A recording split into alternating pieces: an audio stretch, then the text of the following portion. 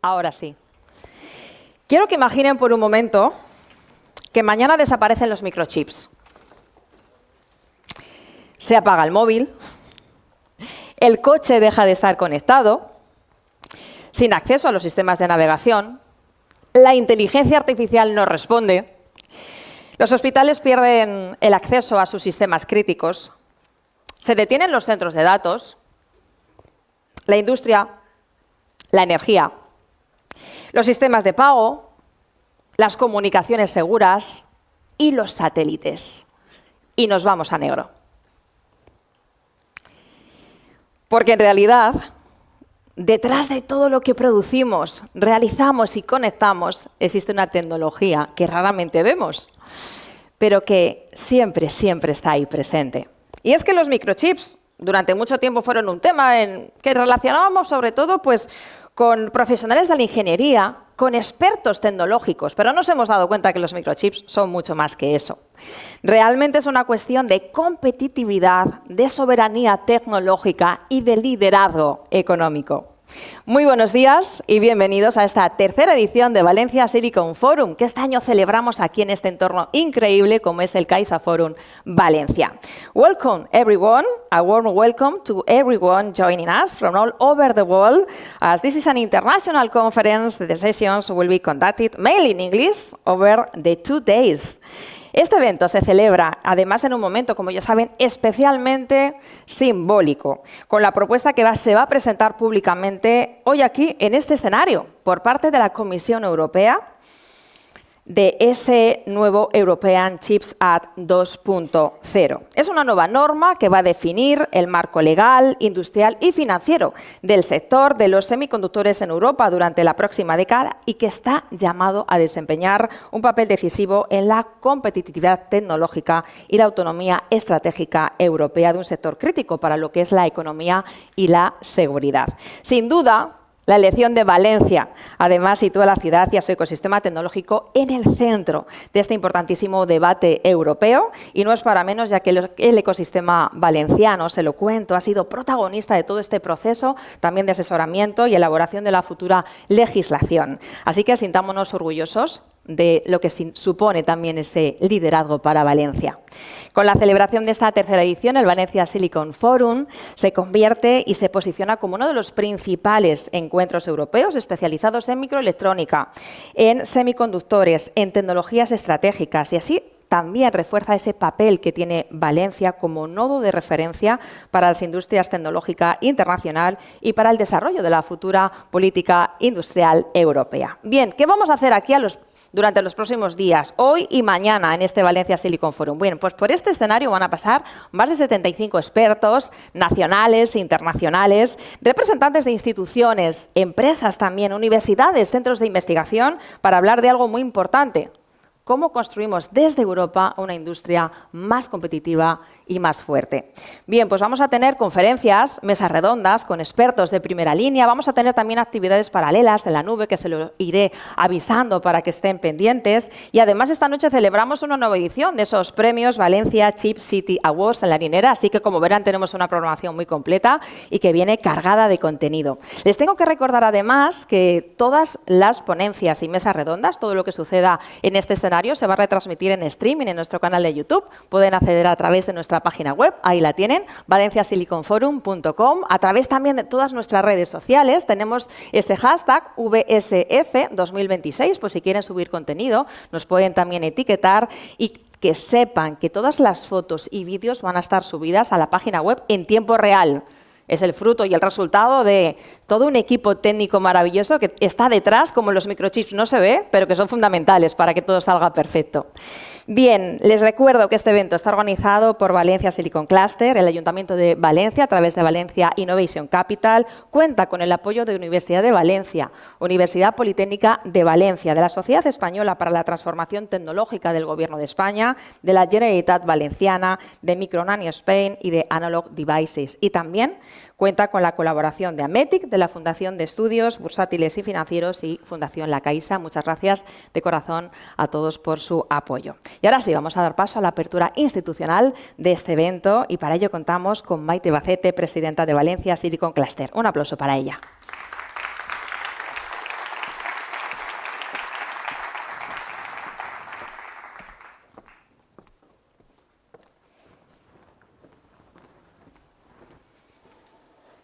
Estimadas autoridades, representantes institucionales, empresas, universidades, centros tecnológicos, miembros del ecosistema y, sobre todo, amigos del Valencia Silicon Forum.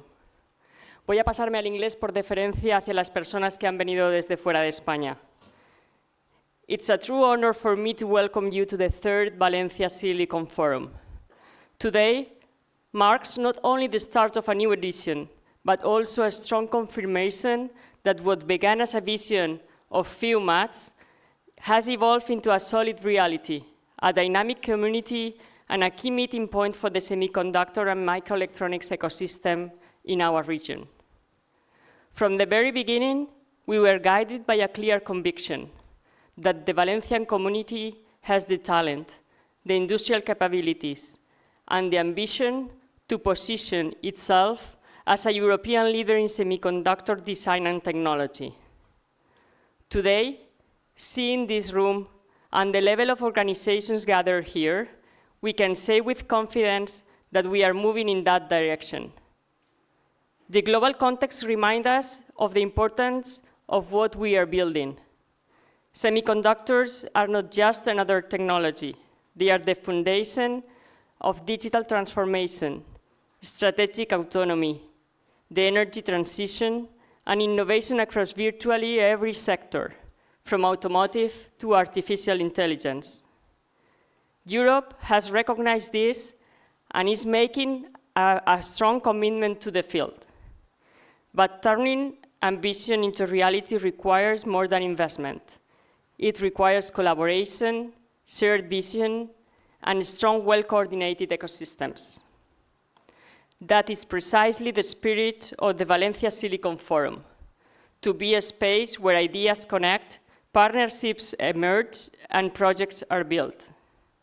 In this edition, we will address key priorities such as talent development, investment attraction, strengthening the value chain, public and private collaboration, and the international positioning of our ecosystem. We are fortunate to count on outstanding speakers who will share their experience and vision for the future. We will see this in a minute, with the head of the unit of microelectronics and photonics coming from the European Commission, and Maria Marcet, who was appointed as chair of the International Advisory Group from the European Commission. I will not extend on all the speakers, but I promise you that we will have outstanding speakers with last updates on the field. We also continue to advance strategic initiatives that reinforce our shared mission, such as the International Semiconductor Campus, an essential step towards developing the next generation of leaders in the industry. At this point, I would like to express my sincere gratitude to the City Council of Valencia for its multi-year collaboration agreement, which enables us to carry out more sustained, continuous, and impactful work over time. This kind of long-term commitment is essential in a sector like ours, where progress doesn't come overnight, but requires persistence, coordination, and a shared long-term vision. And in that same spirit, we continue working with the collaboration with the regional authorities, working together towards similarly stable and long-term frameworks that allow us to scale our impact and accelerate the development of this strategic sector for our region and for Europe. I would also like to highlight something fundamental. None of this would be possible without people, without your commitment, your energy, and your willingness to collaborate. Companies, institutions, universities, research centers, each of you play a vital role in building something much greater than the sum of its parts. This forum is not just an event. It's a reflection of what we can achieve together. My sincere thanks as well to all partners from Valencia Silicon Cluster, the sponsors, and the organization team for their dedication and effort in making this third edition a reality. And thank you for being here, for your engagement, your support, and your belief in this initiative. I'm convinced that during these sessions, new ideas will emerge, new connections will be made, and new opportunities will arise that will further strengthen our ecosystem. Let us make the most of it. Let us keep building. And let us continue positioning Valencia and our entire region as a key player in the future of semiconductors in Europe. Thank you very much, and welcome to the third Valencia Silicon Forum.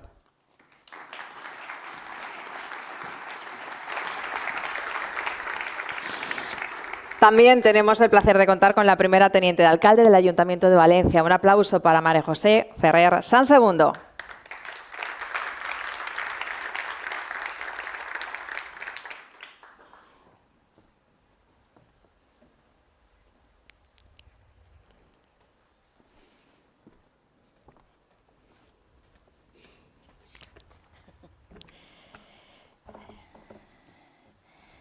Bueno, buenos días. Y en nombre de la ciudad, como primera teniente de alcalde, les doy la bienvenida a Valencia y agradezco el honor de participar en la inauguración de esta tercera edición del Valencia Silicon Forum. Yo quiero destacar la gran presencia y relevancia en este foro y en esta misma inauguración de muchos representantes institucionales, lo que evidencia el consenso y la unidad que hay sobre esta materia, lo cual yo creo que hay que celebrar, y también de representantes académicos, económicos, empresariales, científicos.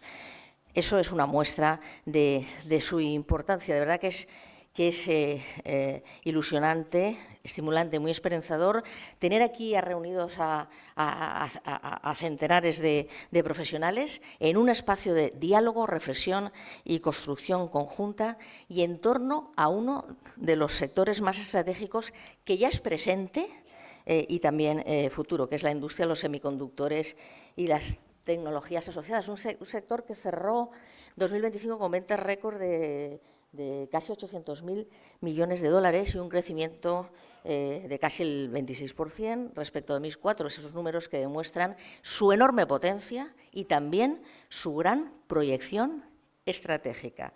Para el Ayuntamiento de Valencia, desde luego, es un orgullo coorganizar junto a Valencia Silicon Cluster, gracias Maite, Carlos, Rafael y todo el equipo, este foro que se ha consolidado ya como una referencia nacional y europea, y que Valencia lo acoja por tercer año consecutivos no es casualidad. Es, en primer lugar, una muestra del buen hacer de un ecosistema que ha sabido organizarse.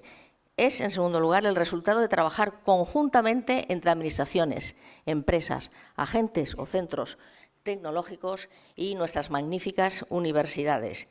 Y tres, es consecuencia también de una decisión de las administraciones públicas, entre ellas, pues hablarán otras después, pues quiero destacar pues, la decisión, el que es una decisión de ciudad, la de situar la innovación y el talento tecnológico en el centro de la atracción estratégica y también de nuestro proyecto de desarrollo económico con creación de empleo de calidad, captación de inversiones y multiplicando la competitividad.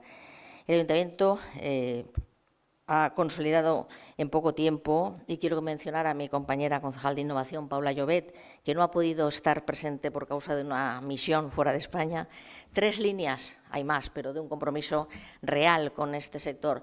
La alianza, la alianza estratégica con el Valencia Silicon Cluster.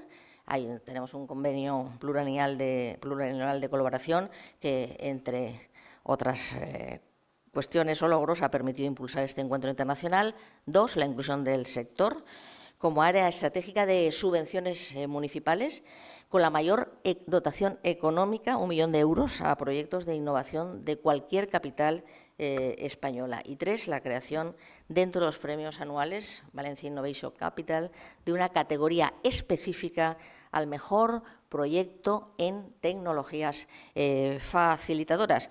Yo soy concejal de Hacienda y Presupuestos y sé bien, como saben ustedes, que el compromiso de una administración, además de en palabras, se mide definitivamente en sus partidas presupuestarias. Y el Ayuntamiento de Valencia, con su alcaldesa María José Catalá al frente, venimos acompañando al sector con hechos, pero sobre todo lo importante es que lo vamos a seguir haciendo. Hay que recordar que nuestra ciudad y nuestra área metropolitana concentran más del 50% de los recursos humanos especializados del sector de toda España, así que disponemos de talento, de ecosistema de ingenio, de universidades de excelencia que están también aquí representadas y de un clúster empresarial. Y a destacarse además, pues, por ejemplo, el papel protagonista del ecosistema en la elaboración de la próxima ley europea de Chips 2.0, del que se va a hablar, ocupando tanto la presidencia como la Secretaría Técnica del Industry Advisory Group. Estoy intentando resumir, pero bueno, vamos, en todo caso lo importante de verdad es recordar, como se ha citado ya por Maite Bacete de alguna manera, y contar a los ciudadanos que cada vez que un microchip hace que un coche sea más seguro, que un diagnóstico médico sea más temprano y más preciso, o que podamos conectarnos 2 personas a través de un océano, no estamos solo procesando datos, estamos eliminando barreras, estamos ganando tiempo, estamos cuidando la salud y bienestar de los ciudadanos. Y eso es definitivamente lo más trascendente, el impacto humano, el impacto en la sociedad, incluso cotidiana, en lo más importante que tenemos las personas, de una minúscula pastilla de silicio con componentes electrónicos. Muchas gracias, termino ya.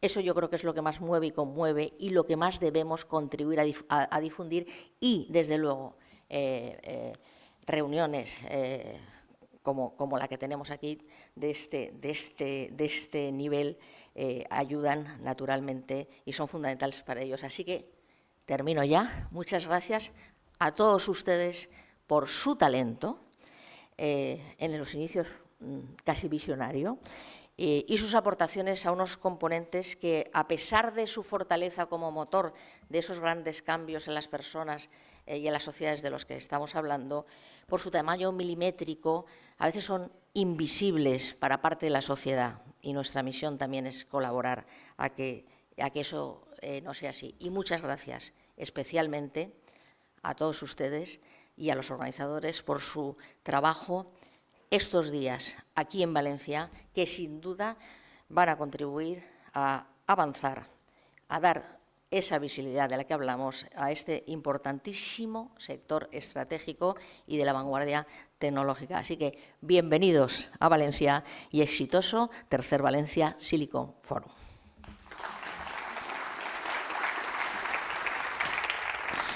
Muchas gracias. Pues llega también a este escenario y forma parte de esta inauguración oficial José Capilla, que es rector de la Universidad Politécnica de Valencia. Un aplauso.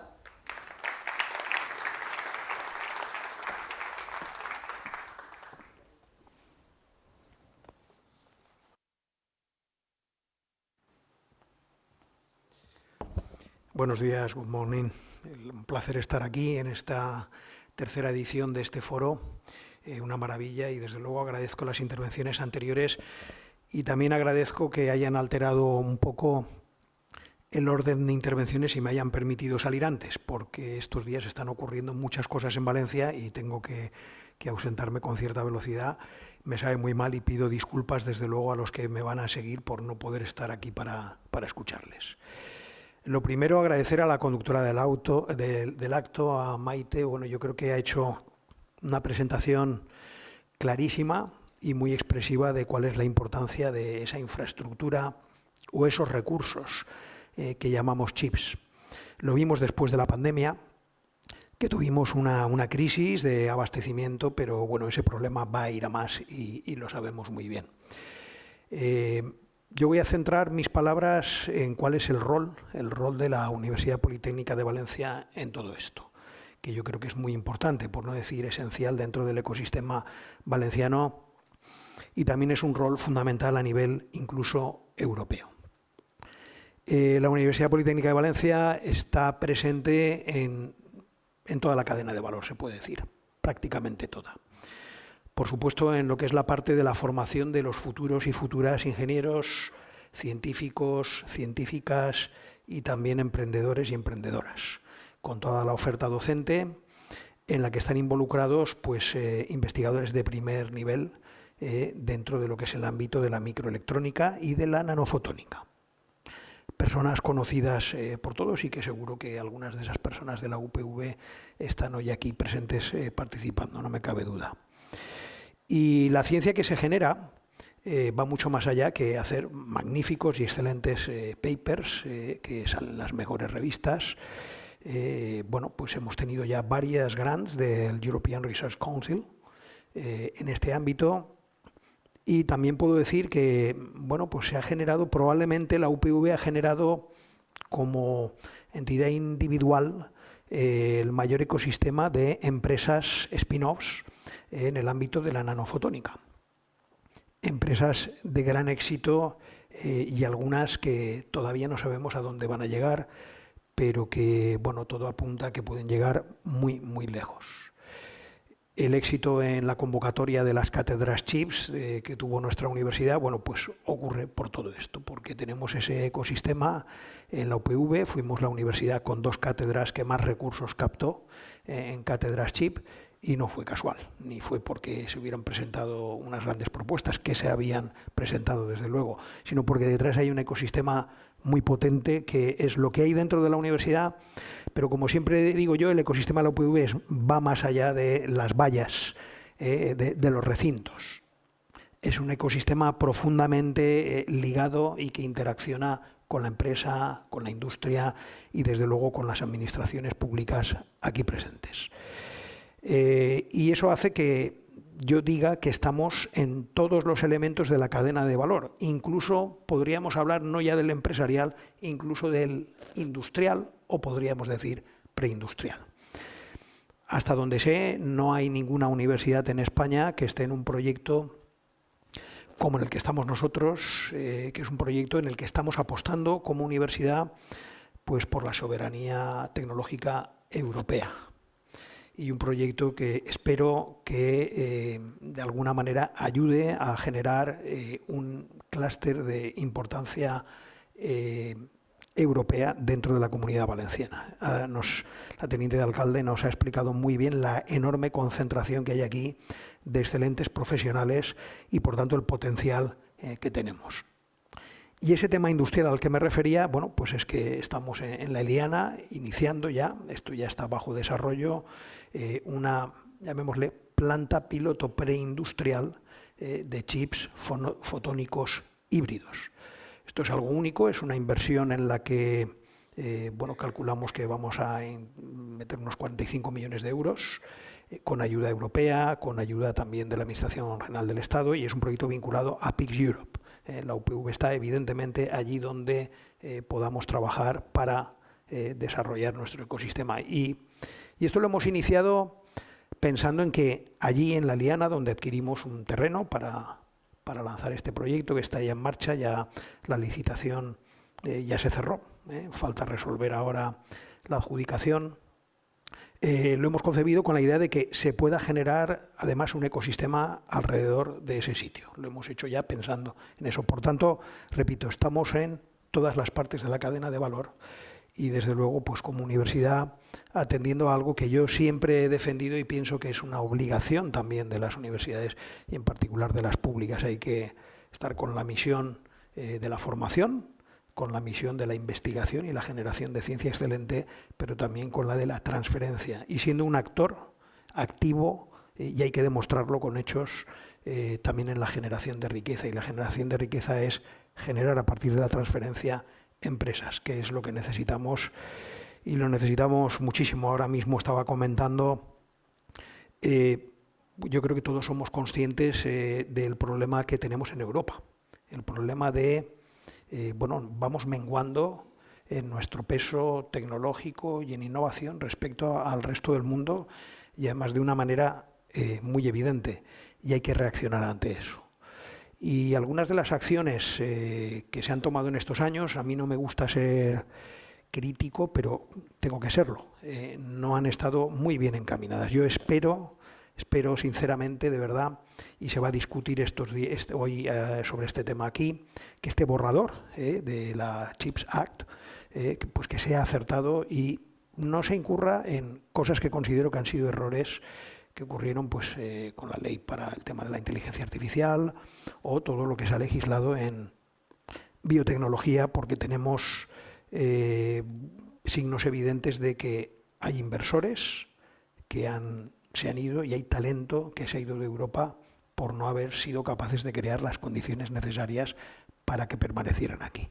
Y espero que aquí no se cometan errores. Estoy seguro de que no iremos por ese camino. Y con eso, muchas gracias a todos y de verdad, y a los que vienen de fuera, les deseo que bueno, pues disfruten de Valencia y que les sea muy fructífera la participación en este evento. Muchas gracias y también gracias por haberme adelantado en esta intervención.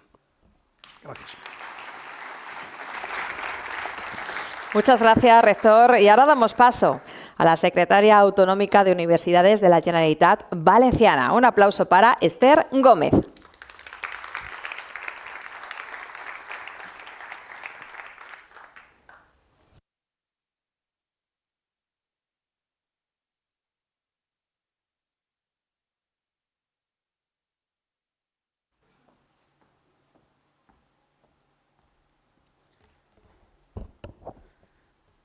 Buenos días, presidenta de les Corts, presidenta del Valencia Silicon Cluster, autoridades, resto de autoridades. Good morning, everyone. It's a pleasure to join you at the opening of this new edition of the Valencia Silicon Forum. Only a few years ago, the idea that the Comunitat Valenciana could play a significant role in Europe's semiconductor ecosystem might have seemed ambitious. Today, it's becoming a reality thanks to the work of our companies, universities, research centers, technology institutes, and public institutions. I would like to congratulate the Valencia Silicon Cluster and all the organizations represented here for helping to build a community that is increasingly visible, connected, and competitive in one of the most strategic technological fields of our time. Semiconductors are much more than an industrial sector. They are at the heart of artificial intelligence, communication, advanced manufacturing, digital health, energy systems, and defense technologies. In many ways, they are the foundation of Europe's future competitiveness and technological independence. The Comunitat Valenciana enters this challenge with strong assets. We have excellent universities, such as the Universitat Politécnica de Valencia and the Universitat de Valencia, internationally recognized research groups, growing industrial capabilities, and a dynamic innovation ecosystem. Above all, we have talent. Because Europe needs chips, but before that, it needs people capable of designing, developing, and commercializing them. From the Generalitat Valenciana, we want to support the entire value chain, attracting and retaining research talent, supporting industrial doctorates, promoting technology transfer, and helping scientific knowledge become new companies, products, and qualified employment. This commitment is reflected in initiatives such as the STEP program, which is currently supporting projects in semiconductors, advanced materials, and quantum technologies, with the aim of accelerating the creation of new spin-offs. But funding is not enough. Success requires collaboration, long-term vision, and common strategy. Universities, companies, investors, research centers, and public administrations must work together if we want to position ourselves in those areas of the semiconductor value chain where the Comunitat Valenciana can truly lead. This ambition will also be reflected in the future Science and Innovation Plan of the Comunitat Valenciana, where the key technologies, knowledge transfer, and scientific spin-offs will play a central role. We have the science, we have the universities, we have the companies, and we have the talent. Now, our task is to transform those strengths into investment, innovation, high-quality jobs, and international leadership. Let me conclude with a simple message. The semiconductor revolution will not wait. The Comunitat Valenciana has both the capability and the ambition to be part of it. Our responsibility is to turn that potential into a lasting competitive advantage for our society and our economy. Thank you very much. I wish you all a productive and inspiring forum. Thank you.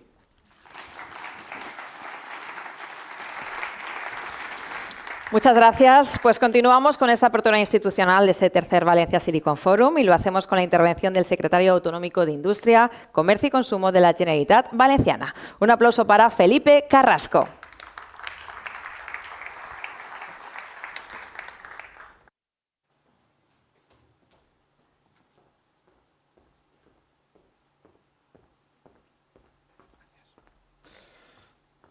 Buenos días a todos y a todas. Querida presidenta del clúster, Maite Bacete, presidenta de las Cortes, primera teniente de alcalde del Ayuntamiento de Valencia, secretaria autonómica de Universidades, director general, también María, apreciada María, buenos días a todos y a todas. En primer lugar, quisiera felicitar la organización de esta tercera edición, que ya se ha convertido en una referencia para el sector a nivel español y el orgullo con el que el Gobierno valenciano también tiene la oportunidad de participar en esta mi segunda ocasión. Y el año pasado no pude, estando invitado a venir por otras agendas también prioritarias, delegaciones de presidencia, pero sí que siempre que he podido estar con vosotros sabéis que lo he estado y esta es una segunda oportunidad magnífica para también agradeceros esa invitación, pero también para poner el valor todo el trabajo que desde el Gobierno valenciano hemos hecho desde el primer minuto en el que tomamos posesión del Gobierno regional. Incluso antes, diría yo, porque ya en febrero del 2023 tuve el honor de defender como diputado autonómico en las Cortes Valencianas esa estrategia de semiconductores que además fue aprobada por prácticamente todos los grupos políticos de las Cortes Valencianas y eso significó un punto de inicio para que el sector tuviera una receptividad en el ámbito político importante, como desde entonces ha sido por parte del Gobierno valenciano. Y ese apoyo continuó en agosto también de ese mismo año, del 2023, en la adscripción por parte del Gobierno valenciano a la Comunidad Valenciana, a la Alianza de Regiones Europeas que tienen industria de semiconductores, que ha sido también un punto de inflexión para vuestro sector, para vuestra asociación, porque a partir de ahí habéis podido ser parte importante de la legislación, de la próxima legislación europea, y eso ha sido un valor vuestro y un buen trabajo hecho desde la propia asociación. En septiembre también la consejera de Industria, junto con el presidente de la CEF, firmó ese manifiesto tan importante que después hemos visto con éxito de las cátedras CHIPS para la Universidad de Valencia y para la Universidad Politécnica, que contó, como digo, con el apoyo de nuestra consejería en septiembre del 2023. En abril del 2024, el primer valenciano, el presidente de la Generalitat, firmó el manifiesto de vuestro sector, tan importante como nos transmitisteis y que entendimos desde el primer minuto y firmamos e impulsamos que fuera Valencia también un territorio importante a la hora de captar fondos de los fondos PERTE, el PERTE CHIP. Pero en octubre del 2024 el presidente de la Generalitat, entre los tres temas que tuvo la oportunidad de trasladar al presidente del Gobierno en su primera reunión institucional, como decía, uno de los tres temas a nivel económico que trasladó al presidente del Gobierno como prioritario fue la necesidad de crear una comisión bilateral Estado Autonomía o Comunitat Valenciana para estudiar de qué forma se podían territorializar mucho mejor esos fondos que son palanca de inversión para vuestro sector, pero también vendrían a reforzar nuestro papel de colaboración con el propio sector. Por lo tanto, han sido mucho trabajo de coordinación institucional con vuestra asociación, con vuestro sector desde el primer minuto. Pero si dejamos lo que es el apoyo institucional y vamos a lo que es el presupuesto, desde el Gobierno valenciano hemos sido capaces de crear un marco estable de financiación para el sector junto con vuestro clúster, que se ha traducido en medidas muy concretas que hoy también quiero poner en valor, como han sido, por ejemplo, la dotación con 134.000 euros para las universidades en cuanto a la financiación de los agentes de innovación tan importantes para nuestra consellería, tan importantes para vuestro sector. La cifra de 806.000 euros los 2 últimos años que se han transferido al sector, a empresas, proyectos subvencionados de inversión desde la Dirección General de Industria, de modernización industrial para vuestras empresas, la dotación de subvenciones de 1,6 millones de euros desde IBACE Masí, también para las empresas, subvenciones a fondo perdido para vuestro sector y 200.000 euros que han ido destinados a la elaboración, financiación de estudios para vuestro sector y también para la elaboración de futuros planes estratégicos. Esto alrededor de 2.700.000 euros desde que tomamos posesión del Gobierno valenciano hace 3 años hoy. Y esto, por tanto, significan dos cosas. En primer lugar, plena cooperación y coordinación desde lo público, desde el Gobierno de la Generalitat con el sector y, en segundo lugar, la creación, como decía, de un marco estable de financiación para el sector. Y esto en tan solo 3 años. Y también hemos colaborado de una forma muy activa con el magnífico papel que ha hecho el Ayuntamiento de Valencia y hemos tenido una coordinación y una colaboración magnífica. La importancia de la colaboración entre diferentes niveles de lo que es la administración pública. Y hoy quiero también aprovechar la ocasión para pedirle al Gobierno central, me hubiera gustado hacerlo a la representante del Gobierno, que creo que no va a poder asistir hoy a esta magnífica jornada por motivos de agenda, seguro, pero me hubiera gustado poder transmitirle en primera persona, pero estoy seguro que el mensaje le llegará, que desde la lealtad institucional le pedimos al Gobierno de España que haga lo mismo que ha hecho el Gobierno autonómico en cuanto a la creación de un marco financiero estable para el sector y también esa coordinación con las administraciones públicas, como hemos hecho el Ayuntamiento de Valencia y el Gobierno de la Generalitat, para generar entre todas las administraciones públicas oportunidades para el sector, que es por lo que estamos los políticos y más, en este caso, nuestra consellería, estamos dedicados a nuestros clientes, que son las empresas. Por lo tanto, estoy seguro que así lo hará el Gobierno de España. Nosotros, como decía, desde octubre del 2024 ya pedimos esa mesa bilateral Estado-Autonomía y estamos seguros y esperamos que en próximas fechas, lo antes posible, se cree esa comisión, como decía, para seguir entendiendo las necesidades del sector y seguir ayudando humildemente a todo aquello que necesitáis. Y me voy a referir también a los asistentes extranjeros con unas pequeñas palabras. Very welcome all of you, the people and the experts that you come from abroad of Valencia region. We are really delighted to have you here for this magnificent event that is the 3rd edition of this conference. For us, for the regional government, it's really important, as I said before in Castellano language, because from the very beginning of we taking over the regional government, we put not only money but also policies to support the cluster and the ecosystem. For that reason, we are honored that have you here for these days. We desire, we will that you enjoy not only for the precious of Valencia city, but also to share expertise, knowledge, and create new opportunities for all the companies involved in this really important sector for our region and for the rest of public administration. Thank you, all of you, for coming to Valencia, and I wish you the best for these days of learning and teaching here in Valencia City. Muchas gracias. Buenos días. Muchas gracias por sus palabras, secretario. Bueno, pues es el turno de José María Montiel, vicerrector de Innovación y Transferencia de la Universidad de Valencia. Un aplauso.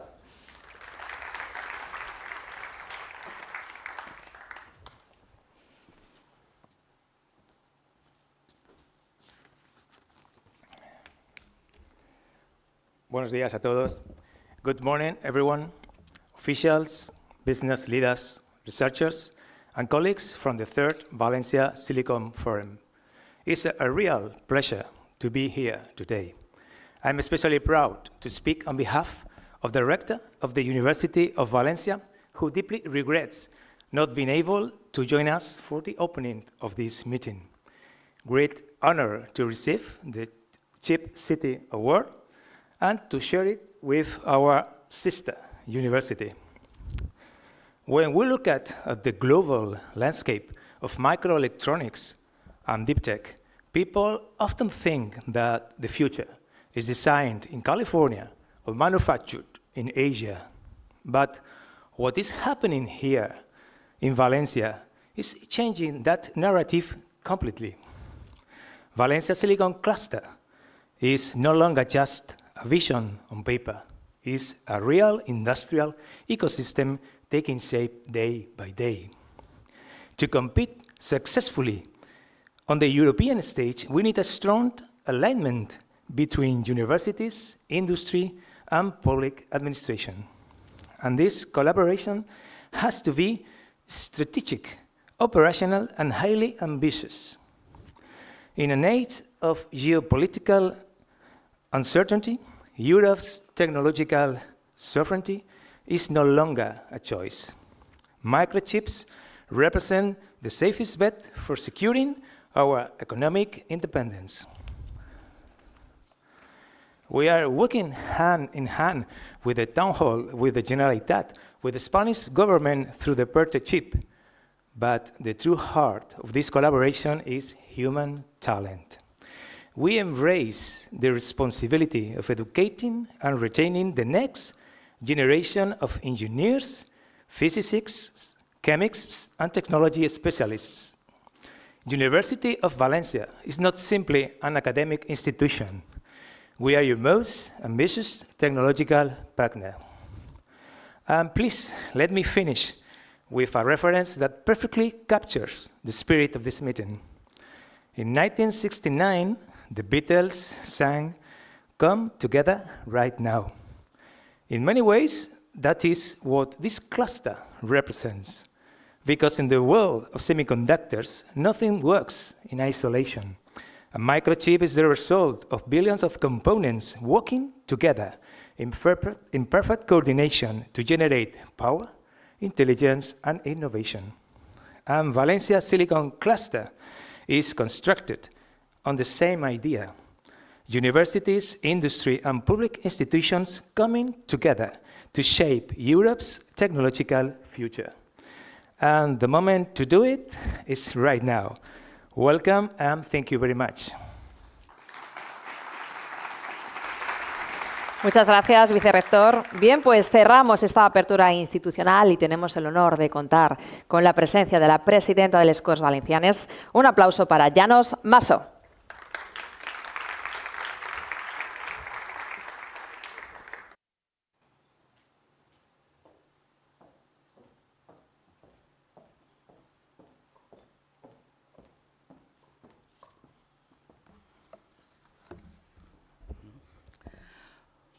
Buenos días a todos. Presidenta del Valencia Silicon Cluster, resto de autoridades de la Generalitat, representantes de las universidades valencianas.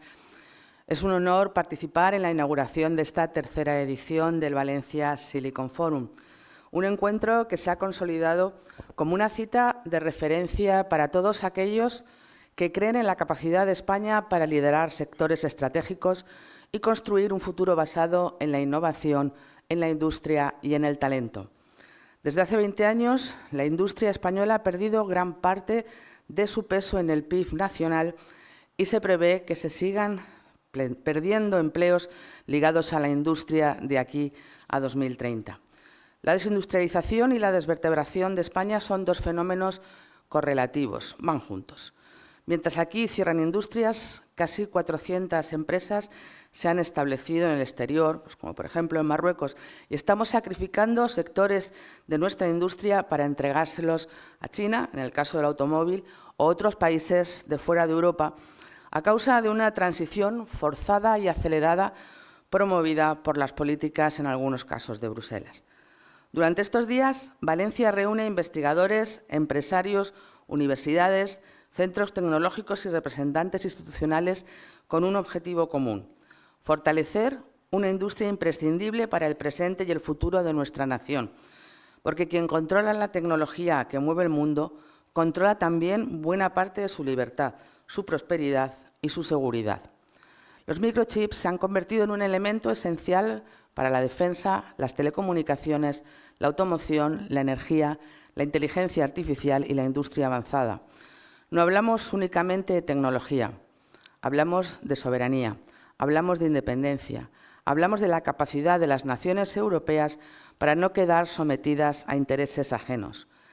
La llamada guerra de los microchips no es una simple competición económica, es una disputa estratégica entre modelos de sociedad. Y España, y Europa y Occidente no pueden permitirse depender de potencias que no comparten nuestros principios de libertad, seguridad y prosperidad. Por eso resulta especialmente significativo que este foro se celebre en Valencia. Nuestra tierra ha demostrado que posee el talento, la capacidad empresarial y la excelencia académica necesarias para convertirse en uno de los grandes polos tecnológicos del sur de Europa. La Comunitat Valenciana concentra más de la mitad del talento especializado en microchips de España. Cuenta con centros de diseño, universidades de prestigio, institutos tecnológicos y empresas capaces de competir al más alto nivel internacional. Disponemos de los recursos humanos y del conocimiento. Lo que necesitamos es la voluntad política, visión estratégica y un marco que facilite la inversión y el crecimiento. España debe recuperar capacidad industrial en sectores críticos. Durante demasiado tiempo hemos aceptado una dependencia excesiva del exterior en ámbitos esenciales. Es hora de apostar por la producción, la innovación y el desarrollo tecnológico dentro de nuestras fronteras. Para lograrlo es imprescindible reforzar la colaboración entre empresas, universidades e instituciones, como ya se ha dicho aquí, pero también eliminar trabas burocráticas que frenan proyectos estratégicos y dificultan la llegada de inversiones. La Administración debe convertirse en un aliado del desarrollo industrial y no en un obstáculo. En este contexto, el Campus Internacional de Semiconductores representa una oportunidad extraordinaria, un proyecto llamado a atraer talento, a impulsar la investigación, a generar empleo altamente cualificado y a consolidar a la Comunidad Valenciana como referente tecnológico nacional e internacional. Las instituciones deben comprometerse con hechos y no solo con declaraciones. Debemos impulsar una estrategia estable para el sector, favorecer la llegada de inversiones, apoyar a nuestras empresas en los programas europeos y fortalecer la transferencia de conocimiento entre la universidad y la industria y garantizar la formación de las futuras generaciones de ingenieros y especialistas. Apostar por los semiconductores es apostar por empleo de calidad, por reindustrialización, por competitividad y por soberanía tecnológica. Es apostar por una España más fuerte, más preparada y más independiente. Quiero agradecer el trabajo de todas las empresas, universidades, centros tecnológicos y profesionales que hacen posible este foro y que contribuyen cada día a fortalecer este ecosistema de excelencia. La Comunidad Valenciana tiene ante sí una oportunidad histórica y España también. Una oportunidad de situarse en la vanguardia de una de las grandes transformaciones tecnológicas del siglo XXI y para demostrar que nuestro país puede competir, innovar y liderar cuando existe ambición, libertad y confianza en nuestras capacidades. Muchísimas gracias y les deseo una magnífica edición de este Valencia Silicon Forum. Muchas gracias.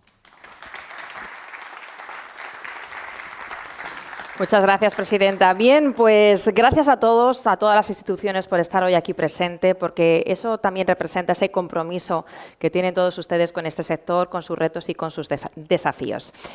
Tenemos una cosa clara y es que la ciencia la hacen personas, ¿verdad? Detrás de cada proyecto pues hay una persona con un nombre y con un apellido que además da lo mejor de sí en su día a día. Bueno, pues esa es la filosofía del proyecto Nostra Ciencia de la Generalitat Valenciana, en el que ha participado también BASIC, Valencia Silicon Cluster, y que va a ver la luz próximamente. Un proyecto que pretende visibilizar la investigación que se lleva a cabo en las universidades y en los centros de investigación en la Comunidad Valenciana y que tiene la vocación de llegar muy lejos. Los resultados de la investigación ya saben que no tienen fronteras, pero siempre empiezan en un lugar. Y lo vamos a ver. Vamos a ver este vídeo. Probablemente ya sabías que los chips tienen cierta importancia en la sociedad tecnológica en la que vivimos, pero tal vez no sabías que parte de los que utilizas a diario se han diseñado en la Comunidad Valenciana.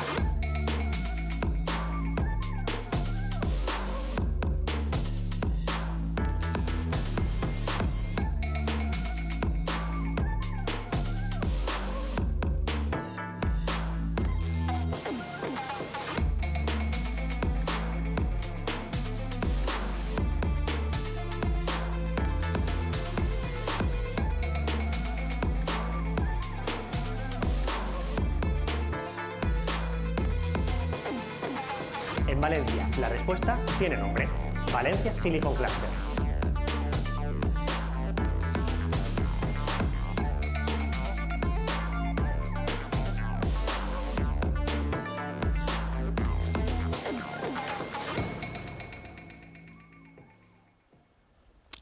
Okay, let's go. We are kicking off the morning with the first of the presentations, and we are doing so in the best possible way, focusing on the presentation of the new European Chips Act 2.0.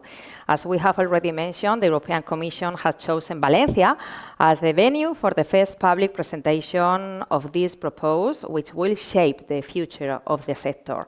And the choice of Valencia is no coincidence, as the Valencian ecosystem has played a key role in advising on and drafting this legislation under the leadership of Maria Marcet, former president of TSMC Europe and chair of the European Commission Industry Advisory Group, as well as Carlos Triviño, secretary of the Valencia Silicon Cluster and technical secretary of this European Union advisory body, who will also take up to the stage later on. For the first public presentation of the proposal for the new European Chips Act 2.0 is the turn of the Deputy Head of Unit Microelectronics and Photonics of the European Commission. A round of applause for Ariane Siegwest.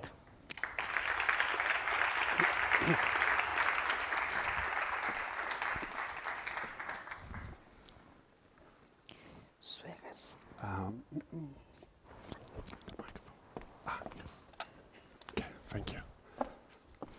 So, good morning, ladies and gentlemen. My name is Arjan Zwegers. I'm the Deputy Head of Unit Microelectronics and Photonics, as the moderator mentioned. So, I would like to give you a quick introduction into the European Chips Act 2.0. And indeed, Valencia is the first opportunity for us to present this new Chips Act to an outside community. So, we are curious to see your reaction. And I would like to thank Maite, Maria and Carlos for inviting us to come over here and to give this first public intervention on the Chips Act 2.0. Now, but before going in detail in the contents of the Chips Act 2.0, I would like to quickly introduce a few results from the current Chips Act, or the current legislation as it is.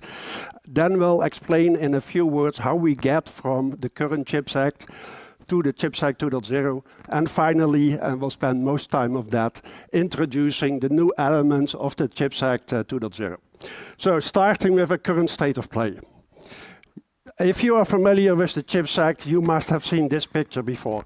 It is the overall structure of the current CHIPS Act with the three-pillar approach. These three pillars we maintain. So also in CHIPS Act 2.0, you see the same three pillars as you see here. Meaning there is a pillar one, which is called the Chips for Europe initiative, where we are investing on research and innovation, where we are putting in place different capacities that would help the semiconductor ecosystem to do research and to innovate. There is a second pillar, which is called security of supply and resilience, where we enable the investments in manufacturing facilities. Also, this will be maintained and we will broaden the scope.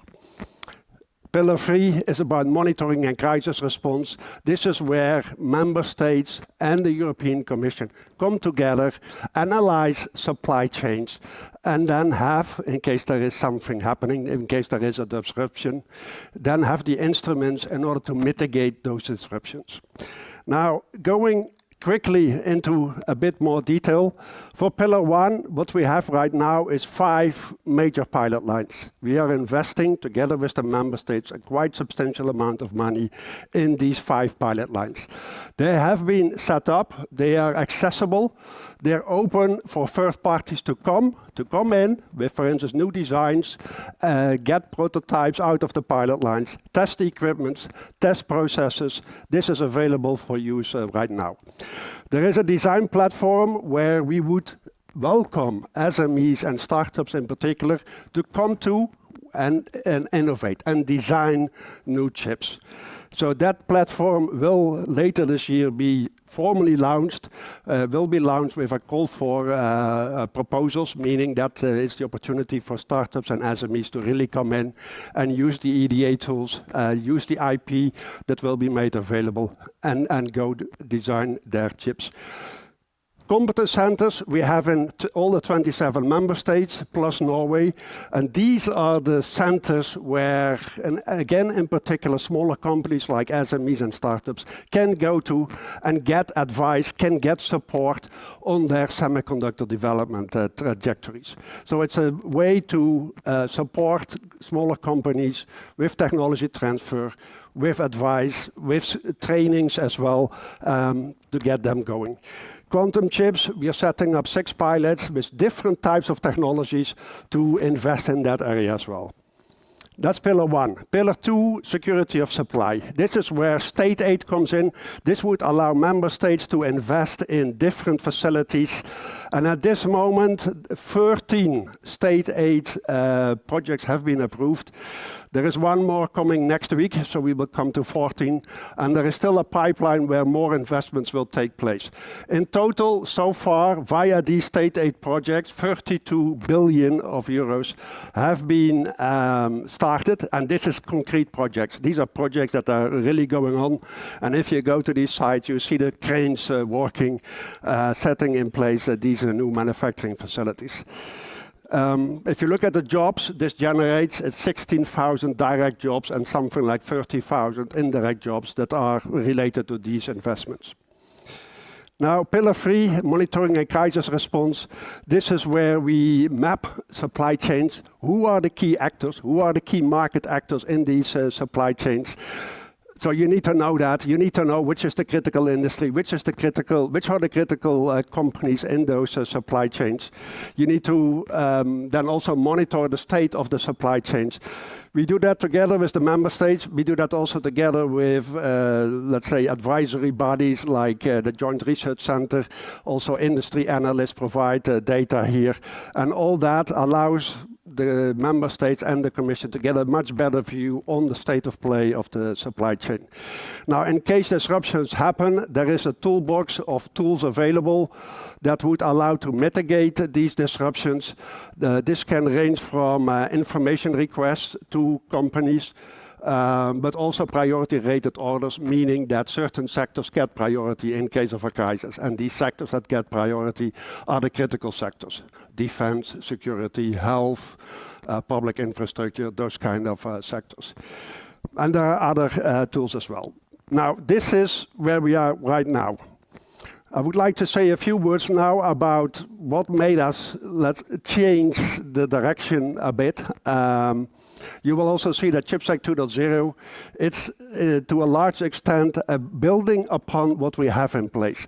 We are also trying to shift focus left and right, but it is for a large part a continuation of the way we have been going into with the current CHIPS Act.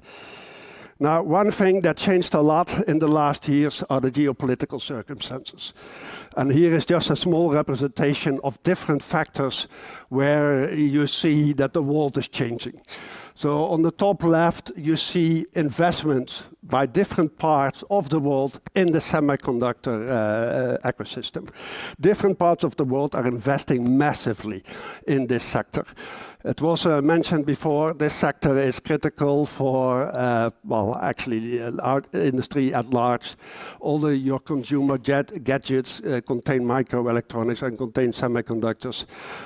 It is now the third most traded commodities or products in the world after oil and cars, and very soon it will probably be the second one, the second most traded products in the world. So the sector is obviously of large importance, and of course that's also why we're all here.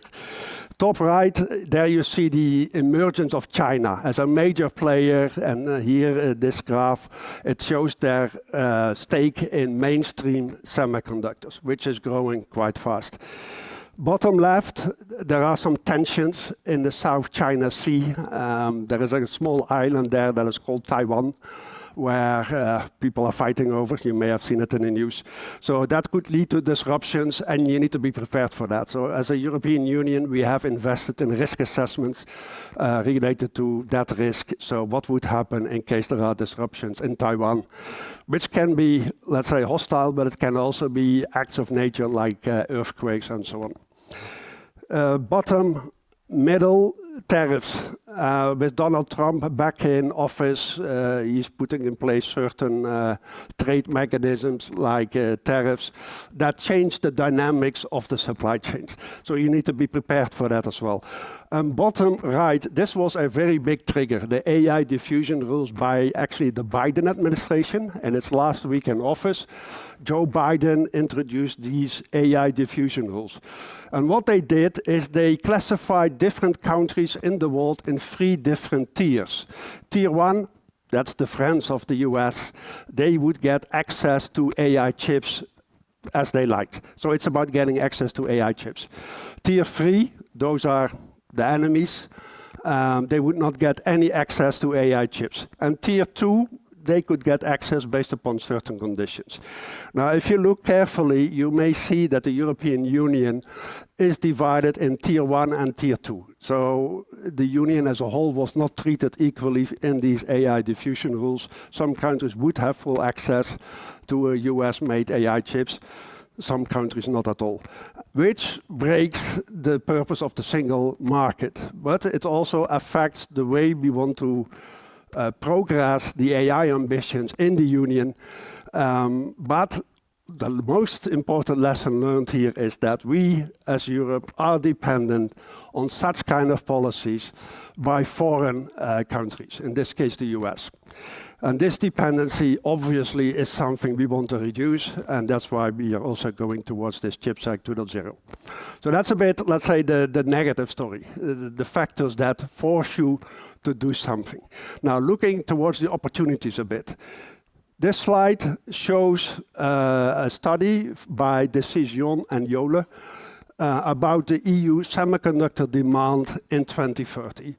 And here you see that automotive, on the left, is still the largest sector for which semiconductors are demanded in the European Union. But what is more interesting, perhaps, is the second largest, which is data centers, cloud, AI. It's really coming up fast, and it would become the second largest sector of demand for semiconductors in Europe in 2030. On the right, you see it even better. So most growth will take place in data centers, cloud, and AI, which is obviously an opportunity to be addressed. Now, this is a study that came out 2 days ago, so it's very fresh, by ZVEI in Germany, that together with PricewaterhouseCoopers launched a study. And here you see the expectation of how demand would evolve in Europe again from the current situation, well, last year's situation, 2025, all the way to 2040. And they identify 3 different scenarios. So a base scenario, a pessimistic, and a very optimistic scenario. But clearly it shows that demand would increase very much, both from the consumption, meaning end users, but also from industry that you see on the right. They also translate that into the amount of fabs you would need in order to cater for European demand. And you see an increase in that sense as well. Now, if you split that by process node, you get a bit the same story. There would be an increase from 2025 to 2040. And on the right, you see in which process nodes that would take place. A criticism we often get is that in Europe there would be very little demand for the most advanced nodes. This study shows, and that's at the bottom right, the dark blue color, that also on advanced nodes there would be substantial amount of demand in 2040. Now, talking about the new measures, and I will just give you a glimpse of what these new measures would be in CHIPS Act 2.0.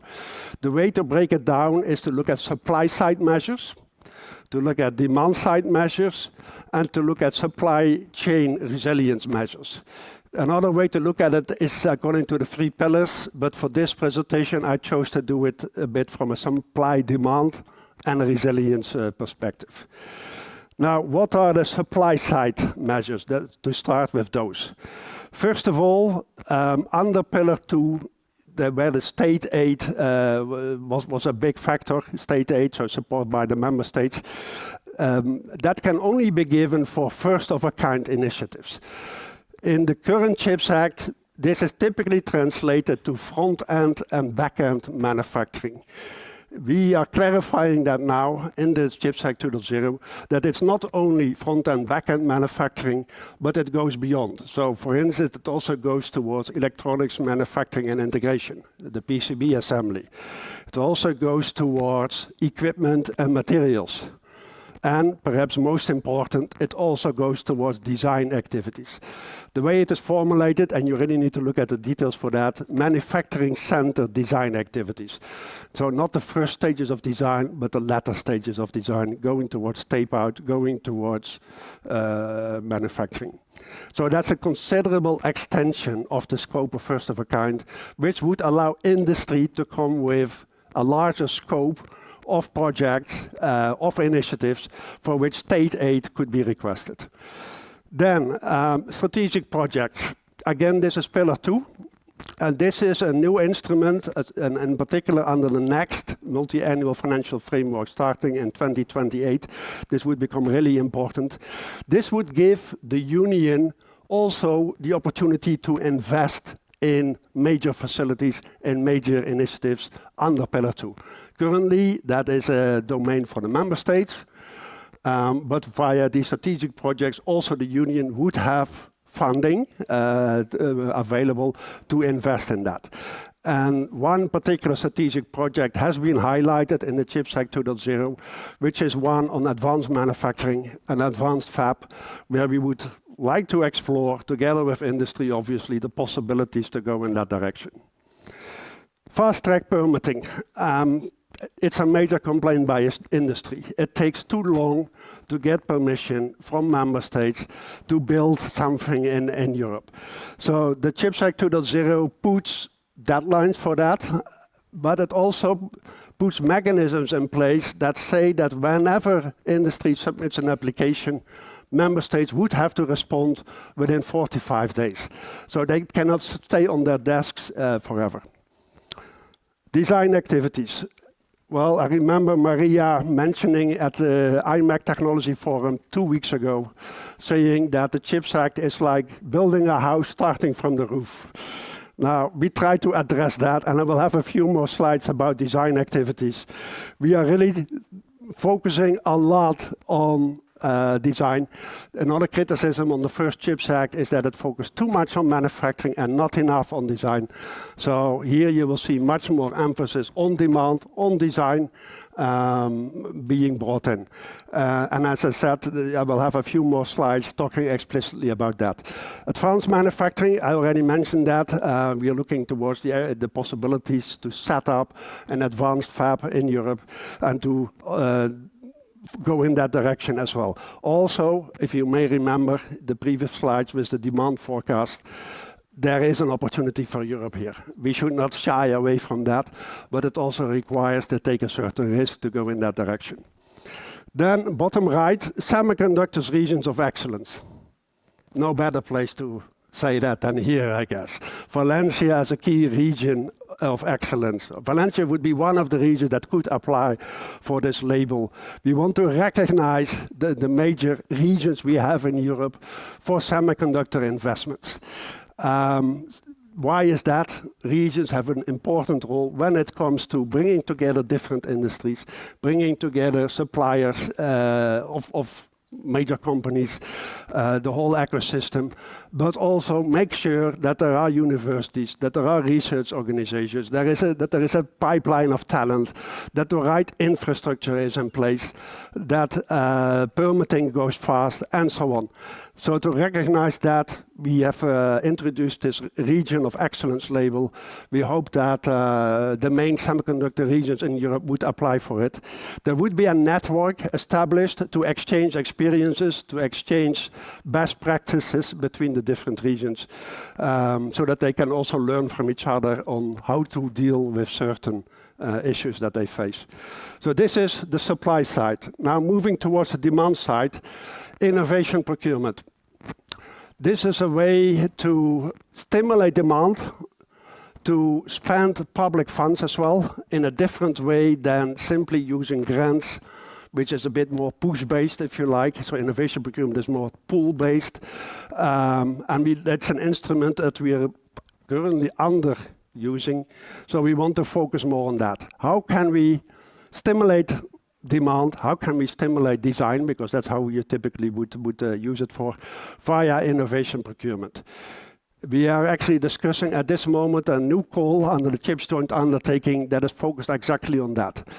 Giving funds to cloud service providers, to AI factories, for them to acquire, to purchase new AI chips produced by European industry. Innovation procurement. Then we are setting up what we call demand accelerators.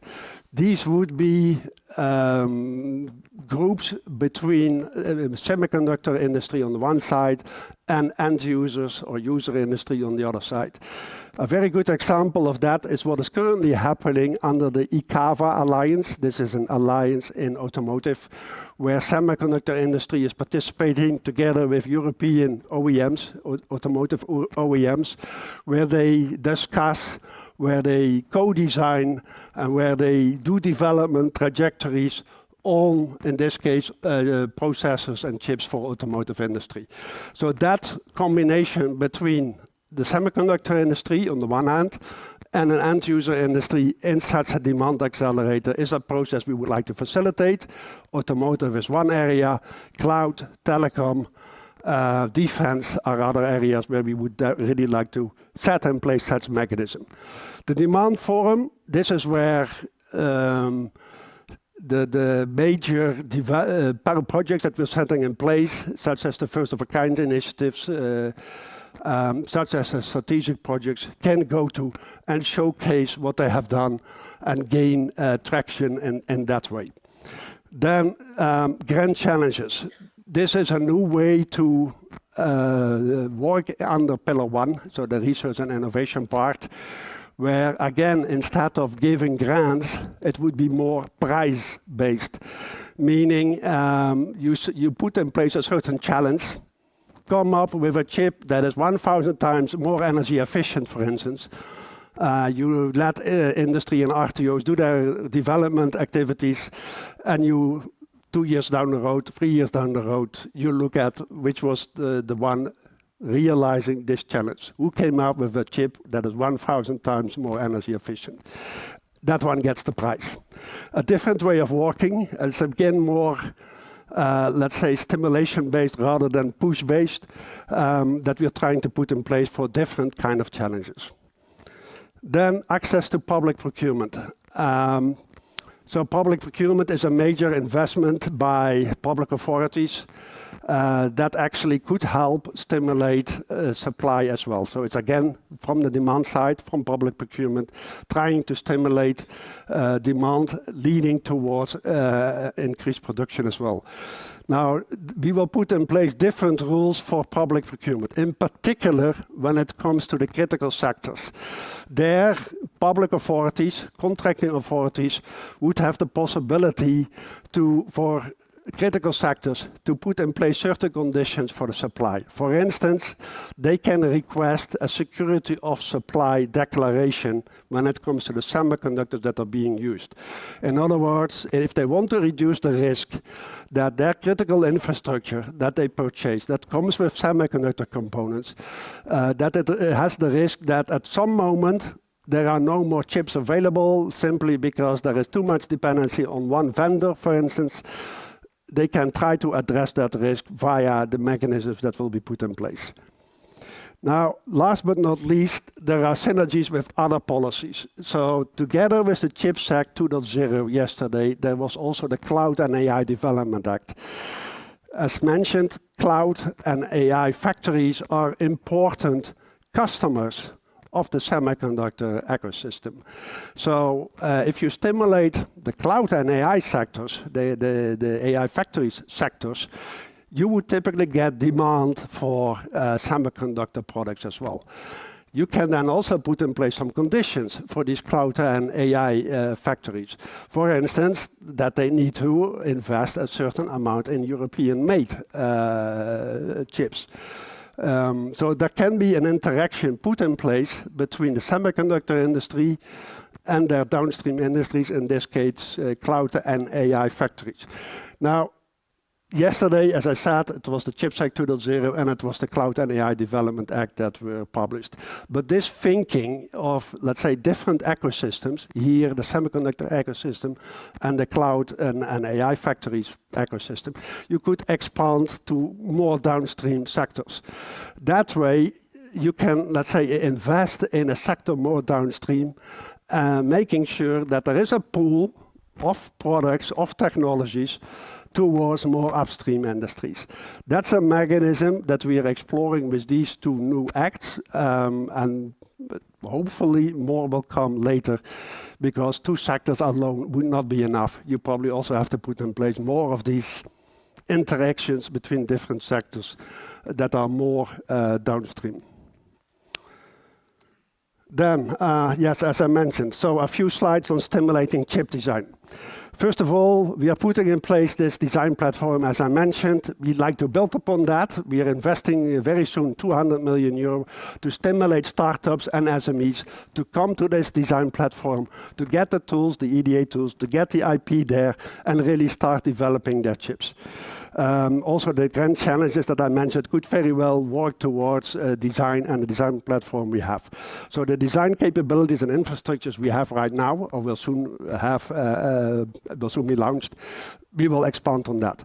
Grand challenges, yes, I mentioned the example of the chip that is 1,000 times more energy efficient, but you could imagine other challenges as well that really focus on design and really try to stimulate the European fabless ecosystem we have, in particular in the startups.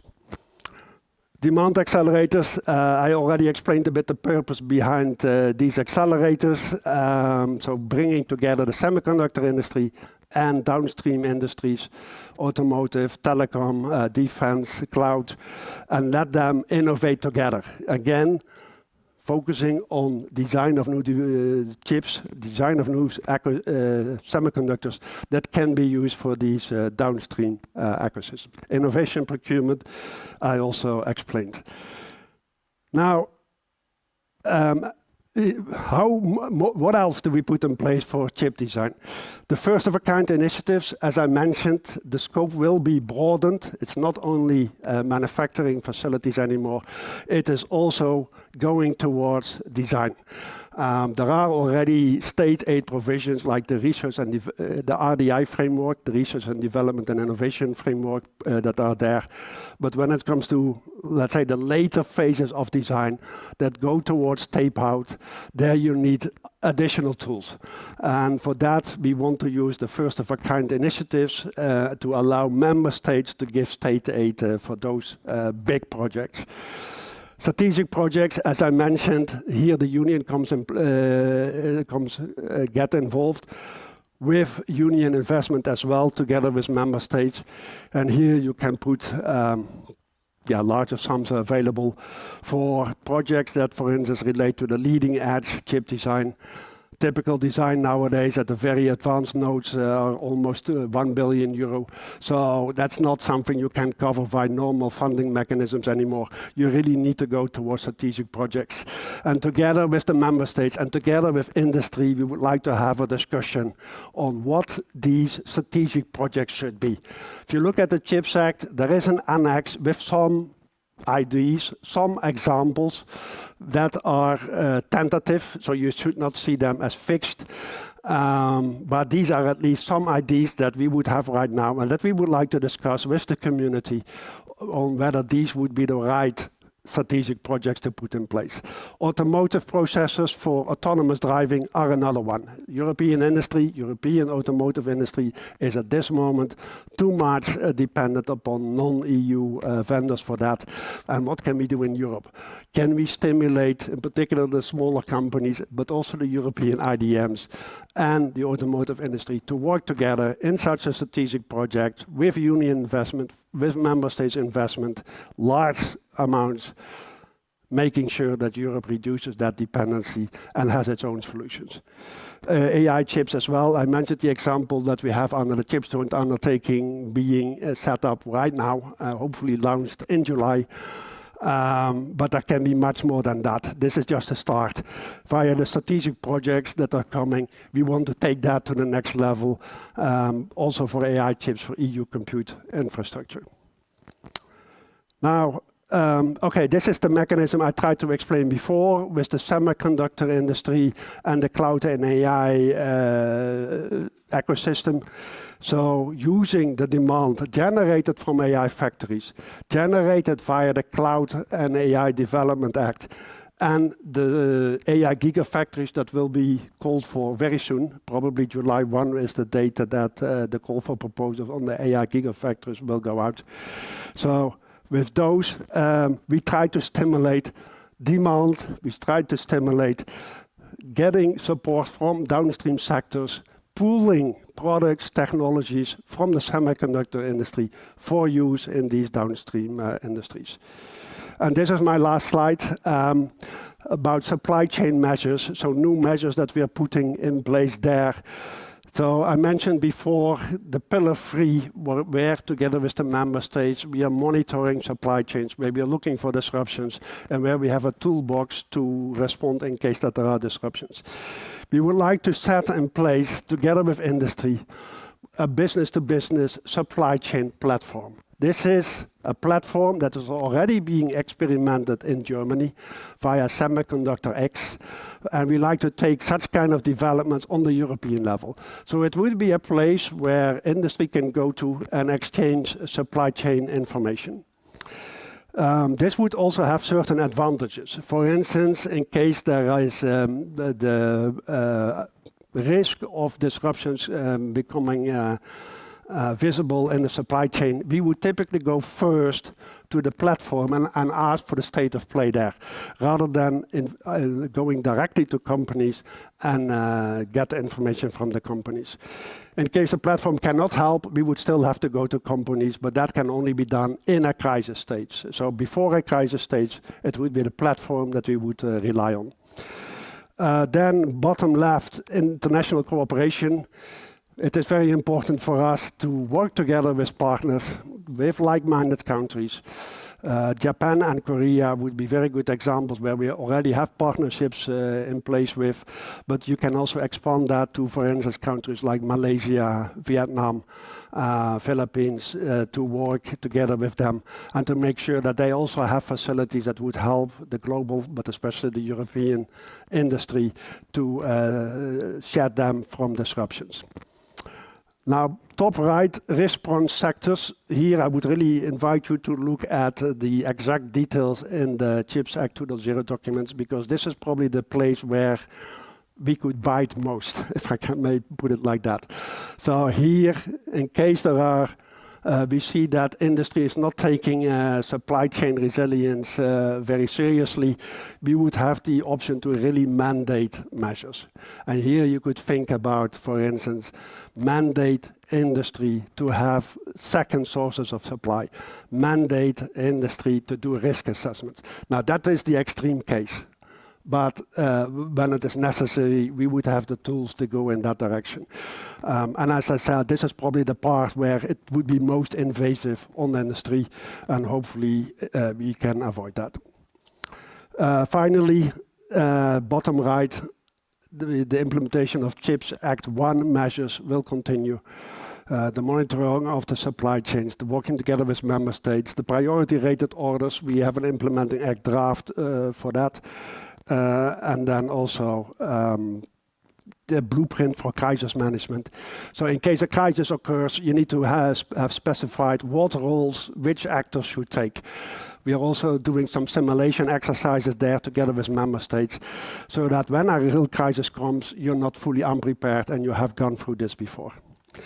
And with this, I thank you very much for the attention. Again, thanks to Valencia for inviting us, and it would be indeed a very good place to kick off a discussion on CHIPS Act 2.0. Thank you very much.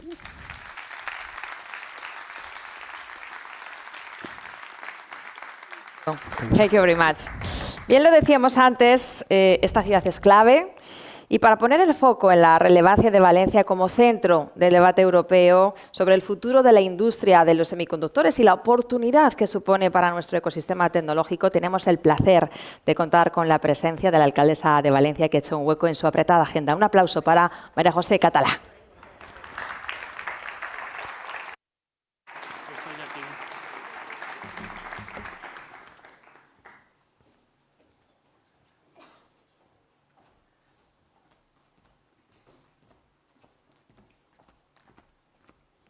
Bueno, muy buen día, muy buenos días. Disculpad en primer lugar el retraso, pero es verdad que los que conocéis esta ciudad hay momentos que tenemos de todo, ¿eh? Y además somos una ciudad muy viva, muy activa, muy dinámica y estamos en momento de plena efervescencia. Quería saludar en primer lugar pues, a Maite Bacete, presidenta de Valencia Silicon Cluster, al secretario general de Silicon Cluster, a Carlos Triviño, al jefe de la unidad de microelectrónica y fotónica de la Comisión Europea, a Arián, y agradecerle su presencia hoy aquí. Sé que además bueno, pues es todo un privilegio, me lo contaba Maite, que ayer se presentó en la Comisión Europea pues este proyecto y al final que esté hoy aquí en Valencia pues es todo un honor para nosotros. Señoras y señores, bueno, pues muy buenos días, muy buen día.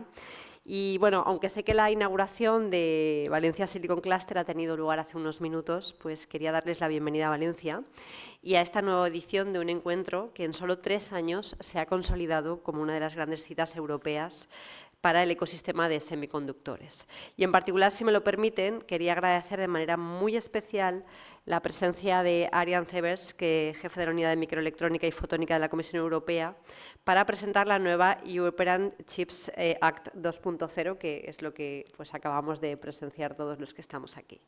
El marco estratégico, reglamentario y financiero para una industria llamada a definir la competitividad, la soberanía tecnológica, la capacidad de innovación y el crecimiento económico de Europa durante las próximas décadas.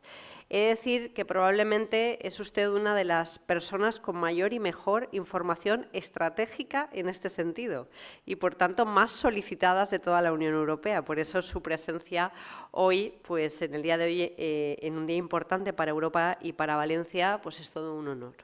La primera ciudad de la Unión Europea, después de la presentación en Bruselas, en conocer de primera mano esta visión estratégica para el fortalecimiento de la industria de semiconductores en Europa.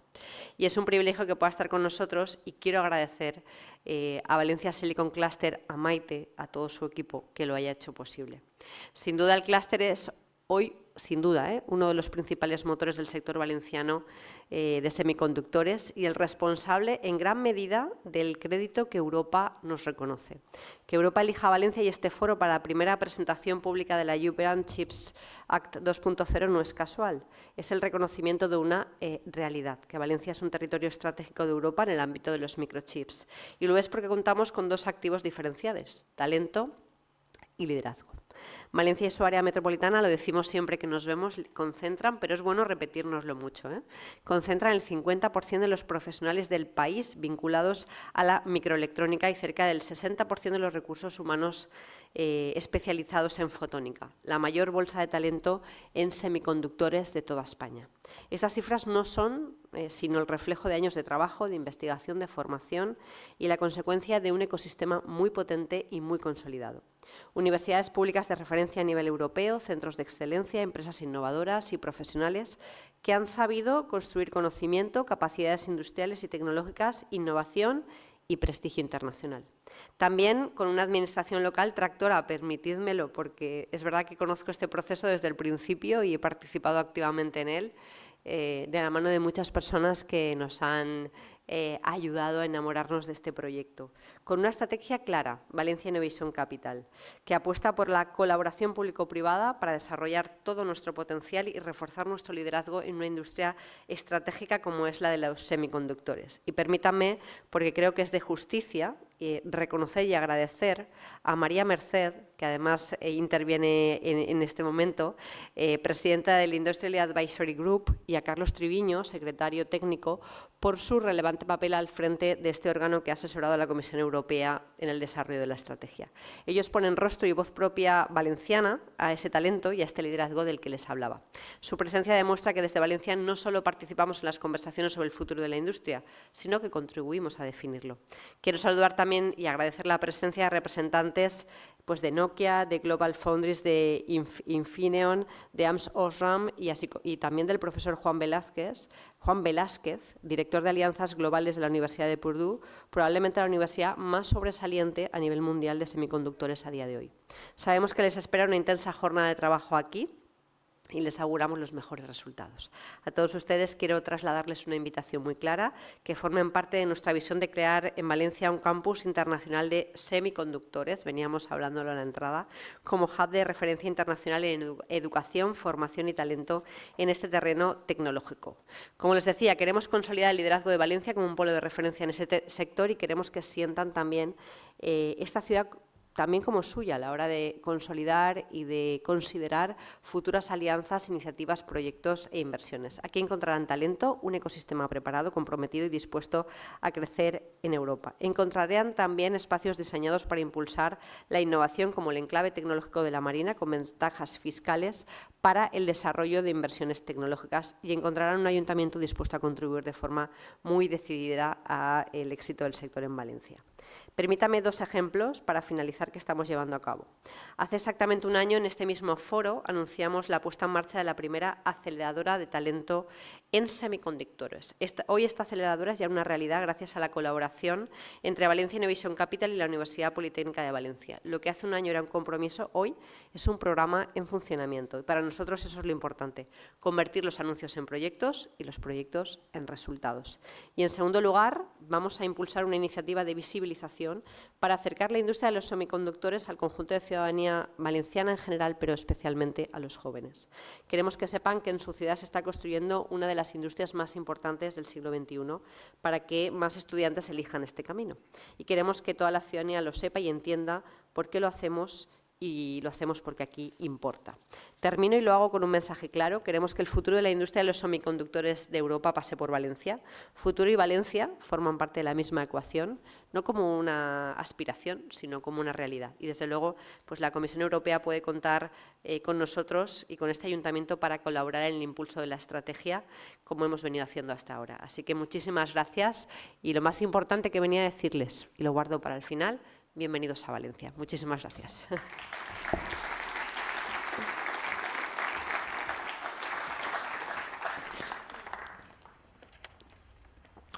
Muchísimas gracias, alcaldesa.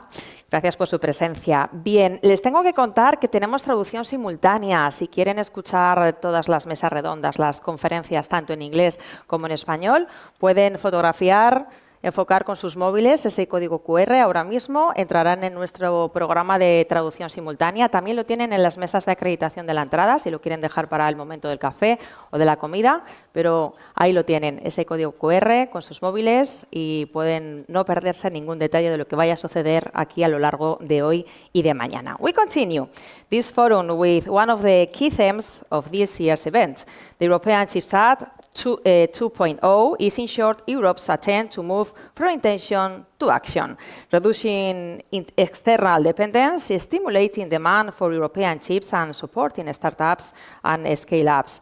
To bring us up to date on all the latest developments on this topic, I would like us to give a warm round of applause to one of the most important voices on this subject, Maria Marcet, Chair of the European Commission Industry Advisory Group for the European Chips Act 2.0.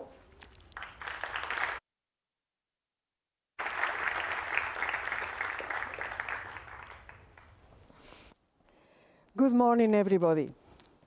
I have to say that all my presentation is completely outdated. Sorry for this. Yesterday evening, very late in the evening, I got the greatest news that finally the Commission has published the proposal for the Chips Act 2.0 that now has to be blessed by the Council and the different countries, and then put into translation to legislation, but now it's here. So, and then also I got the presentation from Ariane very, very late yesterday night. So I said, well, what do I do now?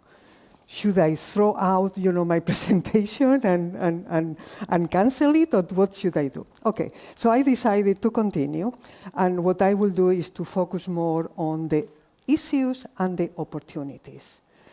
Because I think after what Ariane has told us about, how it's going to look like the Chips Act 2.0, there is not much more I could add. In November last year, I was asked by the EU to chair the Industry Advisory Board. By the way, some of my mates on crime, I would say, are here. So Nokia, Global Foundries, Infineon, OpenChip will be here today as well. OpenChip didn't arrive yet, I believe, but the rest are already here. So it was quite interesting because this group was formed of 16 companies covering the whole value chain, from materials and tools. ASML and ASN were part of it, up to the end users. So Nokia, Valeo, and Thales were also part of it. And in the middle, we had foundries, Global Foundries and TSMC. We have IDMs, which are the incumbent, I will say, today in Europe, and then some startups. The issue was putting together all the wishes from all the different parties. As you can imagine, very different wishes and needs from startups that are more focused on AI and therefore on leading-edge technologies, and with the IDMs, which are today supporting primarily automotive and industrial segments, and therefore they are more focused on mature and advanced technologies, but not leading edge. So putting together both of them was not an easy job. However, I have to say we succeeded, right? And we were able to present to Henna Virkkunen the final report about 1 month ago, a couple of months ago. So let me go through what I believe are the issues and opportunities. Well, I don't think I have to tell you, because it's very well known, that all the digitalization goes around semiconductors. By the way, Susanna, let me correct you on one thing. Please don't say microchips, because today they are nanochips. Okay. You can say chips or semiconductors, but not microchips. But anyway, So all digitalization goes around semiconductors, is based on semiconductors, to the point that the semiconductor industry in the last 10 years have moved to the top 3 most profitable industries in average of the world, reaching last year 800 billion, American billion, US dollars. However, there are 2 main now things that are changing the whole landscape of semiconductors. One is artificial intelligence and the acceleration of the industry that AI is really bringing. And the second one is the geopolitical issues, because semiconductors now is the key negotiation weapon that is being used. If you saw, a couple of weeks ago, Trump was meeting Xi in China, right? Who did I bring with him? He brought Tim Cook, he brought Elon Musk, and Jensen Huang from NVIDIA, showing that this is really the key negotiation weapon, semiconductors and microelectronics. What Xi told Trump, be careful with Taiwan. Why? Taiwan today is the largest producer of advanced chips of the world. Although Trump already has made sure that TSMC is now moving big way to Arizona, 6 fabs committed in Arizona.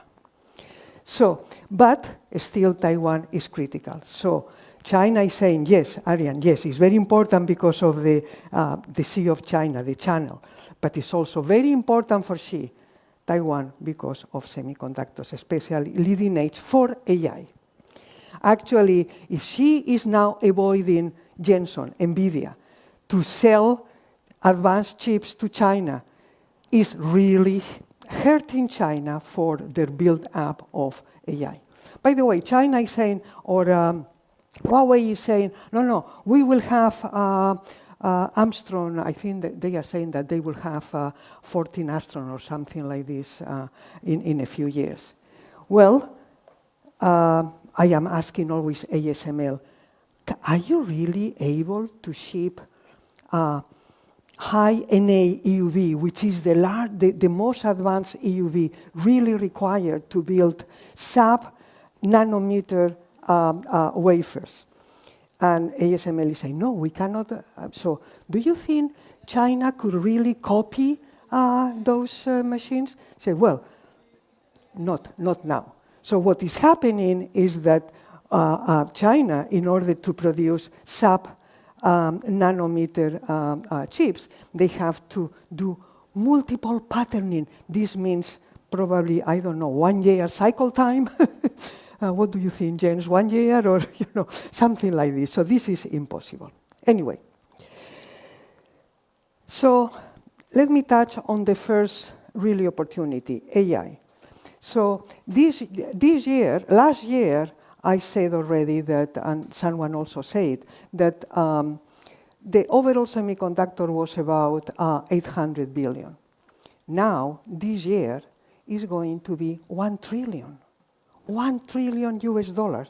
So the whole thing is getting really accelerated. If you see in the graph, the big acceleration is unbelievable, because the PC, the internet, the smartphone eras really brought a huge growth in semiconductors. But what is happening now with AI is going to be really a key revolution that we cannot miss, we shouldn't miss. Okay, Arion also in somehow showed this. What I am trying to show here is the growth in semiconductors is coming primarily from leading edge technologies. Mature and advanced are really having a quite, I would say, minimum growth. You can see here on advanced and mature is growing 3%, while leading edge is really between 22 and 14 for the memory. 3 pillars. I am not going to repeat that, don't worry. What I would say is, the issues, in my opinion. On the pillar 1, R&D, so far it was much more focused on research excellence and not too much trying to link the research into industrial effect. So, and what we really need is, we have leaders in R&D, IMEC, Fraunhofer, Leti, CEI Leti. They are really leaders in R&D. We really need this to convert into industrial, into revenues, into real business. On R&D, on manufacturing, I think Ariane covered what I said at IMEC last week. We have to build the roof. No, we have to build the house, not from the roof, but from the basement. And the basement is design. And Ariane covered this very well. So, what is happening in Europe? Well, the CHIPS Act 1.0, the final aim was to reach 20% Europe market share of semiconductors. Because at the beginning of the century, this is where we were. We were at about almost 25%. If you look at where are we now, probably we are going to reach only 6% share. We absolutely need to change this. And the way of changing this is moving more into where the growth is. And I will try to cover this. So, again, why ECA? Because 2.0, because we really need to change this. We really need to avoid the stagnation that the European semiconductor industry is now facing. And therefore, we are trying to address the shortcomings of the ECA 1.0. So, again, I am not going to repeat. On R&D, what we want is to link the R&D, the research excellence, to industrial engagement and industrial impact. And we want to also focus on the whole value chain, on the whole ecosystem. Ariane said this very well. From design, from the chip design to the final end user, to the final product. We really need to address this. And by the way, let's be clear. We have all the things we need in Europe to address it.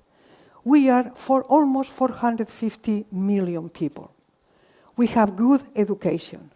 We have good system that makes Europe a great place to work and to live. We have all the ingredients. We just really need to work hard and in order to, and have the ambition to reach what we really need.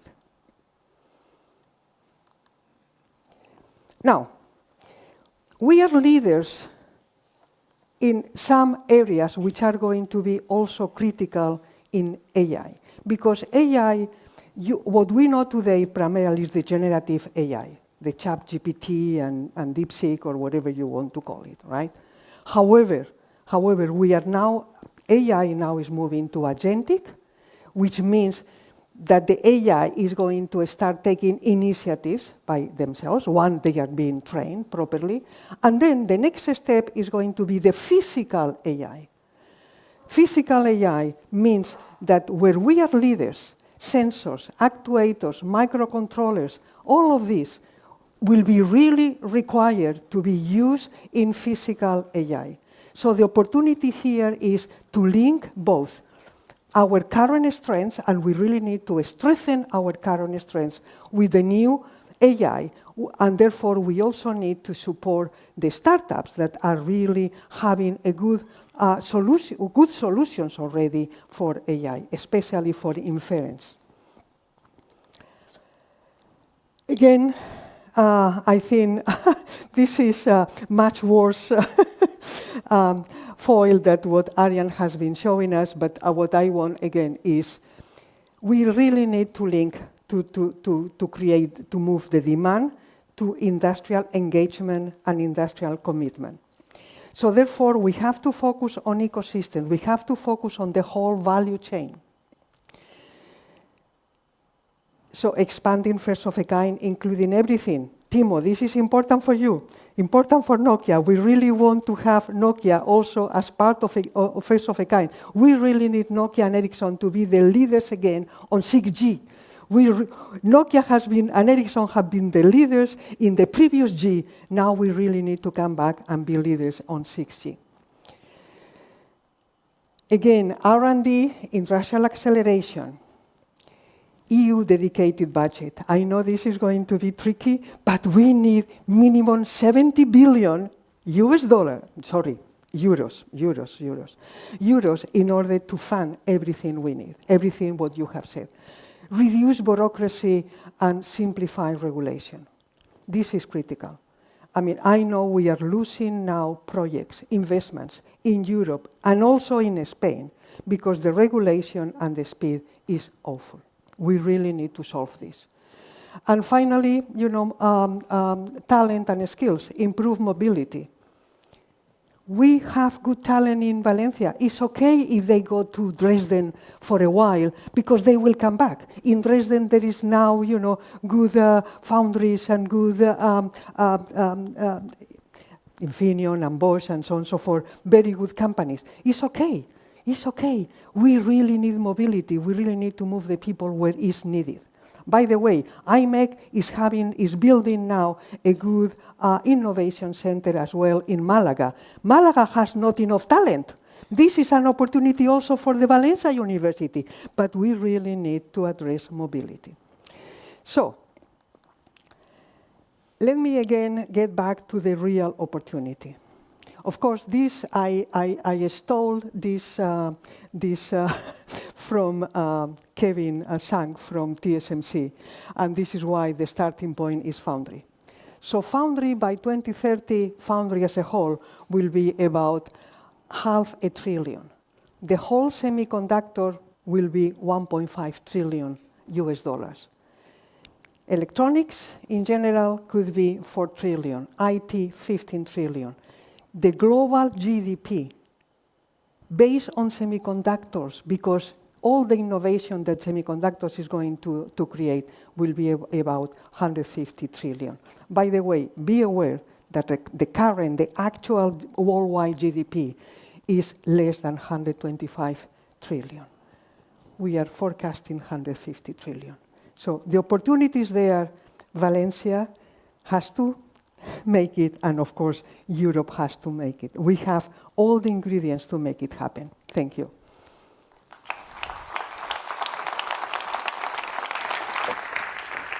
Thank you, María. Gracias por, a partir de ahora serán nanochips y no microchips. Muchas gracias.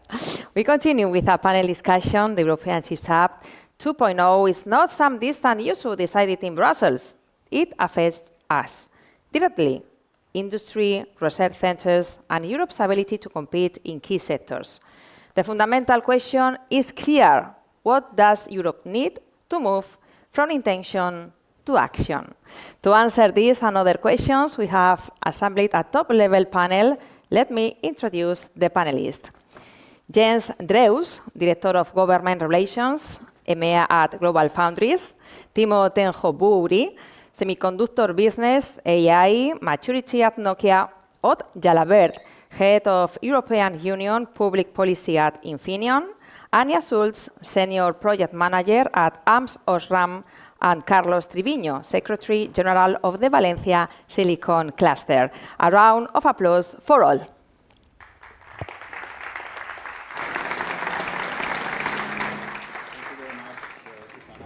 First of all, sorry, I would like to ask the Dr. Velázquez from the Purdue University. He has to keep a meeting with the mayor of Valencia, so I can't see him. So please go to the meeting. Okay, thank you very much, and welcome to Valencia. Welcome again. Timo, it's very nice to see you again after the hard task we did in Brussels with Jens and Ode Jalabert from Infineon. Jens, thank you very much for coming to Valencia as a representative of Global Foundries, and of course Anya Schulz in representation of AMS OSRAM. We are very lucky because when we put the date for this Congress 1 year ago, we didn't know that it was going to be just the day after the European Commission was going to present the proposal of a European Chips Act 2.0. We even didn't know that we were going to be in the charge of the industry advisory group when we when we dated this Congress. So I think that the first question, in some extent, is obvious. I would like to hear from you which are the first impressions that you have from this text that was released yesterday with 60 new articles in the European Chips Act 2.0.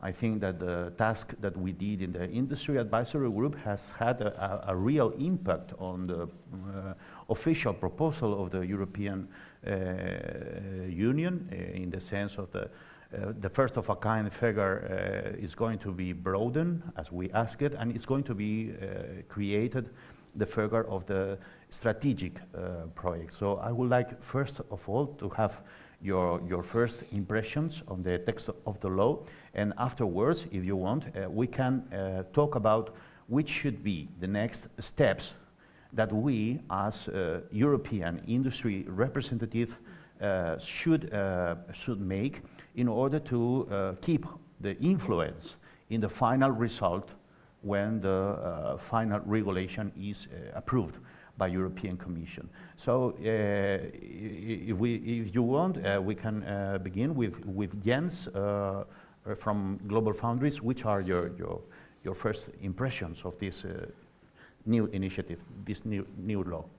Of course, it's exciting to be here on the day after the long-awaited EU Chips Act 2.0 was published yesterday, and I have to fully admit I didn't have a chance to appreciate the entire text and all the details. But I think what we've learned so far, what we've seen, and what Arian showed us this morning, I think we're off to a very good next step on a long journey that Europe has undertaken, maybe for the last 15, 20 years or so. I mean, if you consider where we were just 15, 16 years ago at a time when semiconductors really was not a big issue in Brussels and in the capitals of the member states, we have come really a long way. Where was a period of disinterest in semiconductors. There was some kind of what I call benign neglect, and all that has changed with Electronic Leaders Group, with the IPCI 1, IPCI 2, with CHIPS Act 1, and I see CHIPS Act 2 as a big decisive step to build on what we have seen as progress in the last 15 years. It builds on a very solid foundation, the new revision or the new CHIPS Act. And I'm glad to see that it expands from supply only to demand also, and that it keeps in mind geopolitical considerations. The words that are being used to describe what the CHIPS Act wants to try to achieve in partnership with member states and the industry is a kind of indispensability, meaning Europe cannot do without. And I think if we all work together, this will be the outcome of CHIPS Act 2.0 in maybe 5 to 8 years' time. Timo.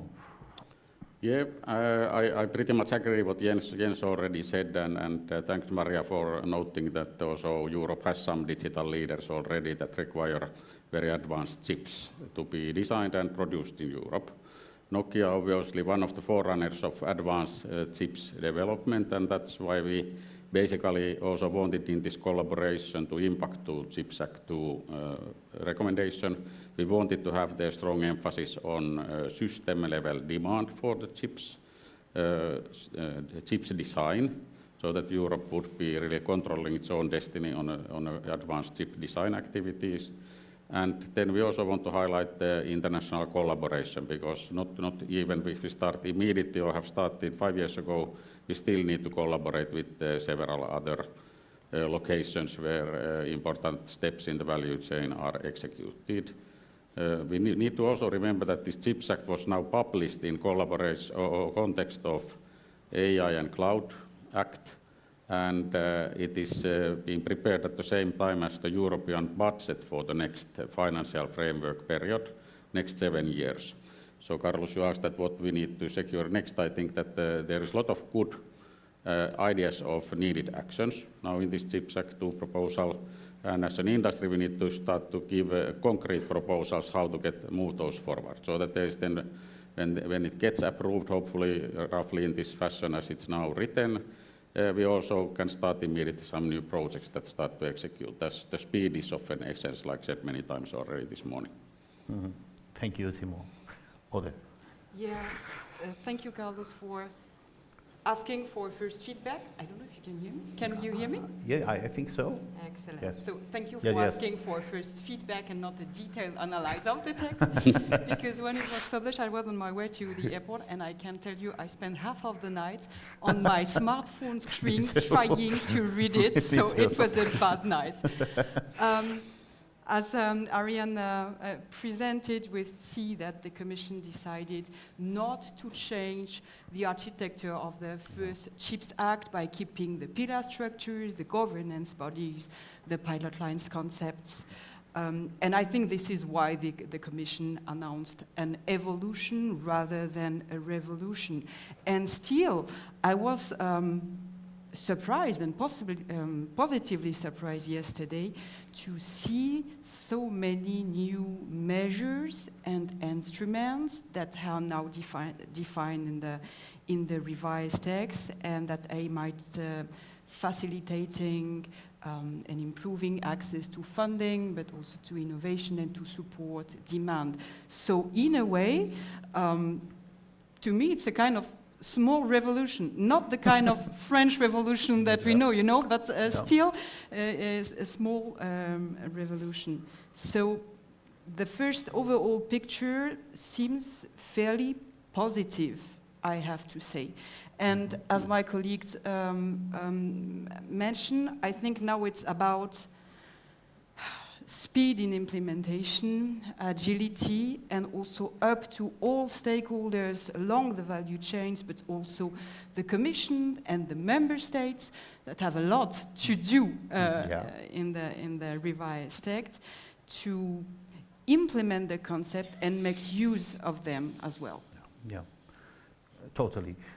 Anja. Yeah. Also my impression is also very positive.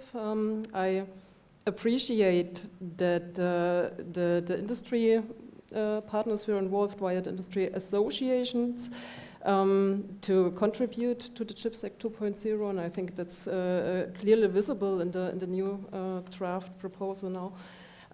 And I also appreciate that the word photonics appears several times in the new document. I think it's a very important technology, a key technology that drives future innovation, especially in combination with microelectronics, and semiconductor ecosystem can only profit from implementing or integrating photonics in the new technologies. And apart from that, as my previous, the previous persons told, there are a lot of new instruments and revised instruments that will definitely make a positive impact for the future. Mm-hmm. So, Ariane, I think that Valencia is a lucky city for European Commission. The first day you have 5 positive impressions from the industry, so you can report to Pierre Chastanet and Kilian Gross and the Vice President of European Commission that at least the first impressions are good from the new text of the ECA 2.0. So let's now focus on the first part of the presentation of Ariane, and let's make a little retrospective on what European CHIPS Act 1.0 has meant for the European industry of semiconductors. All of you represent companies with really critical projects that have been funded by the first version of the European CHIPS Act. And I would like you to hear which you consider the main achievements of the European CHIPS Act 1.0 and how this second version of the European law could improve some of the possible shortcomings on the European CHIPS Act 1.0. So, Jens? Okay, yes, as a foundry in Dresden, in the heart of Silicon Saxony, we clearly focused on capacity expansion for a site that has been around for almost 30 years, going back to the early days of AMD investments in Dresden. The CHIPS Act 1.0 gave us the chance to expand capacity, to do so in a good partnership with a member state. And I think one cannot underestimate the importance of the preceding IPCIs. While there still seems to be a lack of integration of the two instruments, the IPCI instrument focusing on R&D and first industry deployment, and then the next logical step, the CHIPS Act to boost capacity and to lead to volume manufacturing. We were able, even while these two instruments are not linked, to have them be interlocking, and I think that was a very big advantage. What I see is the first CHIPS Act version recognized that IPCI does not resolve all the ills of Europe, meaning the lack of capacity and lack of commercialization of great innovations, made it much easier to invest. What we need to see is that the Pillar 2 is not just left to the member states in terms of co-financing, or even left to the regions, which have even lesser budget than some of the member states. But I think we really need to look at the next MMF to find mechanisms not only for the strategic projects, but for the many smaller but just as important things in Europe to be advanced. So 1.0, excellent start, really enabled companies like GlobalFoundries to do what they wouldn't have been able to do otherwise. Let's build on that. Timo, please. Okay, the first CHIPS Act, yes. So I start from Pillar 3, so supply chain resilience. And I guess we all who have been dealing with semiconductors past 5 years have seen that in the global value chain there are distractions sometimes. And then this Pillar 3 activity is very important for us as, for instance, our factories are, let's say, all over the world. They are not in Europe all. And that means that our component supply also has to be very globally based. And as we drew already in Europe, this kind of supply chain resilience collaboration, that will help us in the future. And Arjan already said that it will be further strengthened in this CHIPS Act too. That's a positive thing. Then these first-of-a-kind additional capacities for production. I guess Maria said already that they are mainly going to this kind of more mature component production. So competing with production that is sometimes dumped with low price to the market. But it helps it in the supply chain resilience, of course, as you have the component coming from for some industries from the same continent where your factories happen to be, so that the new cars are not staying in the parking lot of the factory many months because they lack one euro cents or something like that. And then we come to the first pillar. So Europe has been obviously very strong in semiconductor research always, or at least as long as I remember. And these Pillar 1 activities improve clearly the capacity of Fraunhofer's and IMEX and Sealetis and their smaller partners in other countries like VTT in Finland, for instance. So having the pilot line capacity for them, of course, it has not yet been proven too much. So it's still some kind of promise that it will help a lot to develop, for instance, new components by startup companies and so on. There the challenge is a little bit that how to get from lab to fab and large-scale production. But we will see it when we get forward that first something gets out from the lab. And then these CHIPS joint undertaking-based development projects, they have a little bit this kind of tendency that they look like horizon projects. So there are tens of participants in the projects and each one getting very little attention because the budgets are very small. So here we would like to see more research that is product development oriented, so that there is anchor companies that promise to bring these things to market if they are successful. And that would again help Europe's competitiveness semiconductor and digital solutions area.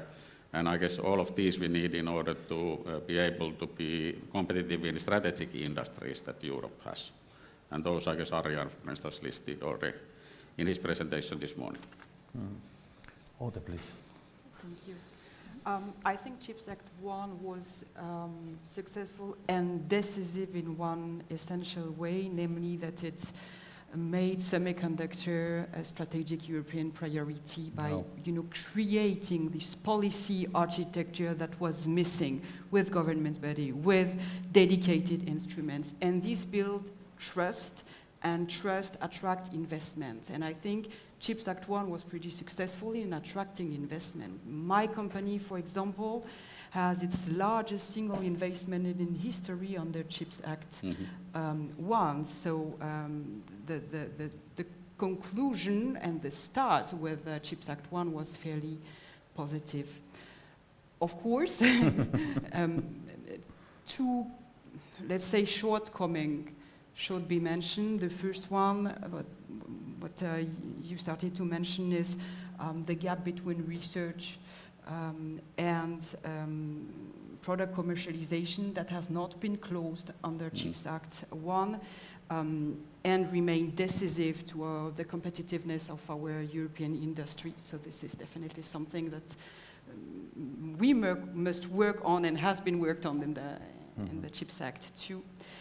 And the second point is that I think Europe didn't give itself enough speed, coordination, and market pool to fulfill the goal that were defined in the CHIPS Act 1, and then we failed. Like, we didn't meet the objectives of the CHIPS Act 1. So, and of course, the challenges evolve, and now with the rapidly evolving geopolitical and geoeconomic environment, it was obvious that we had also to take that into account by revising the CHIPS Act 1. Yes.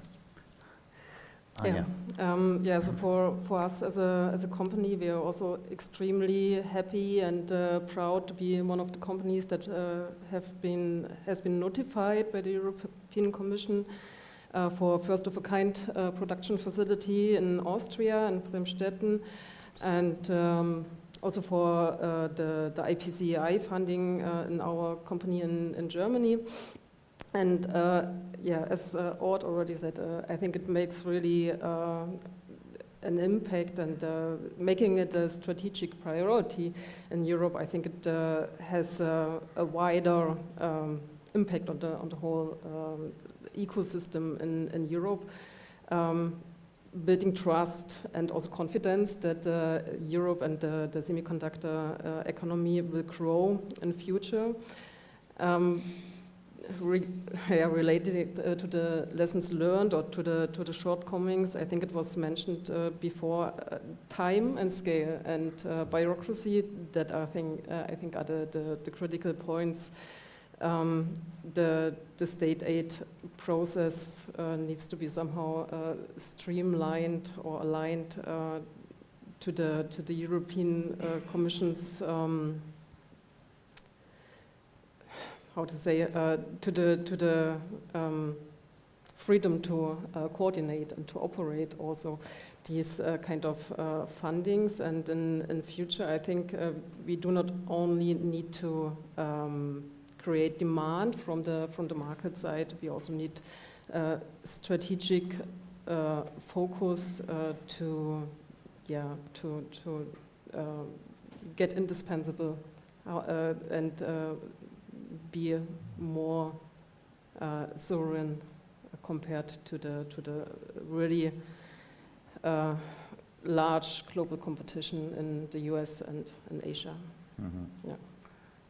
Jens, please. If I could respond to Anja just very quickly. So the way I see it, the IPCI instrument was a bypass around the stated regulations that really do not take into account the reality in our industry. We're not competing between European countries over investment. We compete against the rest of the world as Europe. So IPCI was one way to lay a bypass. Then it was during the time of the Corona-induced and supply chain-induced chip shortages. Another bypass was later around a bypass already, and that was the European Chips Act. I think what we need is also a fundamental revisiting of European state aid rules. They have had the reason historically in bringing the Union together, but I think we also need to turn a page and become much more pragmatic and hard-nosed and realistic and not be as, and excuse the term, as puritanical as we are when it comes to state aid rules. We really need to compete on a global scale, and I think the current regime is holding us back. Timo, please. Yeah, well, just to add on, so we are of course collaborating with Odes company and Jens company, Infineon and Global Foundries in these IPCEIs. Even currently, we are preparing new IPCEI for advanced semiconductor technologies. I guess in Germany, companies are even able to start their projects pretty soon in that regard. And here we see a little bit this that European countries go with different speeds. So definitely it cannot be like a huge collaborative European effort as every country is coming with their own schedules, for instance, in this type of exercise. Then I guess recommendation to really Brussels and of course to member state we have to discuss in Finland as well and many countries in Europe where we are having our R&D like Poland, France, Germany and so on. That yes, we need also European level funding for these projects, as many have said that these are strategic for Europe. And now in CHIPS Act 2 we have their special new item, strategic projects. So now the future IPCEIs, I don't care what they are called, but if the target is that they are company-led projects which lead to commercialization, first industrial deployment in a couple of years' time, these need to be promoted. Obviously, they need to support our European strategic industries, like said before. And that would be my recommendation there. So that is at least good model how to do a project when it can be started. The previous one got 3 years to prepare. I don't know how many years this will get, but hopefully only 1 year. Mm-hmm. Okay, so I would like to reserve the last minutes you to express the main the strength ideas you want to convey to European Commission to be reported. But first, I would like to briefly ask you about one critical concept of our ecosystem in Valencia is talent, is our obsession, is our main bet as a strategic ecosystem and the creation of the international campus of Valencia. As you know, we are going to have an exclusive launch with the multinational companies, and our authorities will express their willingness to invite all multinational companies to come to Valencia and to reinforce our talent semiconductor strategies. So prior to the final conclusions for the European Commission, I would like to hear from you the essence of the talent issue from the perspective that you conceive that is going to have a challenge and opportunities within the text of the second European CHIPS Act. Anja? Should I start? Okay. Yeah, I'm very happy that you bring up this topic about talent, because it's I think it's very important to not leave it as a side project, but make it a main focus of strategic investment and development for the European semiconductor ecosystem.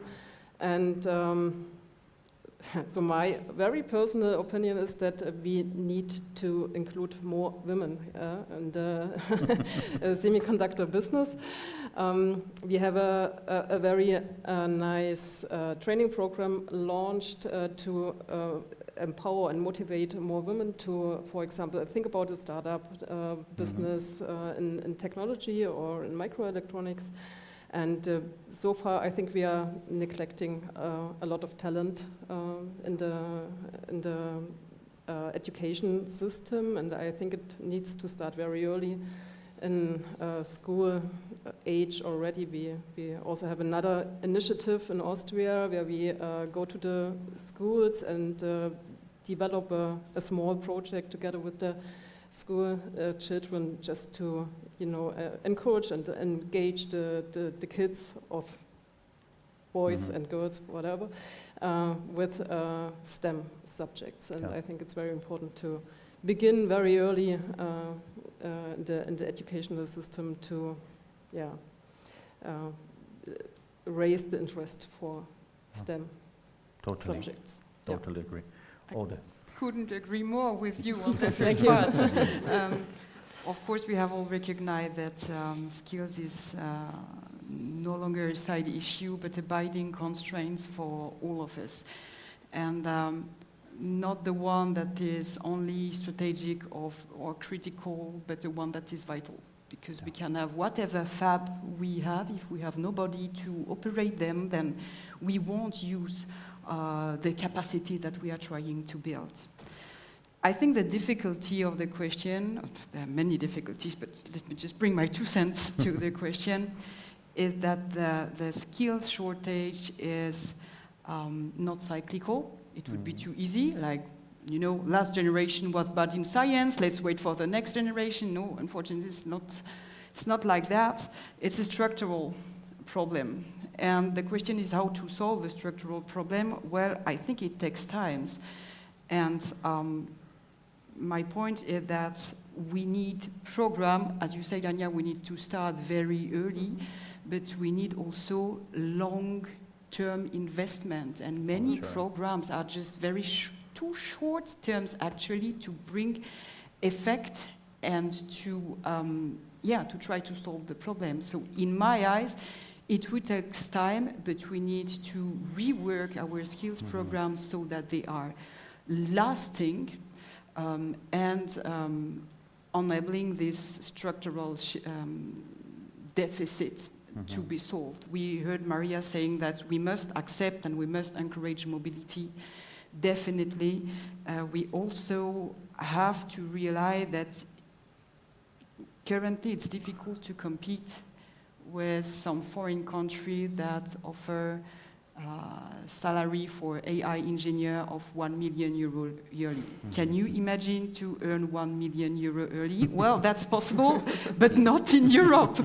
So in this sense, we cannot yet really compete, or we have to compete with other aspects of our policy, for example, with security in our streets, quality of life in Europe, and democracy in Europe. Yeah, very good points. Very good points. Timo. Yeah, values-based question, definitely. So what we are doing, for instance, in Nokia in Finland this week is that we have children that have been on sixth class in their school and now moving to the upper school, which is like 7th class, and now this week they are in science camp in our campus.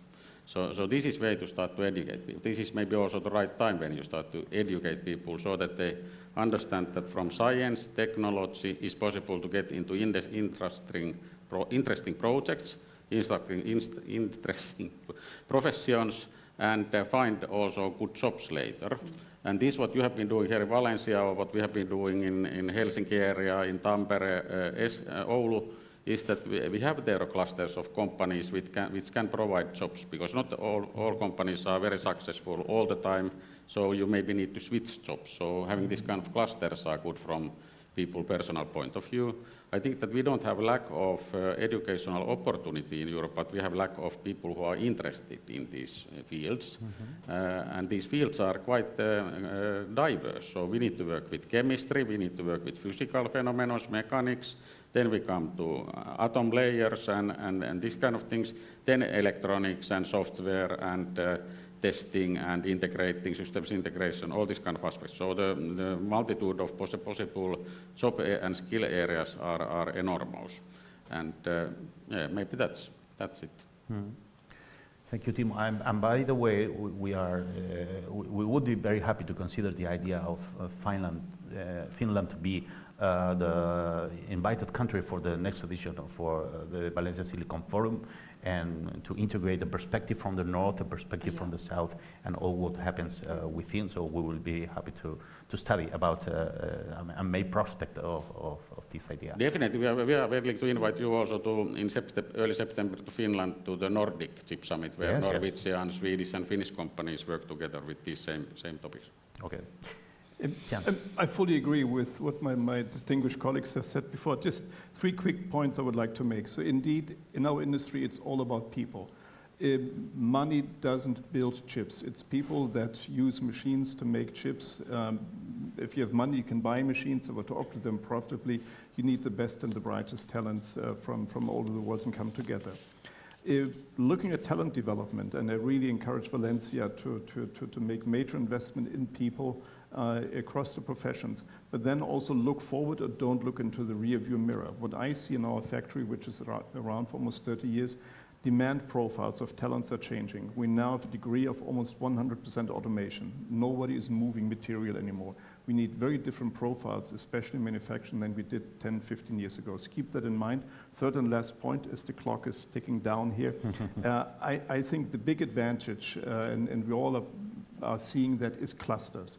Once you have a cluster where people can move between jobs, between companies, without changing parking spaces, which is the Californian ideal of a cluster, I think then you have the best chance to go to the next step. It took Dresden decades and decades, going back to old East Germany, the communist years, to build such a cluster. And we've seen tremendous progress over the last 10, 15 years. So this is sort of my word of advice of somebody who has been on this journey for 30 years. Think in clusters, try to build a cluster, look for like-minded companies, institutions, and look for the right-spirited people, and the rest will follow. Perfect. So we have some seconds for a final conclusion or a final synthesis with respect to European Chips Act 2.0. Very briefly, Anja.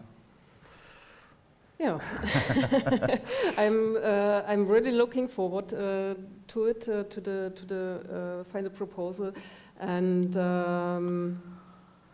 yeah, I think the matter of or the instrument that was shown by Arya and the streamlined application process, I'm very curious about how this will work out, and I think also the strategic projects they do look really interesting and could make significant progress. Yeah. Yeah, very excited about the revised CHIPS Act. Very much looking forward to its implementation as well. If I may, 3 points, very quick. I didn't see really at first sight a real simplification of administrative processes. I'm sorry, I had to tell that, under Pillar 2 and even under Pillar 1. One of the other points I'm missing is mandatory institutionalized involvement of the industry under Pillar 3. And the very last point would be the additional burden that may come to the industry with the now more proactive crisis monitoring mechanism. Thank you. Thank you. Timo. Yeah, I think that all our wishes that we had in this industry advisory group, which we finally were able to compromise somehow and get the final document together in the last night, so to say, type of thing. But we, of course, worked with that one for something like 4 or 5 months. So I think everybody who was in the working group should be relatively happy now with this new proposal. Looks like everything has been taken into account. Of course, many other organizations also provided input to Commission, so it's a bigger effort behind this one, but I don't find anything strange in this proposal. Everything looks good. And now it's, I guess, our joint task to move to these strategic projects and ensure that our member states in the parliament make sure that there is a budget available to do these parts where we need to move to geo-economical phase. So countries and regions working together with companies and having a little bit this kind of tension even between the different markets in the different continents. And we need to remember that all of these companies are in global business, so we cannot build any barriers around Europe in this sense. I fully agree. CHIPS Act 2.0 is a tremendous opportunity. Let's make something out of it. But let's also keep in mind, we live in an age of acceleration on steroids. So that what we've seen with the advent of AI, how revenues and models and business models and success stories have changed the last 2 or 3 years. We don't know what's ahead. So speed is of the essence. Our industry probably is the most dynamic on earth. Let's make sure the processes that are designed to help us match these speeds.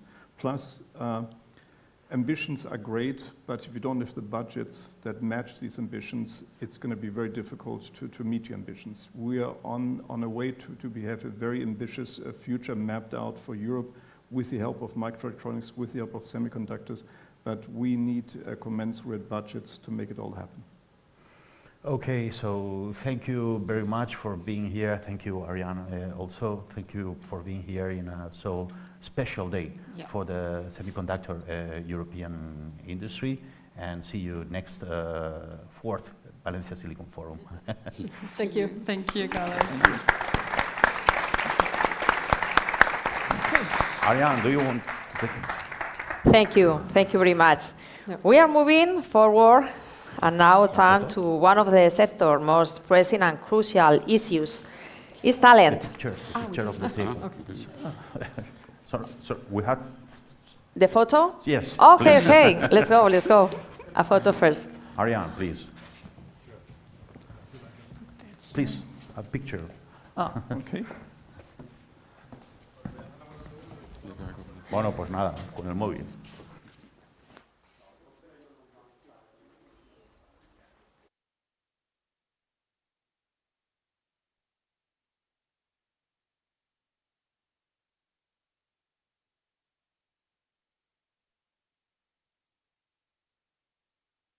Thank you.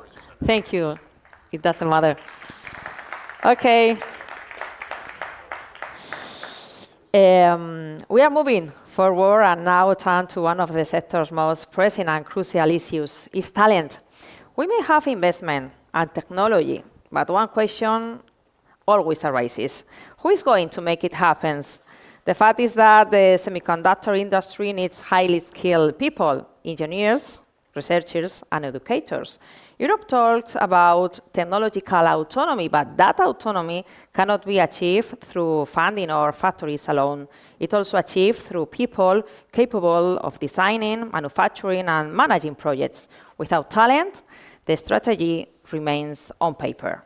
In our next expert panel, we will explore what Europe is doing in this area. The panelists are Nick Jol, Head of Talent at Chip NLCC in Netherlands, Mariana Fernandez, Coordinator of POEM CC in Portugal, Lily Adigasser, Head of Training and Funding ATC3CC in Austria, and Alfonso Gabarrón, Managing Director of ASMI Micro Nano Spain.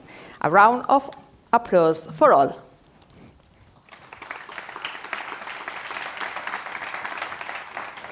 Well, thank you very much to all of you for being here this morning. Thanks to the Valencia Silicon Cluster, as always, for the wonderful organization. So here we are, competence centers. We are the Delta Force of the CHIPS Act.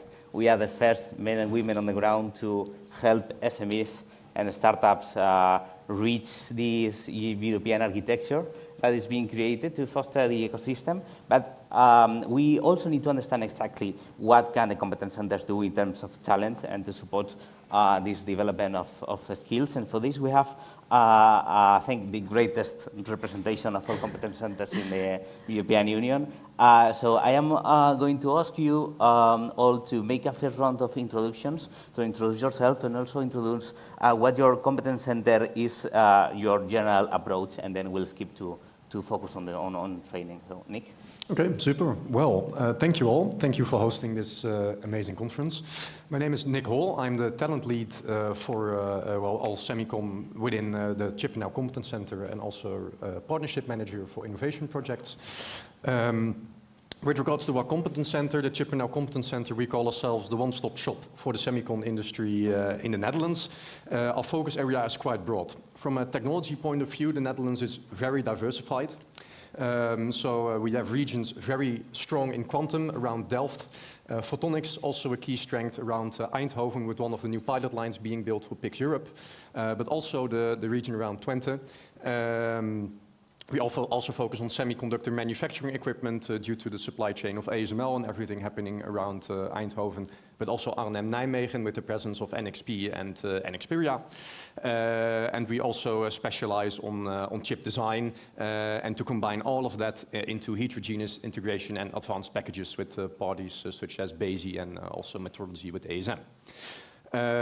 So with regards to startups, we support all different kinds of startups with support with funding, with our RTOs, connection to IMEC, TNO, YEPIX for photonic support, regional investment agencies for funding support, but also talent, a very big topic in the Netherlands, organized mainly via ChipTech Twente and Brainport Development, for which I work. Great, thanks. Mariana? Good morning, everyone. So thank you for the invitation to be here. So today I'm here, my name is Mariana Fernandes, I come from INL, but today I'm here as the coordinator of POEMS, the Portuguese Competence Center in Semiconductors. So, and why POEMS in Portugal? So Portugal, and I have been saying this a lot, so probably some of you have heard already. So Portugal is a very fragmented ecosystem, so we are not very big, so we don't have main companies working in all the areas of semiconductors. We have in advanced packaging, we have Amcor Technologies based there with a very interesting production facility.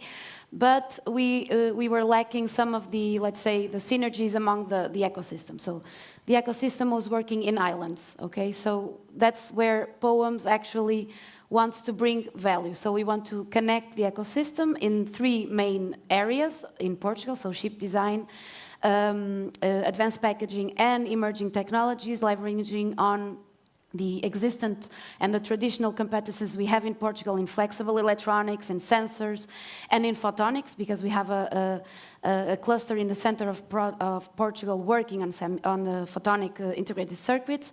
So we really want to support all the actors to work together. So we are based on 3 main principles, if we can say so. So capacity building, which links very well with this roundtable. So we aim to actually build the talent, the national talent pipeline of initiatives. We have also as a mission to bridge the gap between industry, academia, science, and policymakers. And we also want to create impact, or to contribute to create impact, and to raise awareness of the relevance of semiconductors within the society. So we have, but then I will leave that for the next questions to address. Thank you very much. And hello to the group all here listening to us. Thank you again also for the invitation. My name is Lili Algas. I'm from Austria, from the beautiful city of Graz. And I'm here from also the Silicon Alps cluster, so I'm also part of a cluster organization as well, representing the Austrian Chips Competence Center. So we in Austria really try to see ourselves as a service provider, to build up the competence center as a service provider for the industry, for research, but also for talent, so that we can really foster innovation and get people to collaborate. So one of our 3 main areas where we get active is actually putting back the money that we are receiving from the EU and fund projects that help SMEs and startups get prototypes going, set them up for market readiness. We put a lot of our effort also, of course, in talent and skills and workshops and trainings, which we'll hear, I think, enough later on. But also, we are very excited about the Eurochip Design Platform, because we already get so many requests from our companies in Austria that are really interested in getting access to the European getting access to the European initiatives. And so we really see ourselves as also, I have to copy it, one-stop shop as well here in Austria, to give access to the whole European initiatives that are happening, but also to accelerate growth, make it easier, tear down walls in Austria for the Austrian industry. Thanks. And on my side, I am Alfonso Abarron. I am the General Manager of the Spanish Semiconductor Industry Association, ASEMI, which also coordinates Micron Spain. One of the 2 competence centers that there are in our country. We have PIX Spain, which I want to also stress that they are doing a great job in enhancing the photonics ecosystem in Spain. But looking on our competence center, we are also seeing ourselves as a one-stop shop well, it's what is said in the call, so that's why what we are receiving the money for. So we actually put in place the largest consortia ever made in Spain for something of this kind, with the aim of establishing a common marketplace where all technical services for design and manufacturing could be accessed in a single place, and also help the SMEs access these European initiatives. Together with that, we also have a dedicated pillar of action towards skills and talent. And then we have a third pillar for establishing a venture builder in Spain nationwide to support the creation of these new companies, to support the launch of spin-offs and startups coming off from all members in the network. So it is a really ambitious project, but still I think we are all doing something great for our ecosystems, which at the end of the day really pays off. No? So let's now jump directly into training. And I would like to ask first Nick, and then you, Lily, specifically, how is your competence center addressing your talent gap in your country or your region? Yeah, great question. I think to treat it from a startup and scale-up perspective, most of the competence center is focused on like a one-on-one consultation and helping these startups. From a talent perspective, it's more of a systematic problem. So we're tackling it more nationwide across various programs. And one of the major things in the Netherlands is that there is already a lot happening. So we have about 25 different programs active in the Netherlands. All these programs combined have about a budget of €1 billion and aim to train about 40,000 people in semicon before 2030. For the Brainport region and the ASML ecosystem alone, it's 26,000 people. And this is an estimate which was made in 2021. And in the meantime, a lot of other stuff has happened. So my guess is it's more around 50 to 55,000 people.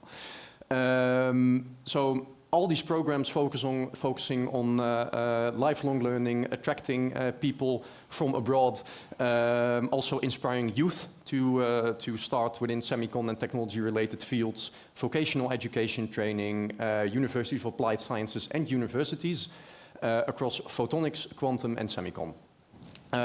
So the main role of our competence center is to be the horizontal integrator, let's say, between all these different programs. Because most programs are kind of siloed, so they implement a lot of programs which the other programs actually already do. So especially when you look across the stack, let's say, between photonics, quantum and semicon, a lot of competencies that need to be learned are quite similar with some specializations between them. So we try to let these programs talk to each other to see, okay, but what can we do together and what must you do alone in order to, well, carve out your niche within the industry. One of the major things we do is we have set up a national working group on skills intelligence. A big pain of the industry was that from the Netherlands, but also from the EU, a lot of surveys are generated to see, okay, but what do all educational institutes need to generate? Much of the industry in the Netherlands has said, we're not going to answer these surveys anymore, it's just too much. So we have a data analysis team and we actually take a survey-less approach with a lot of web scraping in order to find out, okay, but what is exactly the need of the industry via vacancy analysis and connected to the European skills framework to get on a skills level all the skills we need to feed our education. And I can continue, but I will also let the rest have the word. Yeah. That's amazing. Thank you very much. Lily? Thank you. I think when we look at our own initiatives towards skills and talent, we have to put it into 3 pillars. And I do have to mention our consortium right now because we are a consortium of 6 organizations, 5 of them are RTOs. We have Silicon Austria Lab, which is very proficient and also very medals in basically everything quantum that I've noticed going around Europe. We have Material Center Leoben, Polymer Center Leoben, the Austrian Institute for Technology, and also the Technical University of Graz, who's actually the work package leader for skills and training, which does make sense for a university, and I can support them. In any case, what we are working on literally right now is creating trainings in our core technologies. So we're talking about photonics, quantum, we're talking about thin film technologies, we're talking about advanced materials, but also really relevant topics of eco-design, cybersecurity. So we really are working on getting accessible training for basically everybody, because we put ourselves into this position where we said we want to have every training accessible for everybody for free. So basically everything we design here in ATC3 right now will be accessible by everyone through the Access portal as well, where I think the Access portal also went live yesterday, and there's already trainings available from Netherlands and Austria as well, so Google it afterwards. In any case, the second pillar is that our partner, the Technical University of Graz, already has a lot of experience working in projects as this. They've been part of the METIS program, they've been part of the Green Chips program. Also, they also have somebody from the European Chip Skills Academy literally sitting in their office. So we are very well connected with a lot of other European initiatives. And we really try not to do all that work again, but to build up on that. And so we have a very high level already available for Austrian ecosystem, and we really want to add up onto that. And last but not least, and then I'll be finished, we also really want to not only use universities as a way to get workshops and trainings, but also to use third parties, for example, trainings provided by companies, because we have a really great ecosystem in Austria, and we have companies that already set up their own training formats, have it public for other companies, and we really want to get into that, co-fund that, and make it accessible and free for all Austrian, be that startups, big industry, students, pupils, or private person who are just interested in the topic. So that's basically the 3 ways where we try to make a difference in the skills gap. Great, great, great. You both have spoken about other initiatives making work in the same field. For example, the European Chip Skills Academy, METIS program. Also, the same platform has some programs for talent. So this makes me think, are competence centers doing something different in terms of training than these other European initiatives? Are we the right stakeholder to cover this gap? What do you think, Mariana? Well, that's actually a good question. And of course, coming from a CCC, I would say that we are doing something different, but we are. I think that one thing that is important to highlight is that until now, so the existing initiatives which are relevant and important and impactful, they were focused, at least I'm talking about mostly about Portugal, okay, which is my reality, but they were focused on the traditional, let's say, training skill, or the traditional training formats, if we can say so. And universities, academia are more focused on teaching or training high skills or high skills students and so on. But there was a disconnection with what the industry needs. So that's what we felt during this year of implementation. Okay, so we are, I forgot to say at the beginning, we are 16 partners within POEMS. I think that we are the largest consortium of competence centers, which is challenging, but it's also, let's say, helping us in getting to the industry and mapping the industry needs, okay? Because I think that that's where competence centers actually bring value. I can tell you that in Portugal we have created a working group as well, a national working group, but it's a working group that brings together academia and the industry, the main industry actors in Portugal across the entire value chain that we have in Portugal. And so we interact, so we brought them all together in the same table.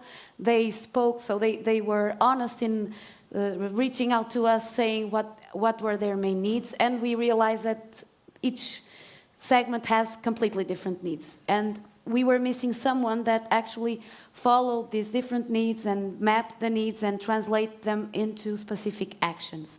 Okay, I can tell you that, for example, in the ship design area, there are a lot of initiatives in Portugal. So, for example, Synopsys has their own academy in Portugal. Capgemini also has their own academy in Portugal. But in terms of advanced packaging or other more traditional companies in Portugal acting doing developments in the semiconductor or semiconductor-related fields in Portugal. So they were missing the vocational training. So engineers trained in maintenance, predictive maintenance, for example, process technicians. So they don't have yet a specific program or a tailored program that actually matches their needs, their current needs, but also looking into the future and matching it with the European and the global priorities as well. So I think that we are not the the single partner. We have to partner with, we have to orchestrate, let's say, with the vocational educational trainees, trainings organizations, with academia, with the scientific academia, with the industry, and with the policymakers.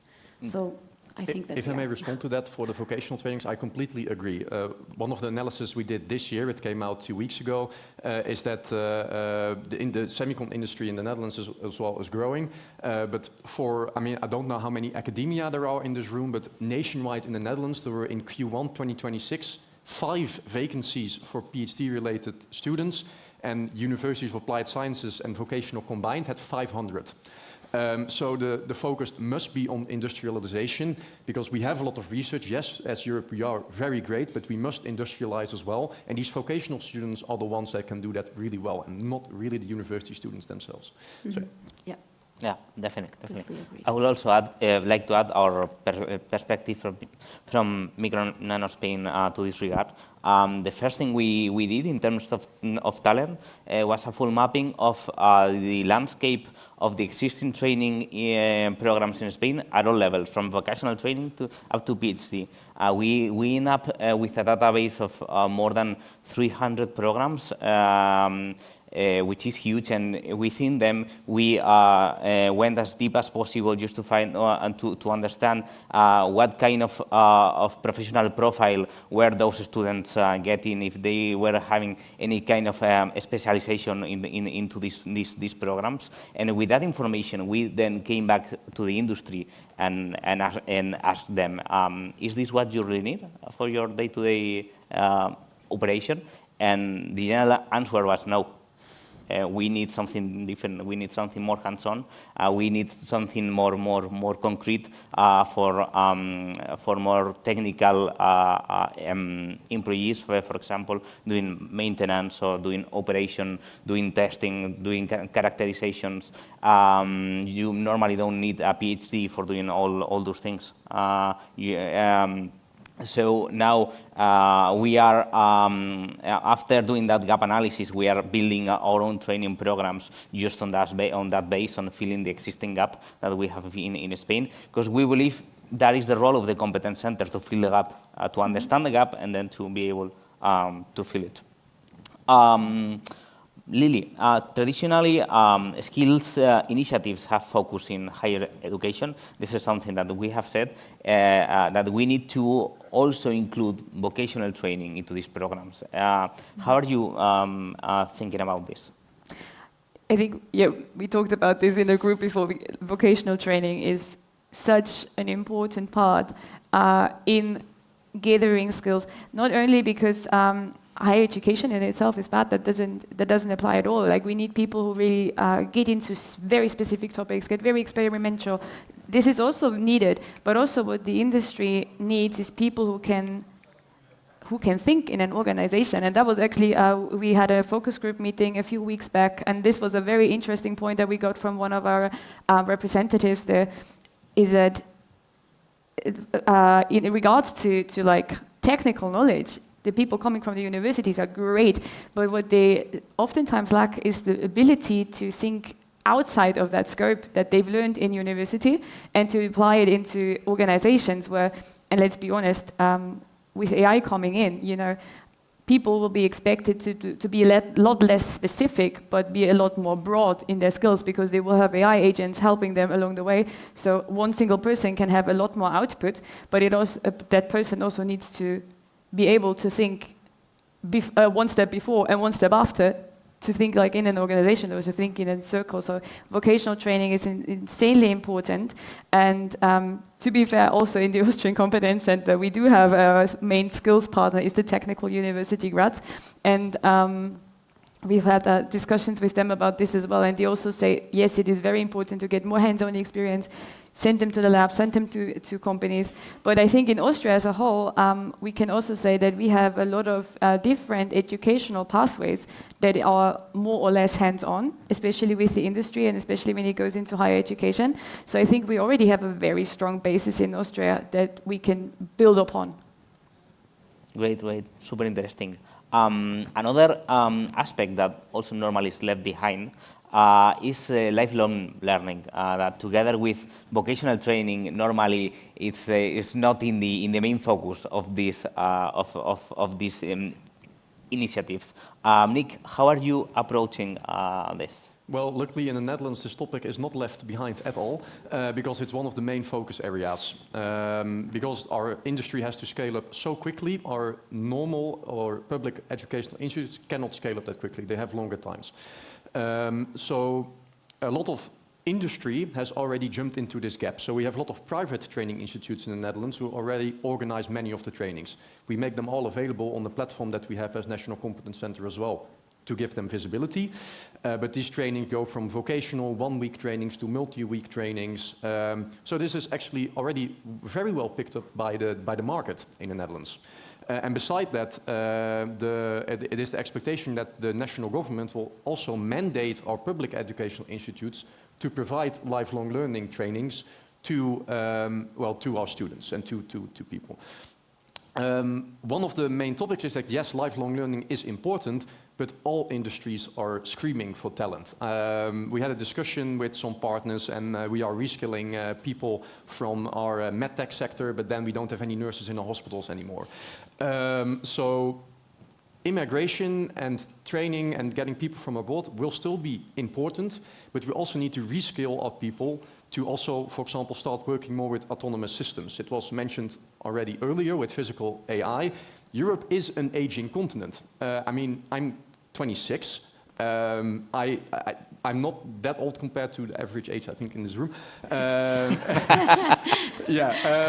What I see, and also with many around me, is that also the semicon companies that are recruiting, they are recruiting for people that have at least 5 years of experience. We need to stop doing this because we have many juniors, and lifelong learning is important, yes. But we have many juniors that cannot find a job while we are screaming for talent because everyone is looking for the senior system architect and the senior system engineer with 10 years of experience because we need to scale up quickly. But it is not a possibility because all these senior system architects will retire, and if we don't train our next generation of talent, which is also a job of the industry themselves, in their company, in my opinion, we cannot supply our continent with enough talent. Can I maybe add something to that? I think that is a really interesting point as well, because it's not only the EU that needs, or like countries or whatever, that need policymakers that need to make decisions. It's also the industry that needs to put in the effort, because, and we were literally asking that in the last focus group session that we had, is like, which training are you actually using? Because we are putting out trainings and they are not getting used. So like, what is it that you do? How much money are you willing to put in? And, or not money, but maybe resources. How much time are you willing to put in into the re-education or upskilling of your workers? How much investment are you planning to do? How much freedom are you giving them in continuous learning, for example? So this is something that the industry itself very much also has in their hands. And I think if the cooperation between industry and the research and the universities grows, then the whole country can benefit from that. Yeah. If I may add to that, to come back to the lifelong learning topic, to bring it more to end-of-life learning topic, one of the things we are focusing on as Competence Center, it's a little bit too early to say right now, is that the people who are retiring still have a lot of knowledge that can be used. So we can use these communities of retired, experts in order to, be mentors for our next generation. So I think a big challenge is as well to set up communities of these experts that they don't have to touch any machines themselves. They can just, they don't have to do research themselves, but they can coach the next generation of people within their companies. So we also need to retain talent beyond the age of retirement in order to, get a continuous stream of competencies of young who are very well versed in AI-related field, and the experts who have been working in industry for their entire life. That's a super interesting point, actually. That's very, very interesting. Because here in Spain, it is true that we have a very young workforce wanting to access this market, but we also have very senior engineers that maybe have not just working in Spain. We have the best example of all is Maria Martet, which was president at TSMC. We have this wonderful knowledge that we need to put together with these younger generations to help them go quickest in their path. That's a very interesting point. Another thing that comes to my mind as we are speaking is that we have all said on our own what we are doing, and we are 28 competence centers, right? 30. 30 now, okay. So we have 30 competence centers doing our things in our little castles, in our regions, in our countries. But having these 30 competence centers may lead us to having islands working fully independently. So how can we ensure that we have real coordination and alignment between all competence centers in terms of training? Mariana.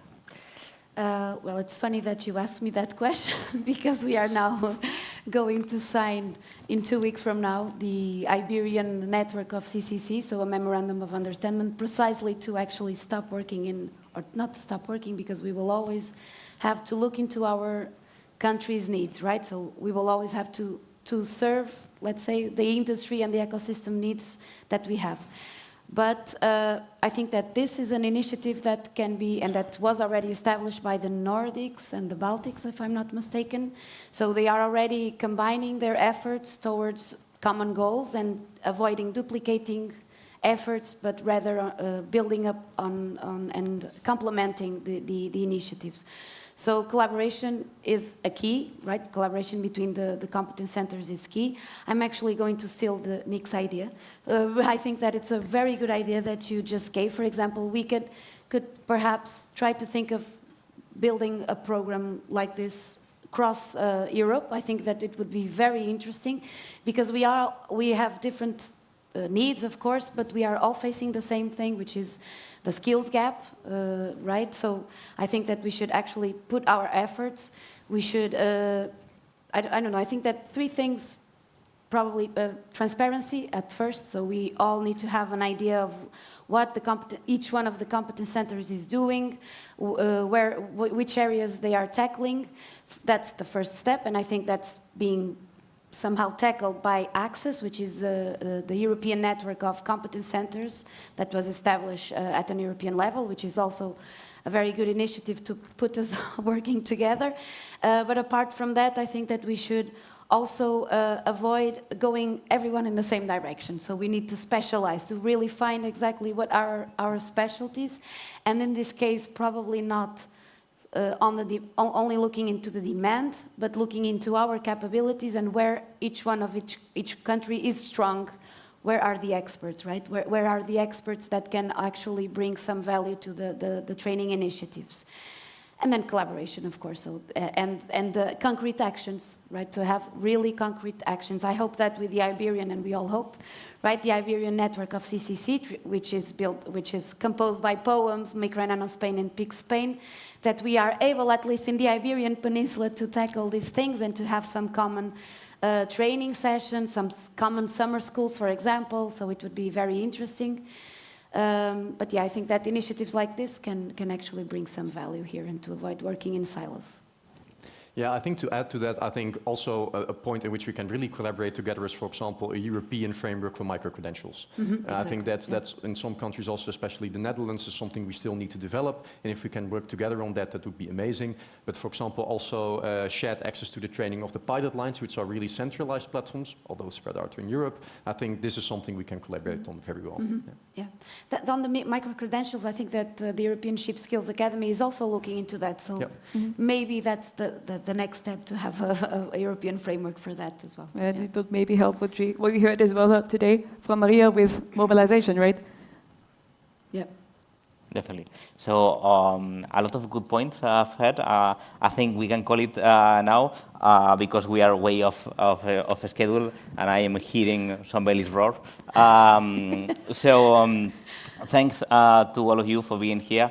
I think it was great, and I hope all of you have had the chance to understand what competence centers are doing. And if I want to stress something as my ending intervention, is that we are here for you. We are the points of contact for whatever you need towards this new landscape that is being built in Europe with all these initiatives. So feel free to reach us because we will be more than happy to support you.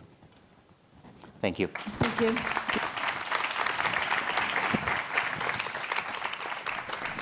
Thank you very much. Photo. Let's go.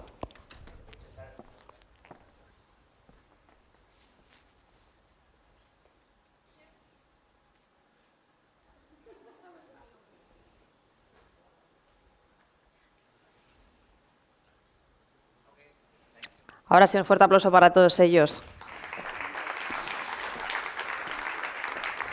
Bien, vamos a hacer nuestra primera pausa de la jornada. Vamos a tomarnos un café en la plaza.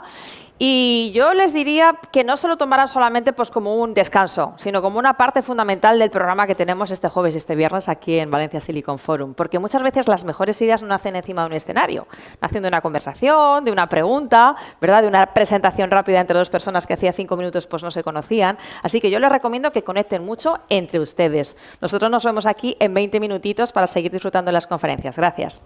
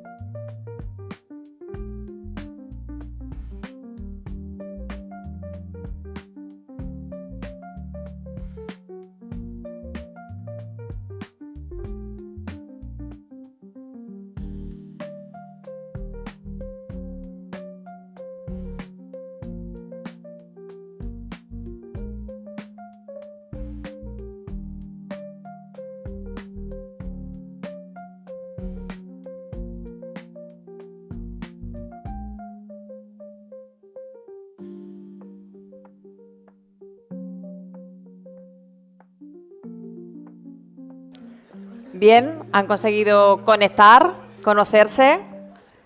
Tenemos otra pausa en la comida, así que si todavía les ha faltado algo de tiempo para conocerse un poquito mejor, conectar, tener esas conversaciones que quién sabe en qué se pueden convertir, ¿no?, en ciertas sinergias, pues todavía tienen tiempo a lo largo de esta jornada de jueves. Continuamos, and we are doing this with a technology that has become a key term when we talk about technological sovereignty. RISC-V, an open source framework for designing chips. Furthermore, let's not forget that we are at a time when artificial intelligence and data centers are putting increasing pressure on chips design. The industry is looking for processors that are more efficient, more adaptable, and better equipped to handle highly demanding workloads. Our next guest will be speaking to us about all of this. He is Ses Jim, CEO of OpenChip, a company involved in the development of advanced solutions in the field of semiconductors. A round of applause.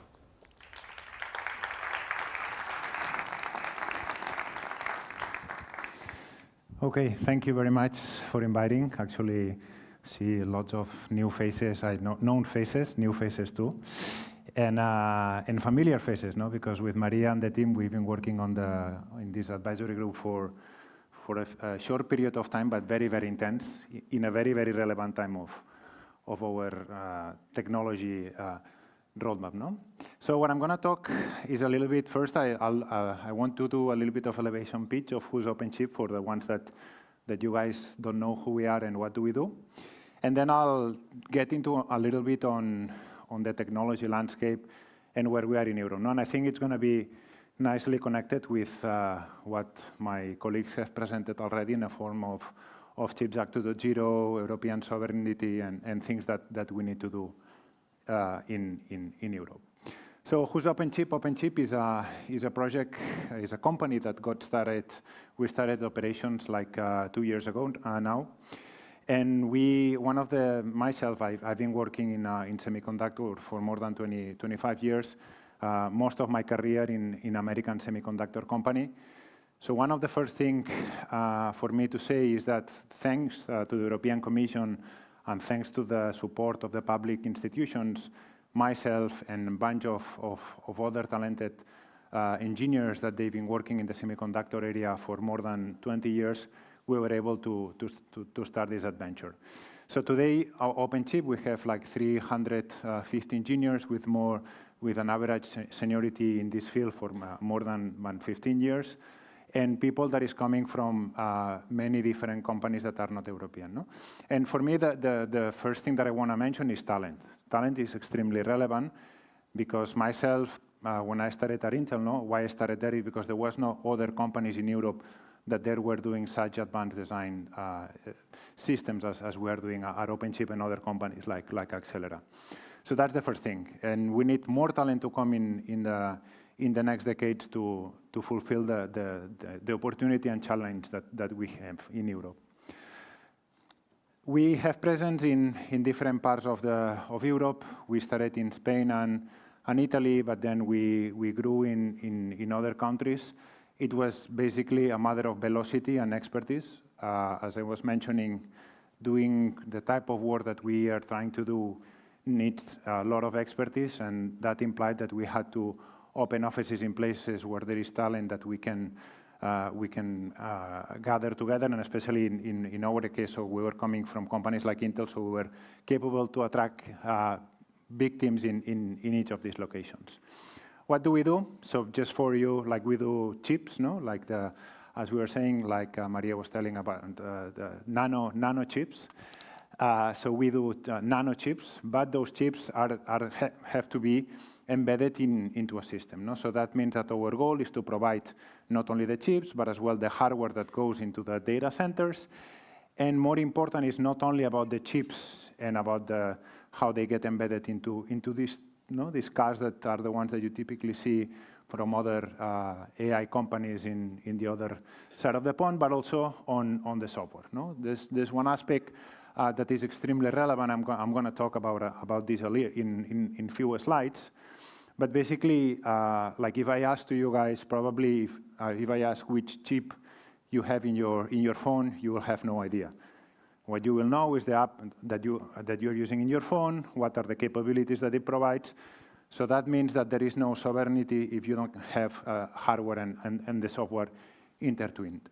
Here it's something I want to, and I'll talk a little bit about that as well, is that this is not about only OpenChip. It's really about the partnerships that we establish in Europe to fulfill all these needs that you guys have in terms of compute and how we provide them in European data centers. Now, I think it's extremely good news, like what we saw in the European Chips Act, because basically it's a first step towards having these vertically integrated stacks done in Europe for Europe. And as I will cover in a few slides, now it's more critical than ever that we do that.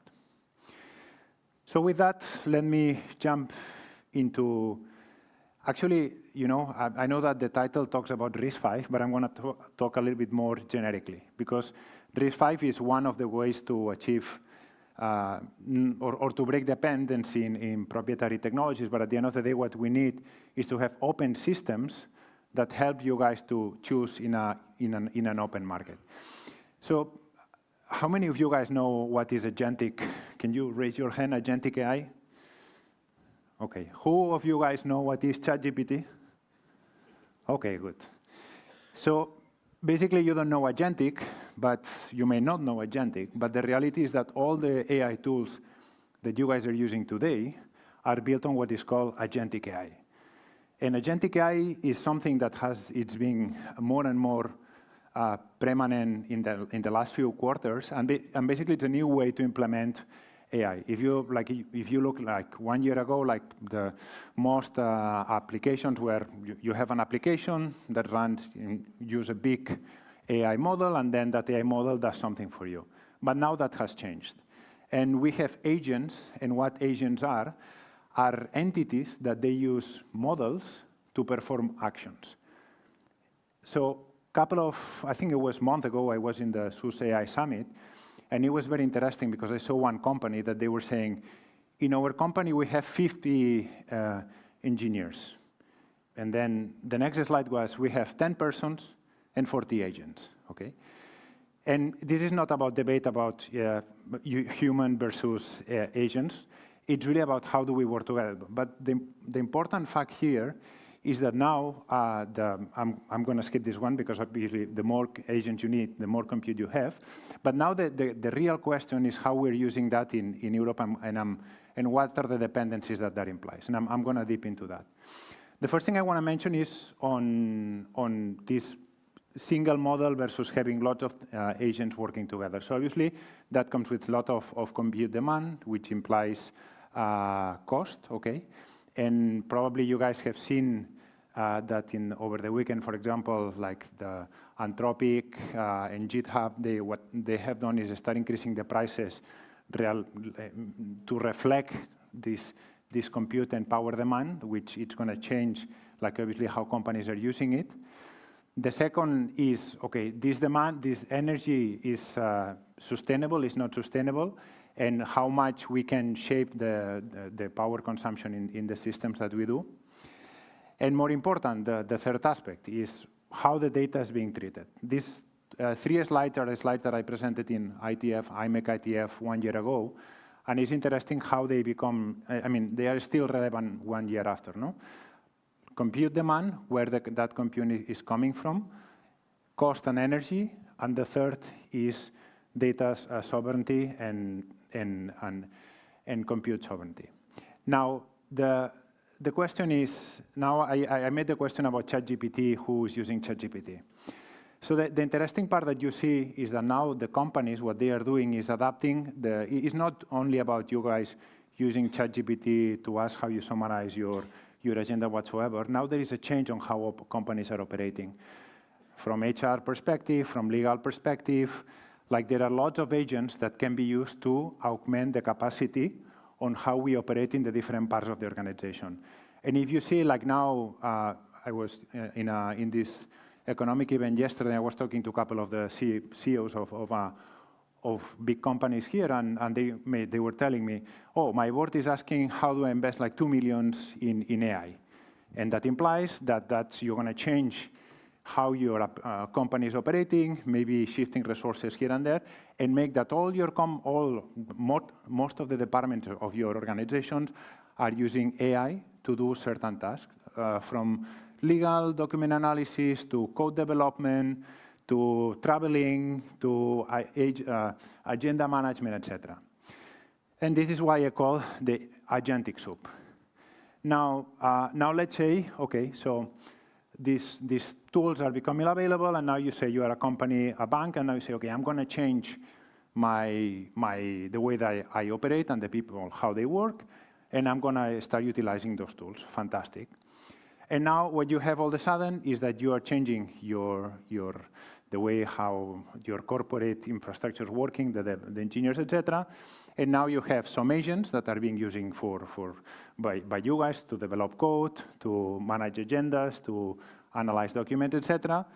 And those agents have to run they are using AI models. You guys know, ChatGPT is an agent, has multiple agents, and it's using the ChatGPT models to do the tasks that you are asked to do. And obviously, these agents and this AI are running into a particular hardware and in a particular infrastructure. Now, guess what? Today, if you look at many of the companies, they are very intertwined with the services that some non-European companies provide. So, okay, I'm going to embrace all the agents that, let's say, Microsoft provides, just as an example, and I'm going to change my company to use those agents. And now, okay, I'm going to use AI models. Fantastic. So I have AI agents that are provided by one company that run on agents that are provided by another company. Now, the third question is, okay, now I'm going to have my hardware infrastructure, okay, that runs those agents and those AI models. Fantastic.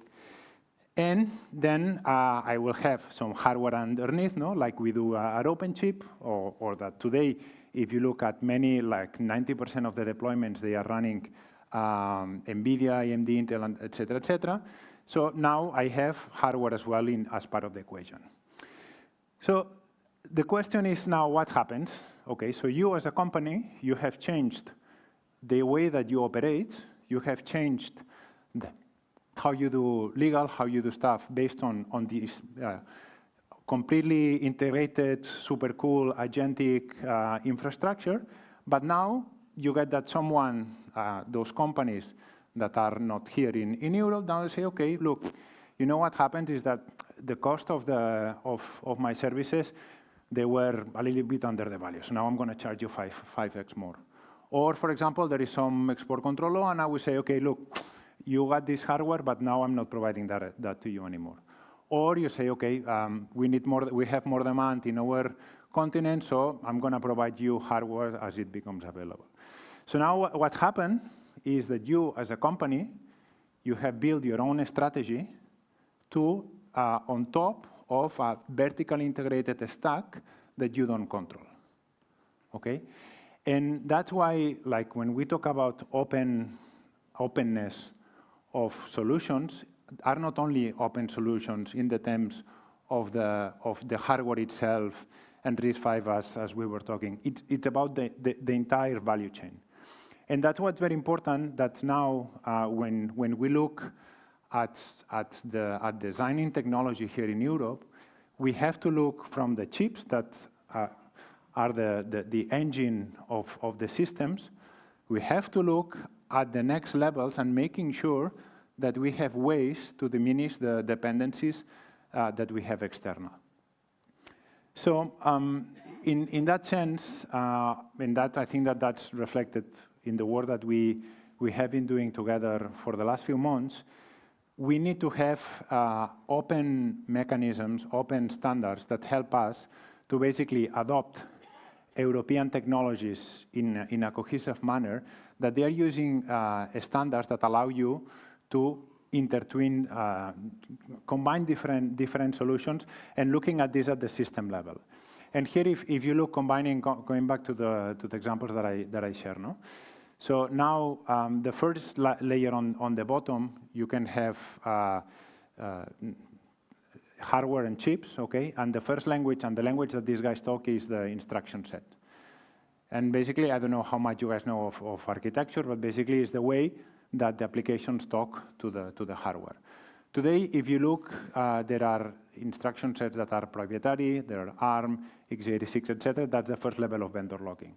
So what we need is to have an open standardization way to talk to the hardware, and that's where RISC-V comes. But now you have as well ways to manage that hardware. That's the next level, that's infrastructure.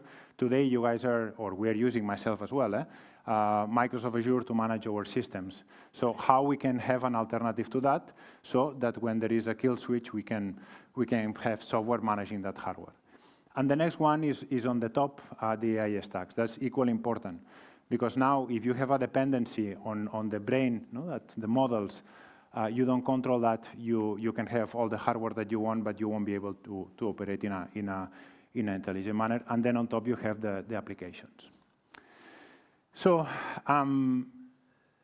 the current situation, if you look where we are, and I'm very glad on the directions that we're taking, and Ode was saying that, so now on how do we do the velocity to implement those things, those frameworks.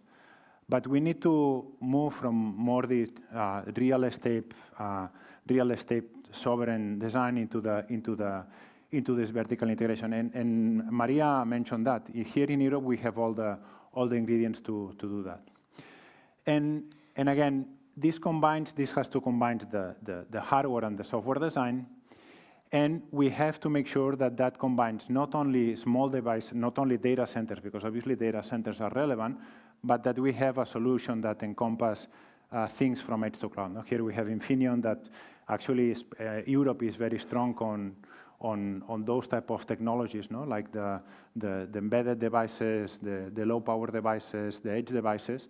And we need to make sure that when we have like these solutions from the software on the bottom, hardware, and the vertical stacks and the applications, that we manage both edge to cloud. And I think that this is especially important when we think on technologies. And in this matter, if you, for example, use RISC-V and use RISC-V on both ends, on the device and on the data center, now you have more portability with your applications into the different pieces. What is super important, and that's one area where we are, in our case, in chip design, very much focuses on the security. Okay, security and safety is extremely important, and I think that here,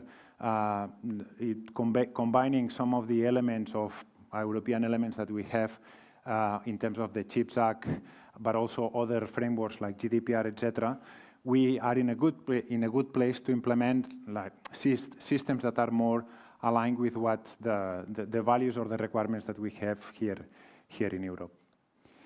Scalability as well. I think that's another aspect that RISC-V provides you as well, for example. So it's important that when we build solutions here from hardware perspective, we have elements that we can combine to derive different verticals. So for example, today we're working in healthcare, we're working in critical infrastructure, and now you have to have different elements that are based on the same kind of language I was talking about, that you can combine and provide different solutions. So coming back to the picture that and sorry I'm skipping some slides, but I want to catch up sometime so you guys can have lunch at the time that you guys are supposed to have it. So one important aspect I want to, and here is like just some names of companies that we're working with, but the important thing is that we, here in Europe, we have enough elements to drive those systems that I was talking about. We have companies that are developing agents. We have companies that they are developing models. We have companies that they are developing infrastructure, both at the software level and at the hardware level. And we have companies that they have public and private clouds. And I think that this is extremely important because now, if through these investments that we are having, we are capable to develop and do these vertical integrated solutions, that's something that we will be able to deliver what we are outlining in the CHIPS Act 2.0. Now, coming back to the RISC-V topic, and apologize because I know that the title had RISC-V, but I thought it was important to provide you guys an overall picture of why this is relevant. at the end of the day, this is about having freedom to choose the solution. And one of the good things that RISC-V provides us in terms of availability of ingredients that you can choose and pick for your systems is that RISC-V is open. So that means that it's good for innovation because any company can use RISC-V to develop their solution. And there is a plethora of different companies that are doing that. So that means that you can choose OpenChip, you can choose Accelera, you can choose Semidynamics, and you can integrate them into the same hardware infrastructure, and you have choice to match whatever you need. So one important thing, though, is obviously that requires time. Okay, so even in our case, so we're developing chips, and you know that cycle time of the chip development is minimum 2 years.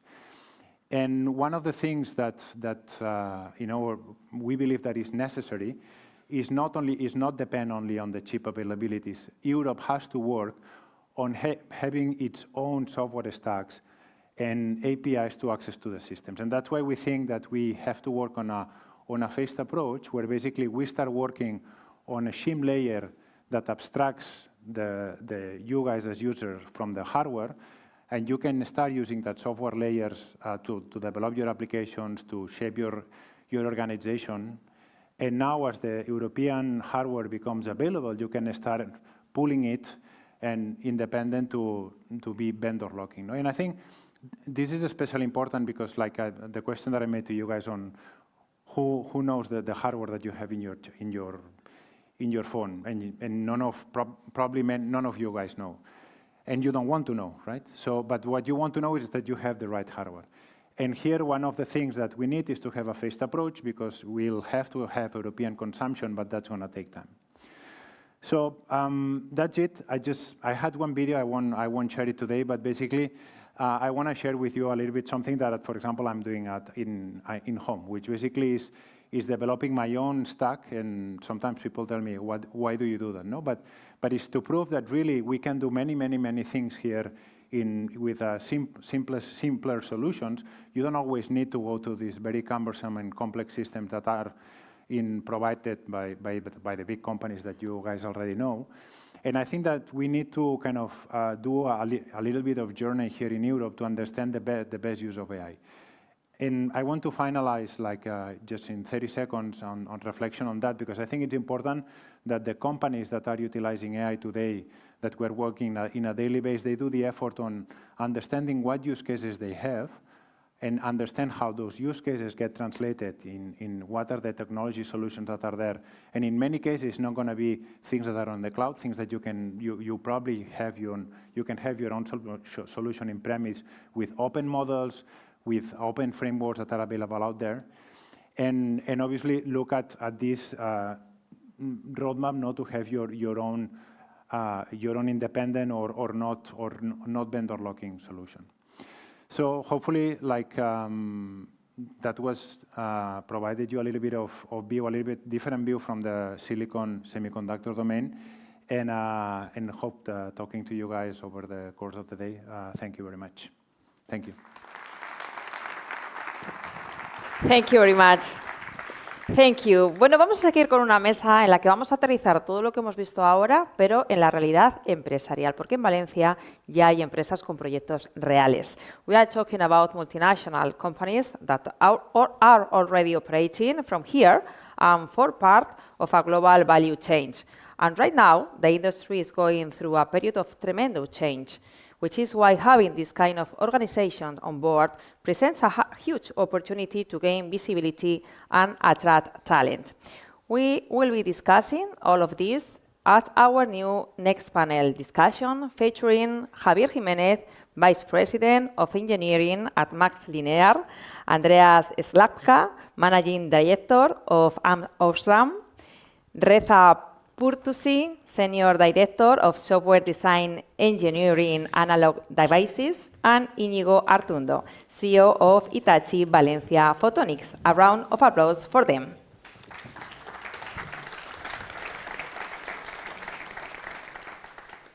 Okay. Thank you very much for the introduction, and thank you all for attending this last panel. I know in Spain we usually have late lunch, but this is a bit extreme. Apologies, we'll try to be as fast as possible. And well, we wanted to use the opportunity in this Valencia Silicon Forum to have a little bit of time in this panel to introduce the big multinationals that are actually having a division here in Valencia, because as you know, Valencia is one of the strongest regions in semiconductors in Europe, clearly one of the most, probably the most in Spain, and that's because historically there has been the presence of these multinationals here in Valencia city, Valencia region. So I'd like to introduce first to well, Javier from MaxLinear, Vice President of Engineering. We have Andreas from AMS Osram, General Manager of Advanced Analog Solutions. And we have also Risa, who is from Analog Devices, Senior Director of Software Design Engineering. Thank you for joining me on this panel. And myself, Inigo Artundo from VLC Photonics, also part of Hitachi. So I'll start by breaking the ice of making a quick introduction about yourselves, about your companies, and also let us know, well, from your point of view, from your perspective, where do you see, well, obviously the biggest market opportunities nowadays in your respective fields? So maybe Javier, if you can start. Okay, thank you, Inigo. So first, about myself, I'm a local guy. I study here and I start my career here. And I work in a startup company first, DS2, and then to Marvell Semiconductors, and from 2017 in MaxLinear, right? So I also worked a couple of years at the university, at Polytechnic University at the very beginning, right? That's about me in a nutshell. About MaxLinear, it's a fabless company. It's smaller companies than the other companies in the panel. It's based in the US. Our products are communication, leading edge communications, system on chips. That's what we do. Okay, we have 4 different markets: broadband, connectivity, infrastructure, and industrial. So it looks like a lot of things for the size of the company that we have. Okay, and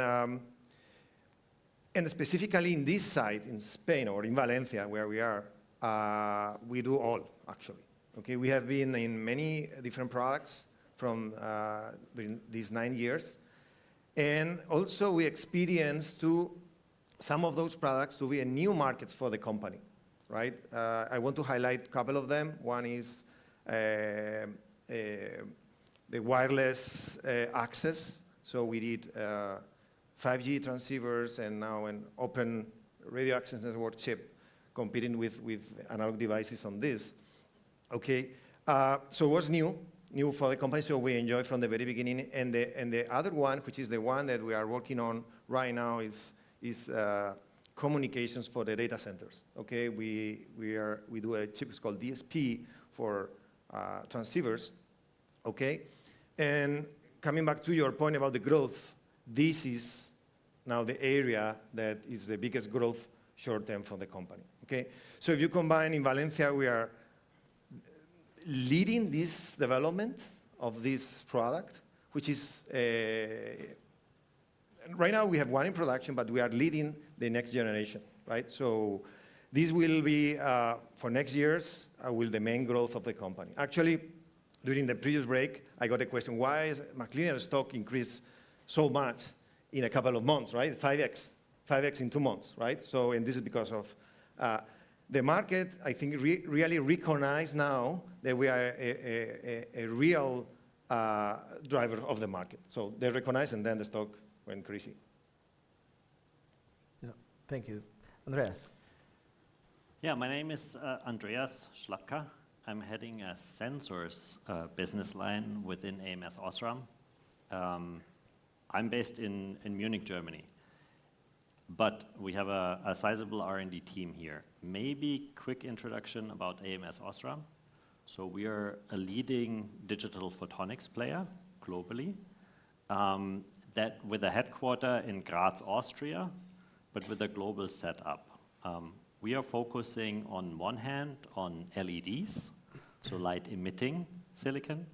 On the other hand, on sensors, including light sensitive, all kind of light sensitive sensors, which we're building.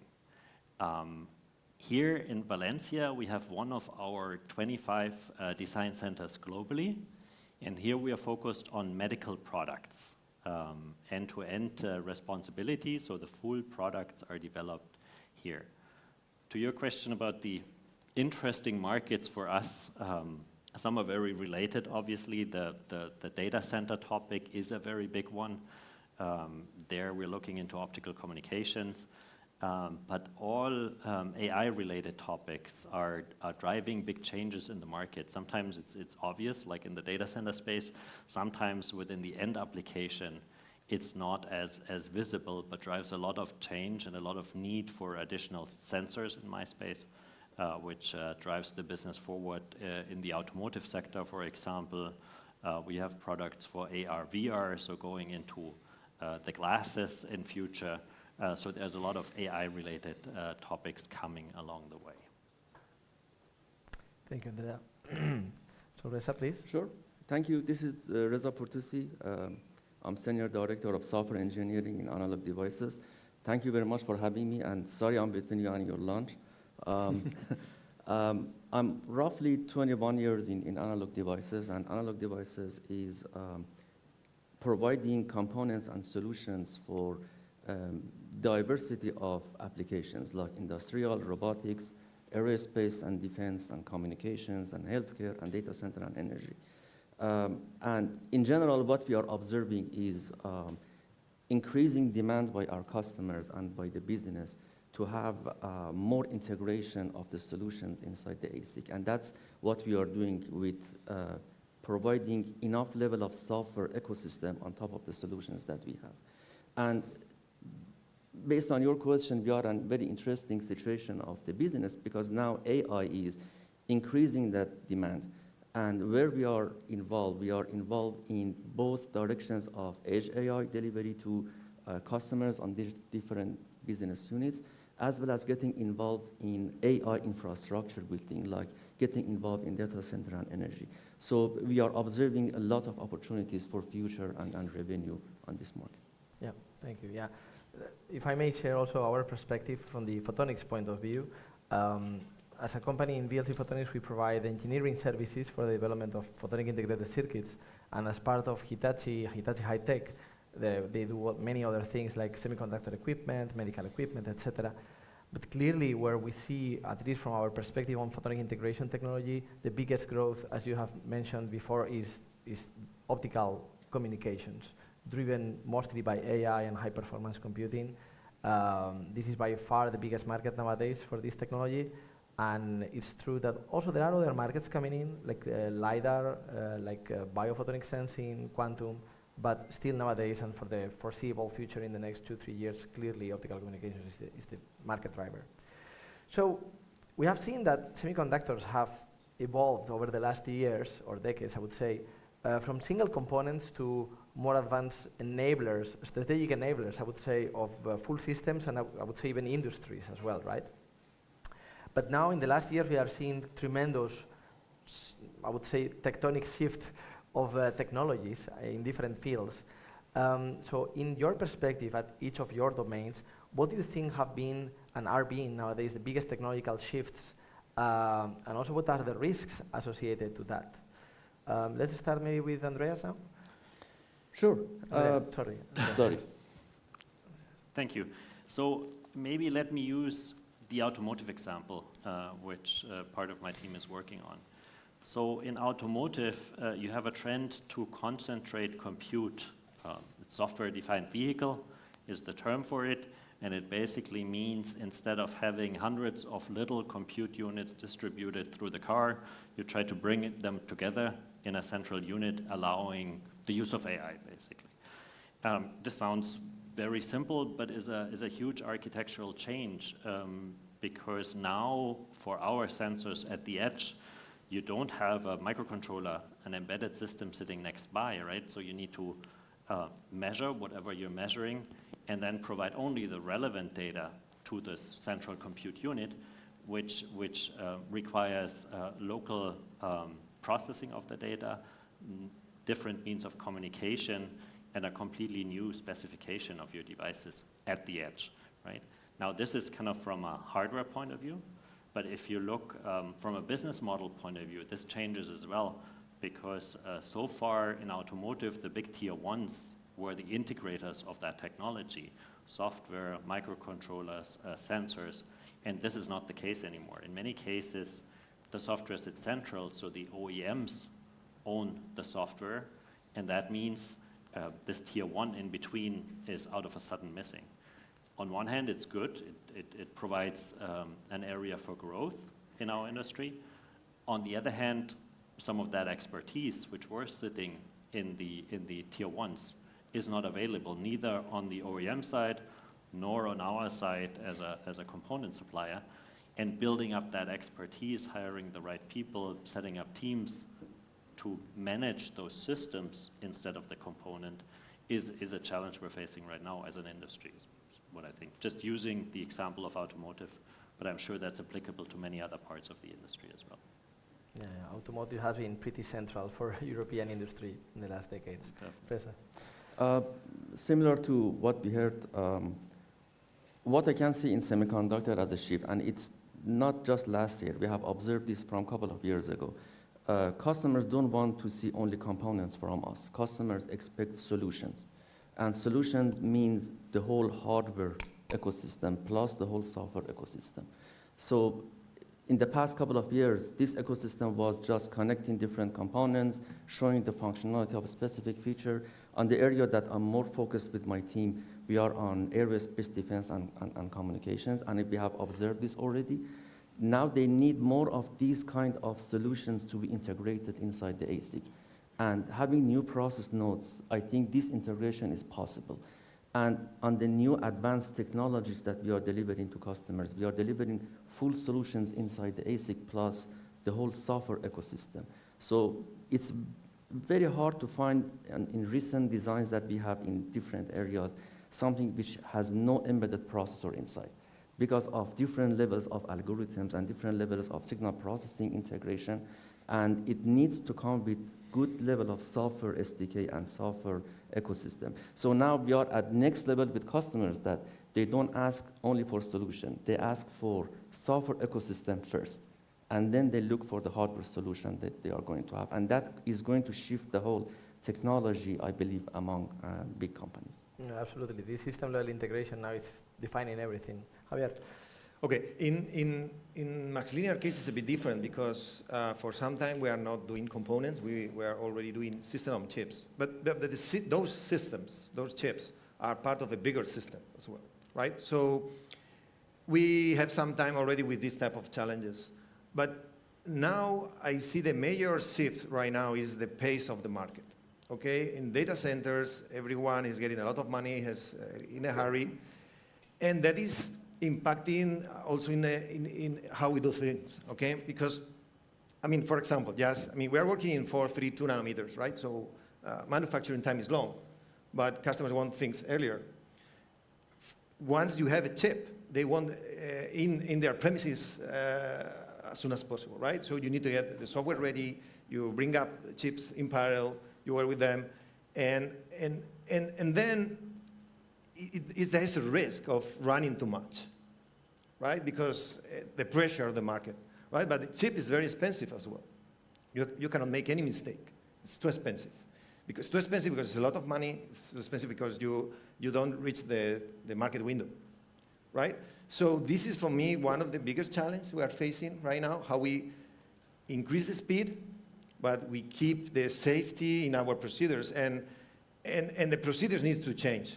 AI, it's coming to help on this, but also comes with the new risks. Okay, so for me, this is part of your second part of the question was the risk. One is how to really adopt AI in a safe way, because we want to increase the speed. But there's another risk related to the first question for me is that we all three commented about data centers. Okay, this for me is like a wave now. We are surfing a wave. We're enjoying surfing the wave. A lot of excitement, but it's a wave. At some point, it will break. The wave will break, right? So that's another part of the risk, because if you scare yourself to be so fast, and do so many things, because AI will require also to think faster, okay? You need to think about how to mitigate the risk of when the wave is rigged. So in this sense, what Maxine is doing is that we are not betting everything on data centers. We have a lot of additional portfolio, another type of communications that we cannot forget or not keep improving this other. So we know that we are enjoying this, but it will come at some point. It will be a different thing, right? Yes, yes. Wave, bubble, we'll see, right? Right. You can tell. I fully agree on the speed challenge. I read the other day a quote by the new Intel CEO, Lip Butan, and he was saying that respin of a design gets you fired at Intel. So that's the pressure you have to deliver at first time right. Yes. Yeah, and it so happened that you are doing a new respin before getting the previous one. Yes. So you cannot get the feedback. So it's becoming really... It's very crazy, yes, indeed. And AI is accelerating all this. From the photonics point of view, we also see the same challenges. The pressure on delivering new generation of optical transceivers for intra and inter data center communications, and even in the rack is tremendous. And the biggest challenges for foundries, actually, for silicon photonics foundries, is to develop the processes and mature the processes quick enough. And also, not only that, but not stop developing the materials, because you will need for next generation 1.6 terabit, 3.2 terabit and beyond, you will need to introduce new materials that are not silicon, right?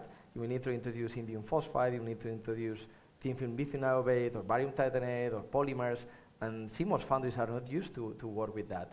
So this is tremendous technological challenges. Okay, so we have seen on the previous panel the challenges also on talent, right? All of our companies are growing tremendously, and we all struggle with talent. How do you face this talent issue in your companies? And is there any other factor that is limiting your growth at this stage to surf this wave?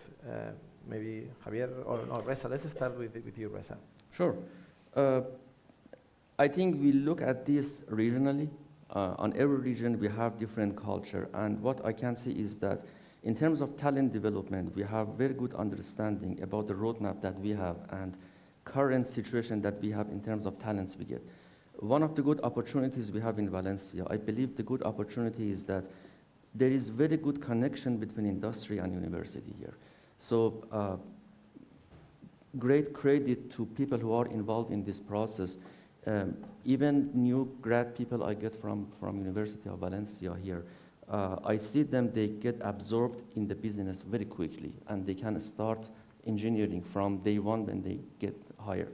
So I believe that one of the key points that we are pushing for is having the right connection between industry and university. One example I can give you is that maybe 10 years ago, when we wanted to hire embedded software engineer, in general, we had problem, because every software engineer was thinking that, okay, embedded software is software. So it took some time to have embedded system as part of university curriculum. I believe that we have good opportunities to even improve that one more in terms of the roadmap that we see on the future, in terms of more domains, as well as more AI kind of activities for developments in the future. So that's one piece that we are doing. The other thing is not relevant to talents, but relevant to what we do with customers. So our relationship with customers is not supplier and demanders. That's definitely part of the business. But to be able to have good understanding about the future, we are working with customers as partners. So the way that we do, especially in Europe, is that we have some centers in Europe to be co-developing with customers in place. And that's also a very good point for our new engineers who got hired to learn that process and understand our customers' vision and be participating in that. I agree. Oh, yeah. Okay, so first, Risa, thanks for the words for the local talent. I totally agree with this. So on top of what you commented, I think the other aspect, I mean, I can provide more details because I'm local. So this is not just by chance that happens, right? So we did a big effort, the companies here, to work together as a cluster, right? Because we all compete for the same pool of talent, right? So we work together on how to improve, increase, accelerate that pool, Okay, so we are combining other things in this as well, but we're working together on this specific item. So I think this is key in this ecosystem. So, and thanks to the universities as well that we work with them as well very closely. So also the Spanish government helped with this chair program, which is funding part of it. So I think it's a very good system, okay, that if there's someone from the government that you need to extend, okay. But this is addressing part of the talent, right? The junior talent, as you said, is great, right? But we also have gaps in very experienced people, right? Because when I started 20-something years ago, it was a desert here in microelectronics, right? So there's not a lot of experienced people working here for a long time, right? So we need to attract people in addition to the ones they are building during all these years. So how we attract? For me, the best way that we have right now to attract, independent of the environment that others need to take care of, is having good projects, okay, real projects that people enjoy. So those senior people, they want to be part of the challenge that we can share with them, right? This is one. And the other one is, in those projects, to have ownership. Because experienced people don't come to do minor things, right? They want to own things. So I think it took a while for big companies to get the confidence on this is doable here. Right now, I think we did a good job. So big companies, big guys like them are coming here, and we created confidence. So I think slowly we are creating this, okay? And the other aspect is AI. AI will need to rebalance the skills as well. So we need to address this in each of our companies. Either learning, training, hiring, we need to rebalance all of this because there's adjustments need to be done, right? Yeah, indeed. I fully agree with you on the age part, because coming from photonics, photonics is still quite young if compared to the other semiconductor technologies. I was actually very impressed to see that the average age in open chip is 37. Yes. That is not usual in photonics. No. Yeah, Andrea. Yes. I want to pick up on a couple of your thoughts, right? Because I like them very much. Starting out with AI, I think AI will change significantly the kind of talents we need. Because many of those entry-level, easy, repetitive tasks we have to execute today will be automated in future, right? So they will go away. Even more important, where I very much agree with you, is to have independent responsibility in our local design centers.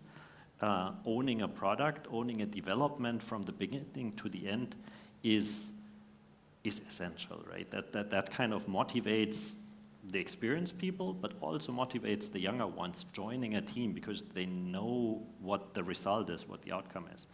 So totally agree with you there. Our experience here in Valencia is also very good. So we find good talent, right? I mean, starting from interns, but actually, ideally, we would start even earlier in schools, right? Motivating kids to take on technical subjects, and I have to agree with what was said in the forum before, right?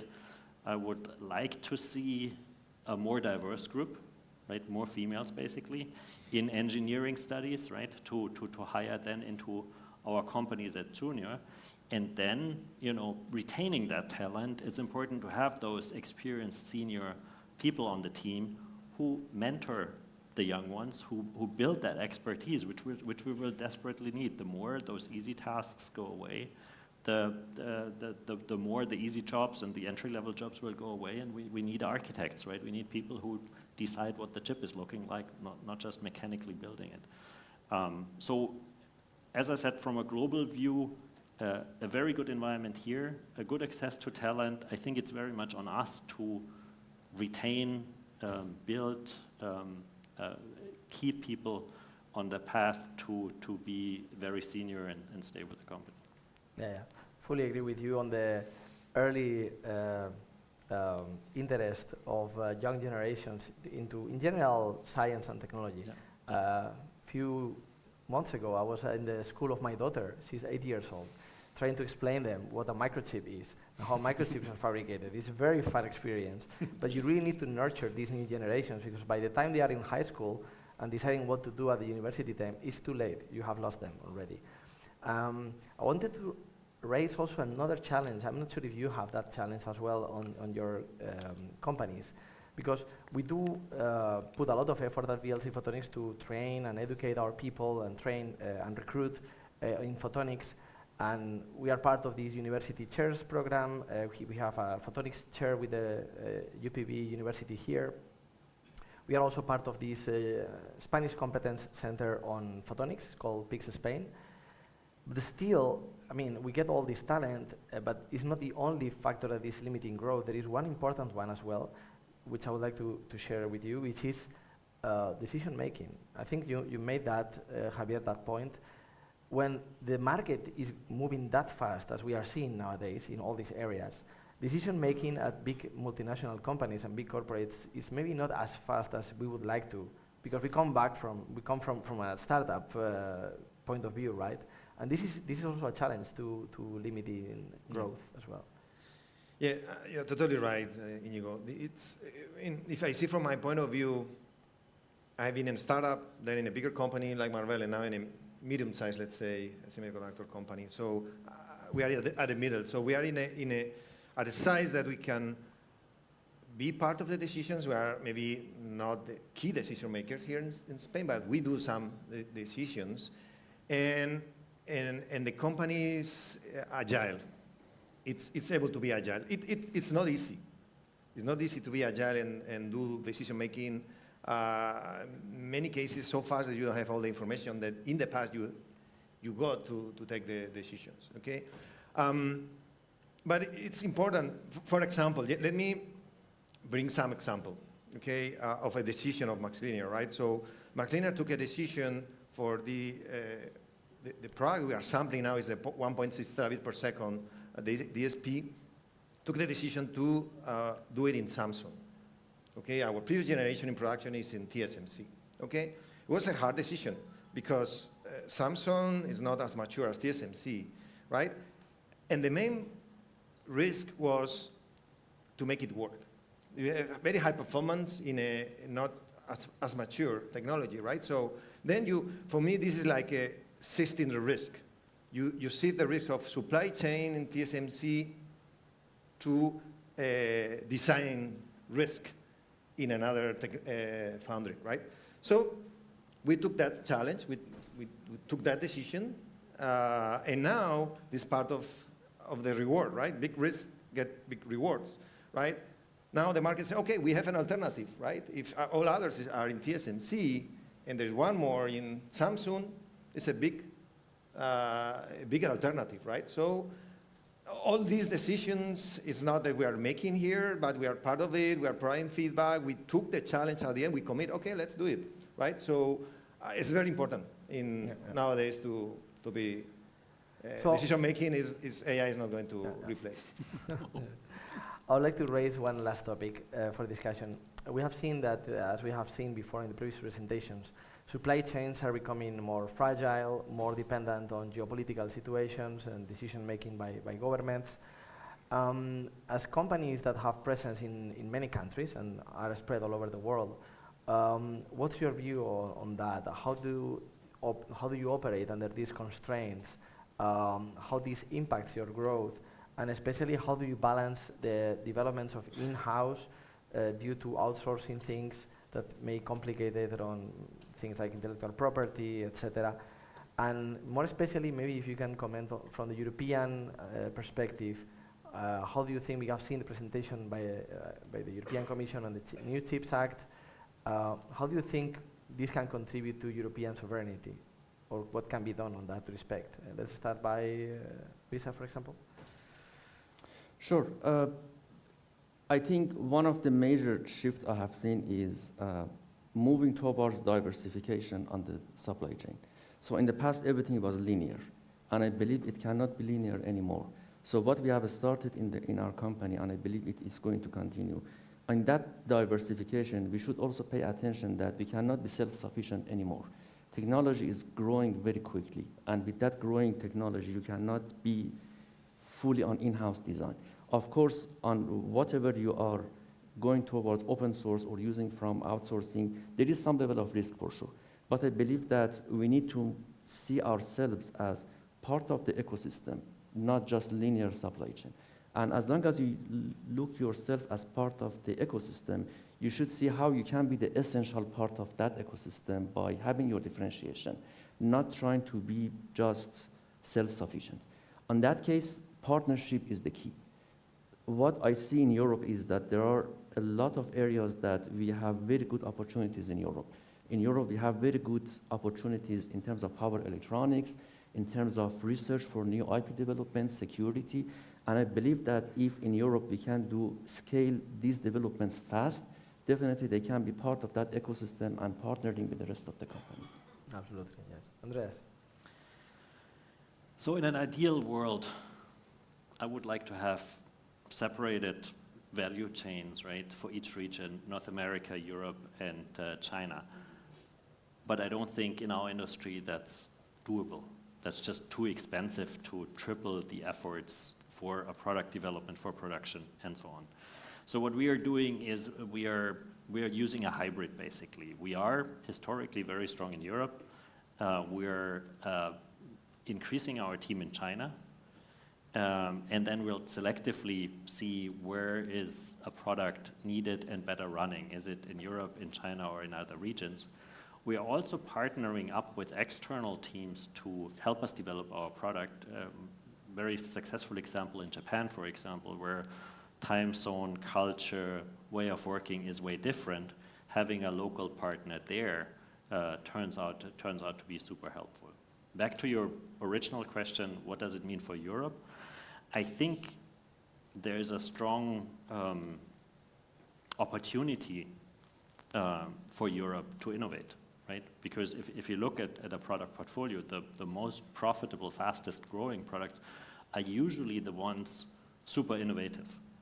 Now, difficult for big companies to be super innovative because of the risk involved, right? But taking that risk and driving the super innovative products, I think pays off. If you look at our team here in Valencia, they're specialized in CT scanners, right? And it's very rewarding if you walk into a doctor's office or if you walk into a clinic, you have to get a CT and know your products you've developed here are in that CT scanner.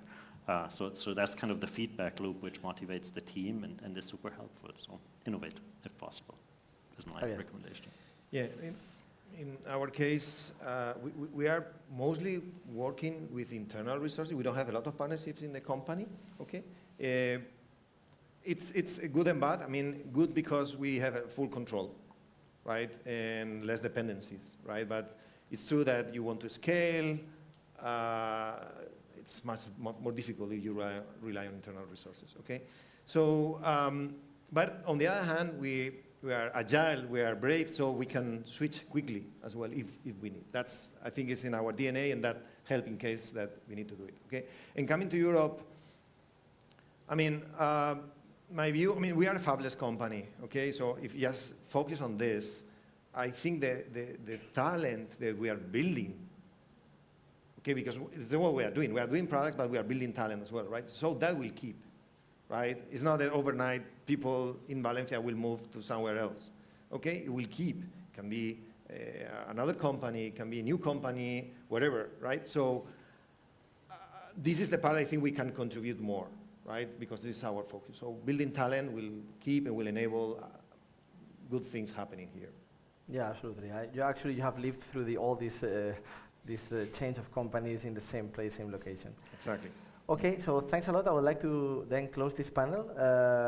Thank you, Javier. Thank you, Andreas. Thank you, Reza, for your contributions. And then I think everybody's eager to go for lunch, so thanks a lot. Thank you. Thank you. Thank you. ¿Hacemos la foto?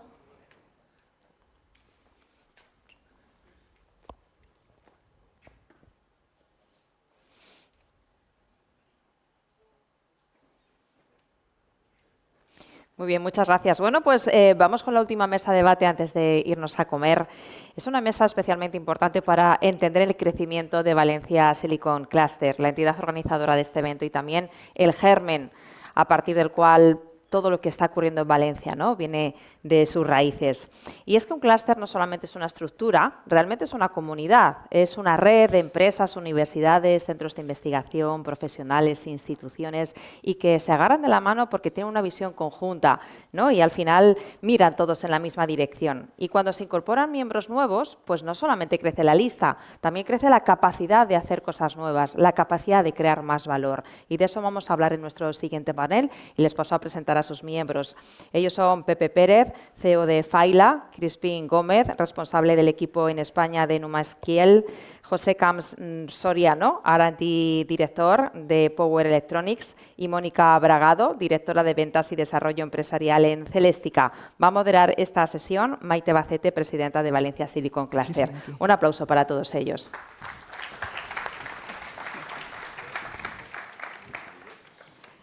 Gracias, Susana. Bueno, pues tenemos un reto por delante, que es lo siguiente, es la comida, así que vamos a intentar ser ágiles. Si os parece, me salto las presentaciones y vamos directamente a las preguntas que quería un poco plantear. La verdad es que para nosotros es un momento pues único, ¿no?, porque hemos decidido hacer fuerza para ampliar la asociación. La respuesta ha sido enorme y os agradezco el interés de formar parte de este equipo. Ya os voy adelantando que no os vais a salvar de currar un poco. Llevamos currando 3 años para que los resultados sean los que veis y hay mucho por hacer todavía, ¿no? Entonces, bueno, pues para quienes aún no os conozcan, me gustaría que describierais un poco a qué os dedicáis. Como veis, tenemos nuevas incorporaciones de todo tipo, ¿no? Empresas muy grandes, empresas más pequeñas, otras que son startups, otras que están todavía arrancando. Entonces, si queréis, vamos en este orden para que expliquéis a qué os dedicáis y dónde estáis en esta cadena de valor, ¿no? Que dentro de semiconductores pues hay muchos eslabones. Están los que fabrican equipos, los que fabrican las obleas, los que hacen toda la parte de backend, los que diseñan chips. Entonces, bueno, pues un poco que os situéis, ¿no?, en esa cadena de valor. Pérez, si quieres empezar tú. Empiezo yo. Muchas gracias, Maite, por la invitación también a formar el clúster, a formar parte del clúster. Estamos muy honrados de poder aportar desde nuestra visión y conocimiento. Fila es una empresa tecnológica valenciana que se funda en 2014. Es actualmente de participación 100% española.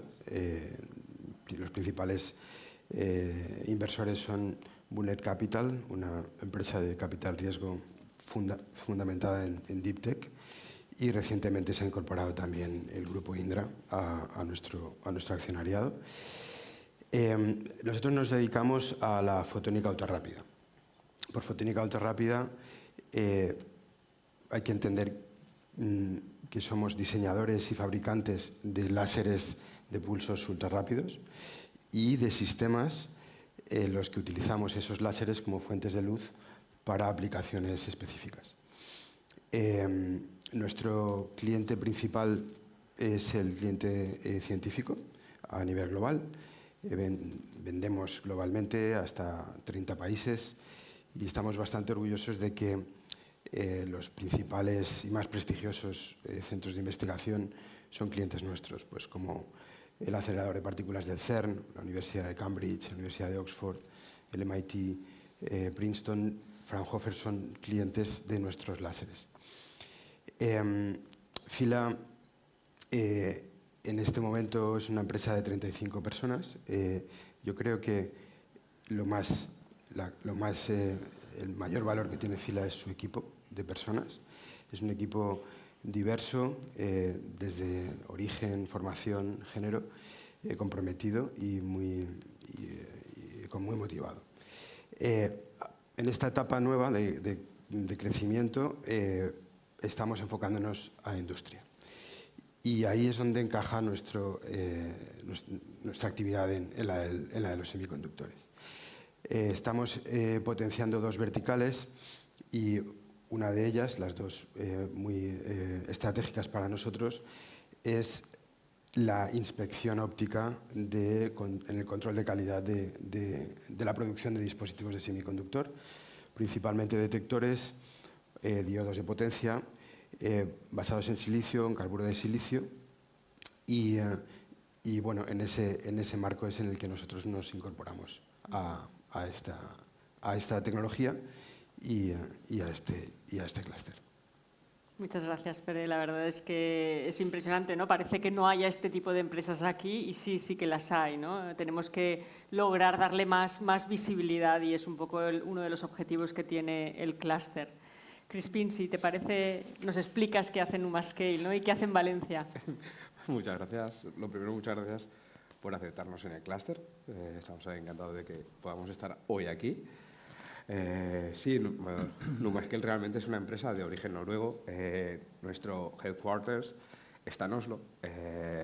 Realmente somos una empresa... Me ha facilitado mucho la presentación de SES, la verdad, para explicar lo que hacemos nosotros, porque justo estamos en ese nicho.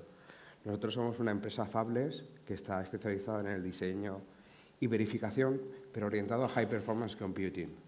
Es decir, nosotros lo que hacemos somos aceleradores, tanto de memoria, de red, de cómputo, que acaban normalmente hasta ahora en un data center.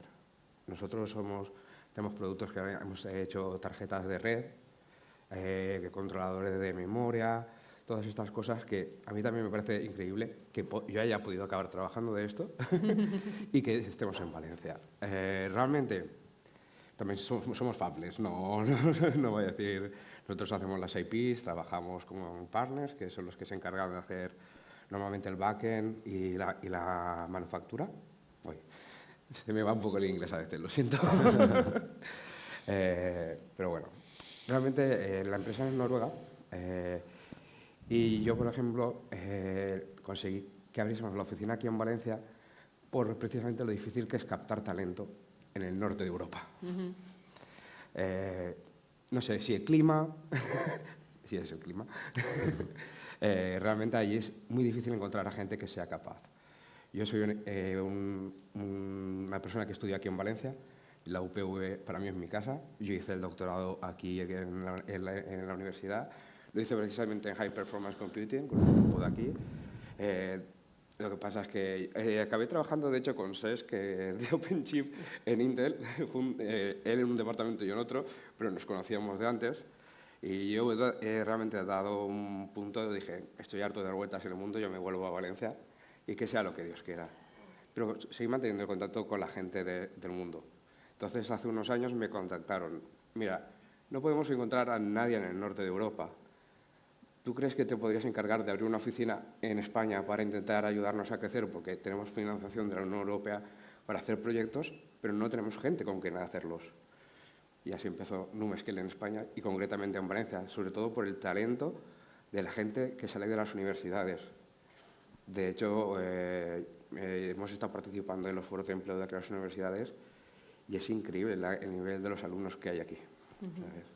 Perdón, me he ido un poco, pero bueno. No, es así. Además, estaba ahora reflexionando mientras hablabas y de los 5 que estamos aquí, 4 venimos de la UPV y 1 viene de la UV. O sea, que viene a reforzar el tema de que sale muy buen talento de las universidades valencianas e incluso los que se van fuera acaban volviendo si tienen esa oportunidad, ¿no? Entonces, la verdad es que crea un arraigo importante donde estudias y hace que la gente acabe volviendo si puede trabajar aquí, ¿no? Entonces, bueno, pues Pepe, si te parece, otro teleco de la UPV. Esto, como decía Javi, era un desierto hace 25 años. Exacto. Y bueno, no voy a ir por ahí. Entonces, gracias Maite por invitarnos y por habernos aceptado en el clúster. Y bueno, Power Electronics es una compañía global ahora mismo. Es una compañía de capital valenciano y básicamente ha apostado mucho por el desarrollo de tecnología propia en convertidores de potencia. Entonces somos ahora mismo pues más de 300 ingenieros trabajando en desarrollo propio de producto. Y tenemos varias gamas de producto. Entonces, lo que sería la gama principal se trata de un convertidor de potencia de utility scale, que llamamos, que son conversiones de 5 megavatios, de hasta 5 megavatios, con varias aplicaciones, desde solar fotovoltaica a almacenamiento en baterías. Entonces, somos líderes en Estados Unidos vendiendo este tipo de convertidores. Nos hemos hecho allí un hueco importante. Luego tenemos otras líneas de producto, como pueda ser cargadores de vehículo eléctrico y los típicos variadores de velocidad para motores. Luego, a partir de ahí, pues lo que decía, hemos apostado mucho por el desarrollo de tecnología propia.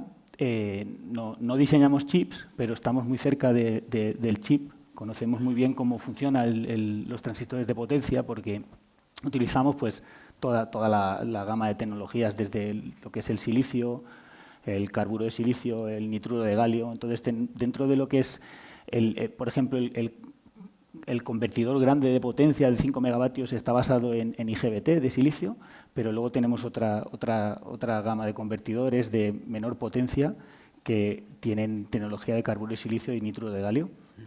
Eso en lo que respecta a la conversión de potencia, ahí un poco el desafío siempre está en sacar el calor, porque imaginaos, con un 1% de pérdidas que tengas en 5 megavatios, son 50 kilovatios de pérdida. Eso es una barbaridad. Y hay que sacar ese calor del equipo y mantener la temperatura del equipo estable. Entonces, eso en cuanto a chips de potencia. Luego, además, pues, utilizamos todo tipo de chips. Está la parte de control, pues ahora mismo todo lo que es la integración, control y potencia es fundamental. Todo el software de control es pues un poco donde la empresa como Power Electronics puede aportar un valor añadido diferencial respecto a sus competidores, porque claro, el convertidor de potencia, por ejemplo, en utility scale de almacenamiento, pues ya no es el típico convertidor de hace 10 años en el que trasegabas potencia según una consigna y ya está, sino que ahora pues existe toda esta tecnología que habréis escuchado hablar, que es grid forming o generación de red. Entonces, el convertidor ya se comporta emulando a una máquina síncrona. Y entonces, eso es un poco uno de los filones de desarrollo que tenemos ahora en marcha, más importantes. Y, bueno, y una puerta nueva que se abre también es la alimentación de los data centers. En los data centers, como sabéis, la nueva tecnología de data centers se van a alimentar con una barra de 800 voltios en continua, de alta corriente, y el consumo de estos data centers es pulsado. Entonces, ese tipo de potencia pulsada no se puede transferir a la red. No es que el convertidor tenga que ser tan rápido como esa potencia, sino que de alguna manera vamos a tener que filtrar esa potencia pulsada para que las redes puedan soportar un poco lo que va a ser el consumo de los data centers nuevos. Y no me quiero extender más. No, gracias, Pepe. La verdad es que conectas con sí, bueno, pues la explosión de mercado que está habiendo en semiconductores, que viene en gran parte, como hemos visto en las charlas anteriores, dada por la explosión de la IA y de las necesidades de data centers, ¿no? Mónica, háblanos, para los que no conozcan, yo creo que poca gente no conocerá Celestica, pero ¿a qué os dedicáis y a qué os dedicáis especialmente en Valencia, ¿no? Muy bien. Pues también muchísimas gracias por la invitación y por contar con nosotros en este clúster, que yo creo que es un clúster, como se ha demostrado en este foro de hoy, de referencia. Pues para el que no conozca Celestica, Celestica es una de las grandes compañías mundiales, podríamos decir, el que está detrás de las grandes compañías de fabricación para terceros, no solamente de fabricación, sino también acompañando, dando soluciones muy innovadoras durante toda la vida del producto. Es una compañía canadiense, yo diría que cada vez más americana que canadiense, que cotiza en bolsa. Tenemos 45 plantas por el mundo para dar soporte a todas estas grandes compañías que deciden subcontratar, y en más de 16 países y más de 27.000 empleados por el mundo. Entonces, realmente, dentro de ese marco totalmente global, tenemos una planta en Valencia. de la que nos sentimos muy orgullosos. Es una planta con una gran historia dentro de la Comunidad Valenciana que empezó en el año 74 como IBM y ya en el 94 entró en la fabricación para terceros de la mano de otra compañía que luego fue absorbida por Celestica. Entonces, como Celestica somos desde el 2004. En Valencia contamos con un equipo de más de 600 personas. Es el centro de excelencia, dos tenemos, pero este es uno de los centros de excelencia de fabricación para mercados hiperregulados de aeroespacio y defensa, sector médico e industrial, con una parte muy importante también en automoción. Y centro también de ingeniería para toda la infraestructura de potencia. Contamos con un laboratorio que da soporte a más de 100 kilovatios de potencia y para clientes como quien tengo a mi derecha, para celdas de más de 100 voltios en alterna, hay 1000 voltios en alterna y 1500 en continua. Así que esto está en Valencia. Entonces, ¿cómo entramos dentro de la cadena de valor? Estamos en muchos sectores, como he comentado. Pero dentro de la cadena de valor de lo que sería el mundo del Silicon Cluster, yo hablaría de 3 pilares fundamentales. Uno, como he dicho, la parte de fabricación, esa pata de industrialización y de New Product Introduction, NPI, que llamamos nosotros, con todo el soporte de ingeniería, todo el soporte de diseño necesario para hacer una fabricación muy eficiente desde la primera de las unidades. No esperar a rodar el producto para darte cuenta que el producto no es todo eficiente que querías, sino hacerlo desde el principio. Luego tenemos otra pata muy importante, que no está en Valencia, pero muy importante para que entendáis bien que es Celestica.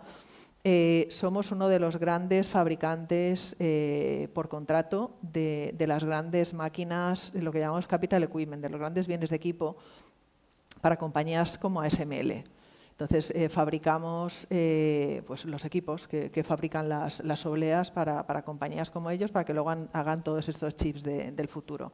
Y la tercera de las grandes patas, que es, en los últimos años, sobre todo en el último año y medio, ha dado un crecimiento muy importante a la compañía, es nuestra presencia en los data centers. En el data center moderno no solamente hacemos el montaje del equipo, sino que también tenemos propiedad intelectual tanto en los switches, en los servidores y en los sistemas de almacenamiento de datos. Entonces, ese es un poco los 3 pilares fundamentales del por qué estamos dentro de la cadena de valor del microchip.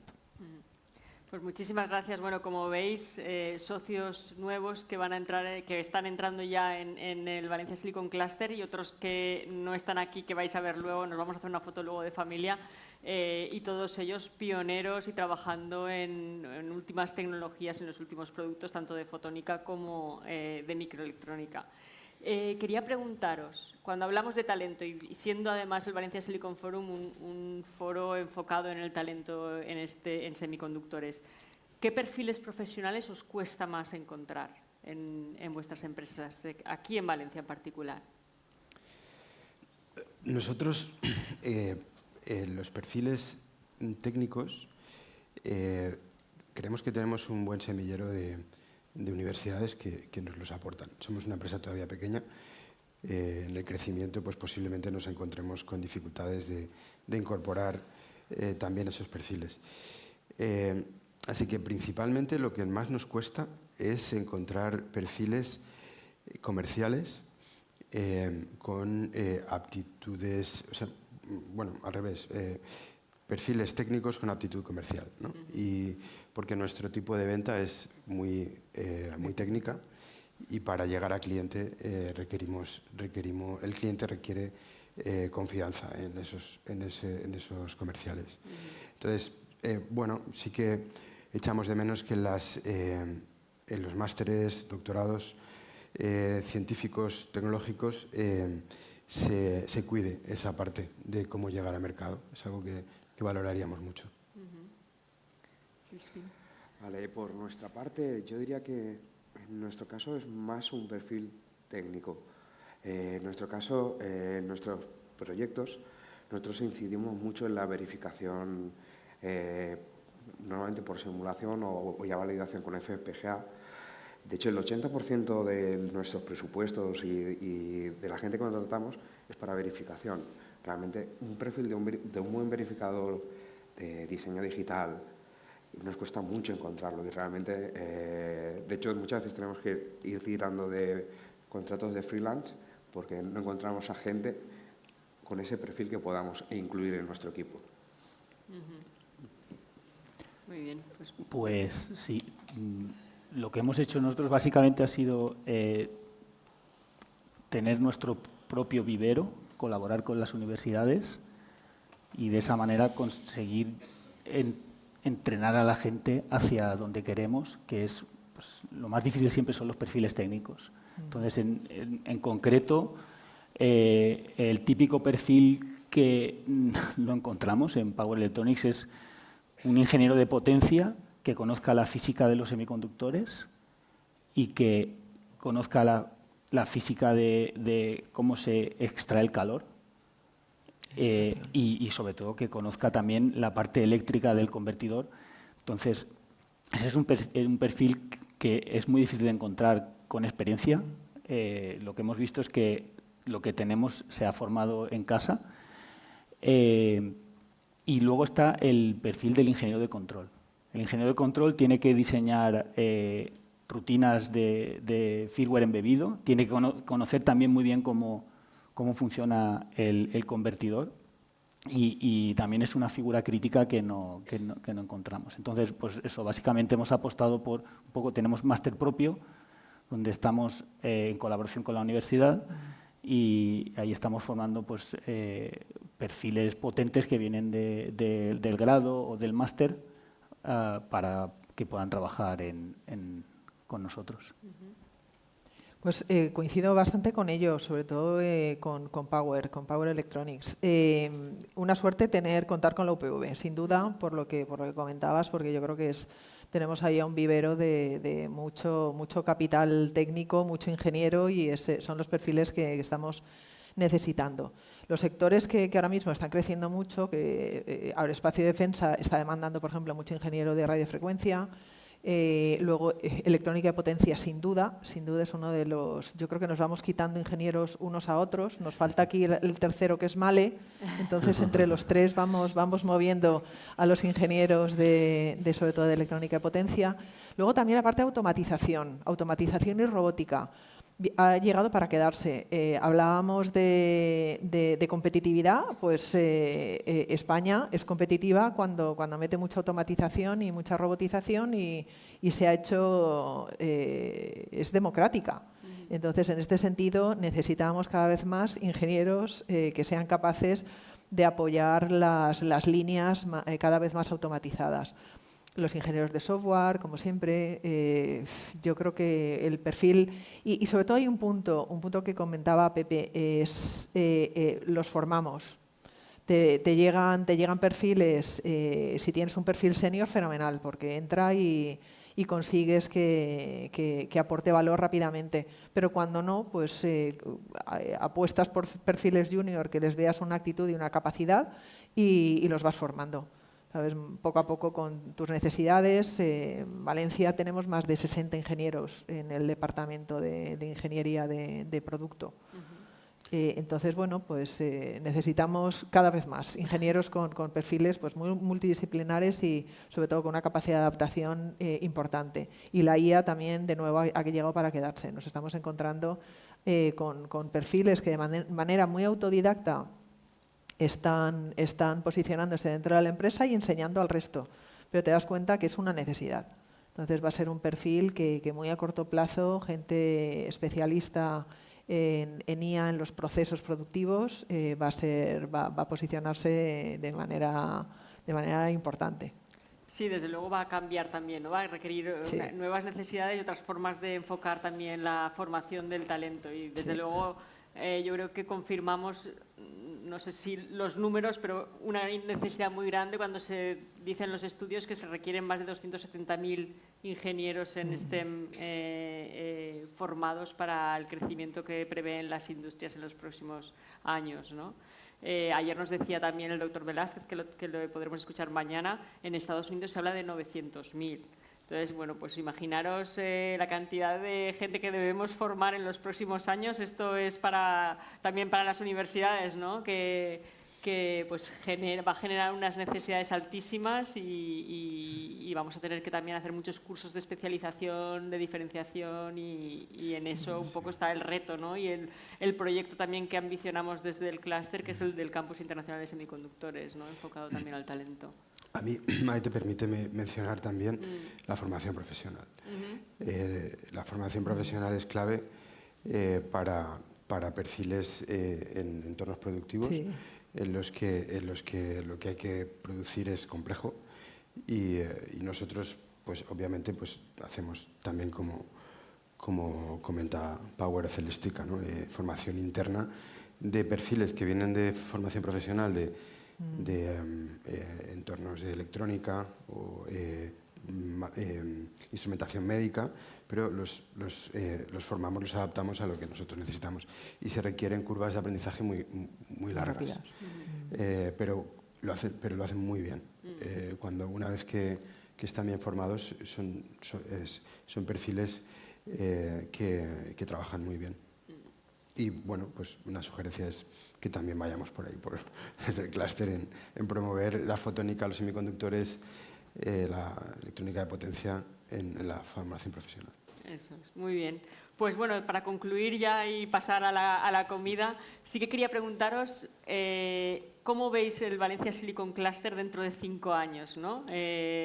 Compartir un poco vuestro pensamiento de cómo veis que estará el Valencia Silicon Cluster y el ecosistema en general en la Comunidad Valenciana dentro de 5 años.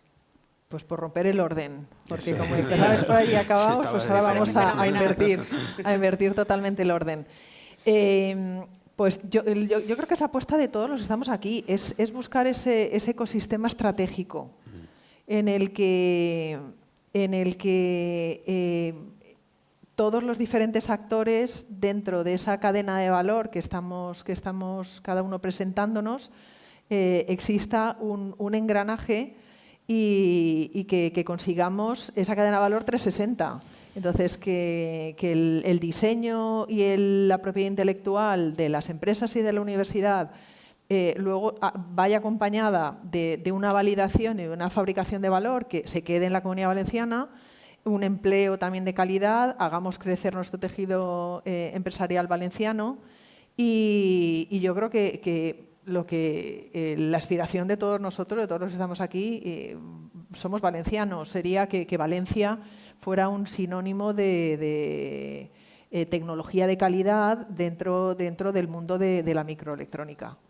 ¿Sabes? Esa sería mi gran aspiración y cómo consideraría que nos podríamos dar por satisfechos si conseguimos engranar a todos los actores que estamos en estos momentos aquí y muchos más que vendrán en los próximos años. Sí, estoy de acuerdo. Básicamente está claro lo que decías antes, hay cierta competencia entre nosotros a la hora por ciertos perfiles, pero estamos aquí juntos, yo creo, porque juntos vamos a hacer más fuerza que de otra manera, ¿no? Entonces, ¿cómo veo el clúster de aquí a 5 años? Pues mejor que ahora, soy optimista. Solo hay que ver cómo estábamos hace 25 años, ¿no? Hace 25 años en Valencia no había prácticamente nada. Yo empecé a trabajar en una startup, bueno, varios de nosotros. Y ahora pues hay varias multinacionales aquí, luego hay empresas de capital valenciano, como puede ser Power. Entonces, luego la universidad está apostando fuerte por formar bien a pues, ingenieros y otro tipo de carreras y entonces pues pienso que vamos a estar mejor. No sé cómo, es difícil ver el futuro. Yo estoy totalmente de acuerdo. De hecho, a mí mi sueño sería que entre todos conseguimos hacer un entramado, una red que pudiese hacer que todo el talento que sale de la universidad no se pensase irse fuera de Valencia, porque se pudiese quedar aquí. Es así de simple. Pues mis reflexiones son parecidas. Yo creo que cuando se plantean las cifras de que el 50% de las personas que se dedican a microelectrónica están en Valencia, y el 60% de las que se dedican a fotónica lo están en Valencia también. Está bien, pero en realidad somos pocos. Si comparas con otros sectores o si comparas con otros países, otras regiones. Por lo tanto, es fundamental que trabajemos juntos para hacer crecer ese sector y hacerlo atractivo y poder también proyectarnos internacionalmente. Creo que eso básico es lo que será en los próximos años y trataremos de aportar para que así sea. Muy bien, pues nada, muchas gracias. Yo creo que cerramos aquí. Como podéis ver, pues aquí hay una representación de las empresas, pero sí que invito a que suban todos los socios del Valencia Silicon Cluster, los nuevos y los fundadores, para que nos hagamos una foto de familia y nos vayamos a comer. Por fin. Mientras vamos haciendo la foto, nada, les recuerdo simplemente que nos vamos a la comida que será en la plaza, que tenemos una hora entera para comer y que espero que se produzcan muchos encuentros de esos importantes, porque aquí hay una parte visible importante, pero ahí detrás ocurren también encuentros importantes. Hasta ahora, que disfruten de la comida.